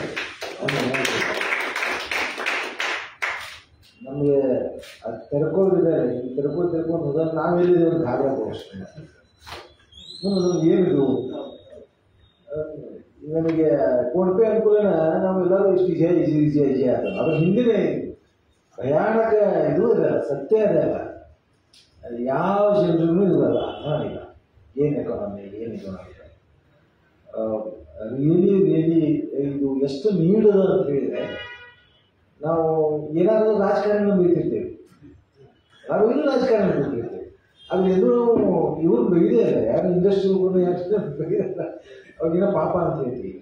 ಬಟ್ ವಾಸ್ತವವಾಗಿ ಇಡೀ ವ್ಯವಸ್ಥೆನೇ ಅದು ಕ್ಯಾಪ್ಚರ್ ಮಾಡಿ ನಮ್ಮನ್ನು ಆಟ ಆಡಿಸಕತ್ತಲ್ಲ. ಇದಕ್ಕೆ ಸೂತ್ರ ಏನು ಪರಿಹಾರ ಏನು ಅನ್ನೋಂಥದ್ದು ಬಹುತೇಕ ಯಾವುದೂ ಐದು ಇಲ್ಲ ಗೊತ್ತಿಲ್ಲ. ನಾಡದ್ದು 9ನೇ ತಾರೀಕು ಒಂದು ಸೂಚಿ ತಿಳಿಸ್ಬೋದೇನೋ ಅಂತಂದರೆ, ನೀವು ಹೇಳಿದ ಕರೆ ಇದೆಲ್ಲ ಪೊಲಿಟಿಕಲ್ ಅಲ್ಲ, ಇದು ಇಂಡಸ್ಟ್ರಿಯಲ್ ಇದ್ರೊಳಗೆ ಇದು ಇದೆ ಅಂತ. ಬಟ್ ಆದರೆ ಆ ಕ್ಯಾಪ್ಚರ್ನಿಂದ ಏನಾದರೂ ಜಗತ್ತು ಹೊರಗಡೆ ಬರೋದಕ್ಕೆ ಸಾಧ್ಯತೆ ಇದೆ ಅಂತ. ಇವತ್ತು ಅಮೇರಿಕ ಹಿಡ್ಕೊಂಡು ಎಲ್ಲವೂ ಸಹಿತ ಟ್ರಂಪ್ ಇದ್ರೊಳಗೆ ಅವ ಜಗತ್ತಿನೊಳಗೆ ಅತ್ಯಂತ ಶ್ರೀಮಂತ ಅವ ಇದನ್ನು ಕ್ಯಾಪ್ಚರ್ ಮಾಡ್ಕೊಂಡಾರ. ಹಂಗೆ ಈ ಇದನ್ನು ಹೊಳ್ಳಿ ಬರ್ಲಿಕ್ಕೆ ಏನಾರ ಅಥವಾ ಹಿಂಗೆ ಒಟ್ಟೆ ಹಿಂಗೆ ಬಂದೇ ಇಲ್ಲ, ಮೊದಲಿಗೂ ಹೀಗಿದೆ ಕಾಮರ್ಸ್ ಒಳಗಿನ ದೇಶ ಆಡಳಿತ ಆಗ್ತದೆ ಅಂತ. ಆ ಹಿನ್ನೆಲೆ ಒಂದಿಷ್ಟು ನಾಳೆ 20ನೇ ತಾರೀಕಿನ ಮಾಡ್ತೀವಿ ಅಂತ ಅವನ್ನ ಕೇಳಿಸ್ಬೇಕಾದ್ರೆ ಯೂಟ್ಯೂಬ್ದಾಗ ಅಡಿಗೆ ಅಂತ ಕಾಣಿಸುತ್ತೆ. ಇಂಥವೆಲ್ಲವೂ ಹಂಚು ಏನೋ ಗೊತ್ತಿಲ್ಲ, ಇದು ಹಂಚು ಕೆಲಸ ಆಗಬೇಕಾಗಿತ್ತು. ನಾವು ಇದು ಏನು ನೀವು ಮಾತಾಡಿದ್ರೆ ಬಹುತೇಕ ನಾವು ಇಂಥವನ್ನು ಕಲಿಸಿ ನೀಟಾಗಿ ಚರ್ಚೆ ಮಾಡಿಸಿ ಅದನ್ನು ಕೇಳಿಸಿದ್ರು ಚರ್ಚೆ ಮಾಡುವಂಗೂ ಆಗಿರಬೇಕು ಅಂತ ಅಂಥ ಒಂದು ಇಲ್ಲಿ ನಾವು ಶುರು ಮಾಡೋದನ್ನು ಮಾಡಿದ್ದೀವಿ ಸರ್. ನನಗೆ ಯಂಗ್ಸ್ಟರ್ಸ್ ಇದ್ರೊಳಗೆ ತುರ್ತಾಗಿ ಇದು ಹೋಗಬೇಕಾಗಿದೆ ಅಂತ ಇದೊಂದು ಭಾಳ ದೊಡ್ಡ ರೋಗ ಹೋಗ್ಬಿಟ್ಟಿದೆ ಇವಾಗ. ಧರ್ಮದ ರೋಗ ಹೋಗಿದೆ, ಏನೇನೋ ರೋಗ ವಿಷ ಹೋಗ್ಬಿಟ್ಟಿದೆ. ಅದನ್ನ ಇದು ಮಾಡ್ತಾರೆ. ಇದನ್ನು ತೆರೆದಿಟ್ಟರೆ ಅವು ಆಲೋಚನೆ ಶುರು ಆಗ್ತಾವೆ. ಹೌದಲ್ಲ, ಹಿಂಗೈತೆ ಇದು ಅಂತ ತಿಳ್ಕೊಂಡೆ. ಅಂಥ ಒಂದು ಕಾರ್ಯ ಮಾಡಲಿಕ್ಕೆ ನಾವೇನು ಮಾಡೋಕ್ಕೆ ಸಾಧ್ಯತೆ ಇದೆ, ಸಂಘ ಏನು ಮಾಡೋಕ್ಕೆ ಸಾಧ್ಯತೆ ಇದೆ, ನೀವು ಅದಕ್ಕೆ ಯಾವ ರೀತಿ ಸಪೋರ್ಟ್ ತಗೊಳ್ಳೋಕ್ಕೆ ಸಾಧ್ಯತೆ ಇದೆ ಅಂತ ಏನಾದ್ರು ಆಲೋಚನೆ ಮಾಡಿ ಸರ್. ಖಂಡಿತ ಒಂದಿಷ್ಟು ಏನಾದ್ರು ಒಂದು ಸೀರೀಸ್ ಆಗಿ ಅದು ಯಾವುದೋ ಪ್ರತಿ ಶನಿವಾರ ಇರ್ಬೋದು, ಪ್ರತಿ ಐತಾರ ಇರ್ಬೋದು, ಏನಾದರೂ ಆನ್ಲೈನ್ ಮೂಲಕ ನೀವು ಇಲ್ಲಿ ಅವೈಲೇಬಲ್ ಆಗಲಿಕ್ಕಲ್ಲ ಆನ್ಲೈನ್ ಮೂಲಕ ಏನಾದ್ರು ಮಾಡೋಕ್ಕೆ ಸಾಧ್ಯತೆ ಇದೆ ಅಂದರೆ ಈ ಟೆಕ್ನಾಲಜಿ ಬಳಸ್ಕೊಂಡು ಖಂಡಿತ ಮಾಡೋಣ ಸರ್. ನನಗೆ ತುರ್ತು ಈಗಂತೂ ಇಷ್ಟ ಅನ್ಸಾಗತ್ತಲ್ಲ, ವೆರಿ ತುರ್ತು ನಮ್ಮ ಯಂಗರ್ ಜನ್ರೇಷನ್ ಹ್ಯಾಂಗೆ ಡೈವರ್ಟ್ ಮಾಡ್ಬೋದು ಅಂದರೆ ಇಂಥ ಇದಕ್ಕೆ ನಾವು ಇದನ್ನು ತೆಗೆದಿಟ್ಟು ಖಂಡಿತ ಅವ್ರು ಡೈವರ್ಟ್ ಆಗ್ತಾರೆ ಅಂತ ಇಂಥ ಆಲೋಚನೆ ನಮಗೆಲ್ಲ ಇಲ್ಲಿ ಬಂದಿದ್ದು sir. Really very very grateful sir. ನಿಮ್ಮ ಮಾತುಗಳು, ನಿಮ್ಮ ಜ್ಞಾನ ಅದೆಷ್ಟು ಅಗಾಧವಾಗಿ ಓದ್ಕೊಂಡ್ರೆ, ಅದೆಷ್ಟು ಪುಸ್ತಕಗಳನ್ನು ನೀವು ಯೂಸ್ ಮಾಡಿ, ಎಷ್ಟು ಮಂದಿ ಇಂಟರ್ವ್ಯೂ ಮಾಡಿರಿ, ಎಷ್ಟು ದೇಶಗಳನ್ನು ನೀವು ಸುತ್ತೀರಿ. ನಮ್ಗೆ ಯಾರಿಗೂ ನಮ್ಮ ಊರೊಳಗನೆ ಇಂಥ ಒಂದು ವ್ಯಕ್ತಿ ಅದಾರ ಅನ್ನೋದು ಅವ್ರು ಮಾತಾಡಿರೋದನ್ನ ಗೊತ್ತಾಗುವಂಥದ್ದು ಯಾರಿಗೆ ಗೊತ್ತಿದೆ. ಆ ಹಿನ್ನೆಲೆ ಒಳಗೆ ಇಂಥ ಜ್ಞಾನವನ್ನು ಕರ್ನಾಟಕ ವಿದ್ಯಾವರ್ಧಕ ಸಂಘ ಸಮರ್ಥವಾಗಿ ಬಳಸ್ಕೊಳ್ಳಿಕ್ಕೆ ಆಶಯ ವ್ಯಕ್ತಪಡಿಸಿದೆ. ಅದರ ಆಚೆ ಏನಾದರೂ ಸಹಿತ ನೀವು ಸಂಘಕ್ಕೆ ಮಾರ್ಗದರ್ಶನ ಮಾಡೋದಕ್ಕೆ ಖಂಡಿತ ಮಾಡಬಹುದು ಅಂತ ಹೇಳ್ತಾ ಇವತ್ತಿನ 2ನೇ ಉಪನ್ಯಾಸ ಅತ್ಯಂತ ಯಶಸ್ವಿ ಆಗಿದೆ. 9ನೇ ತಾರೀಕು ಎಂದಿನಂತೆ 6 ಗಂಟೆಗೆ ತಾವೆಲ್ಲರೂ ಬರಬೇಕು, ಇನ್ನೂ ಹೆಚ್ಚು ಜನ ಆಗಬೇಕು ಅಂತ ವಿನಂತಿ ಮಾಡ್ತೀನಿ. ಶುಭರಾತ್ರಿ.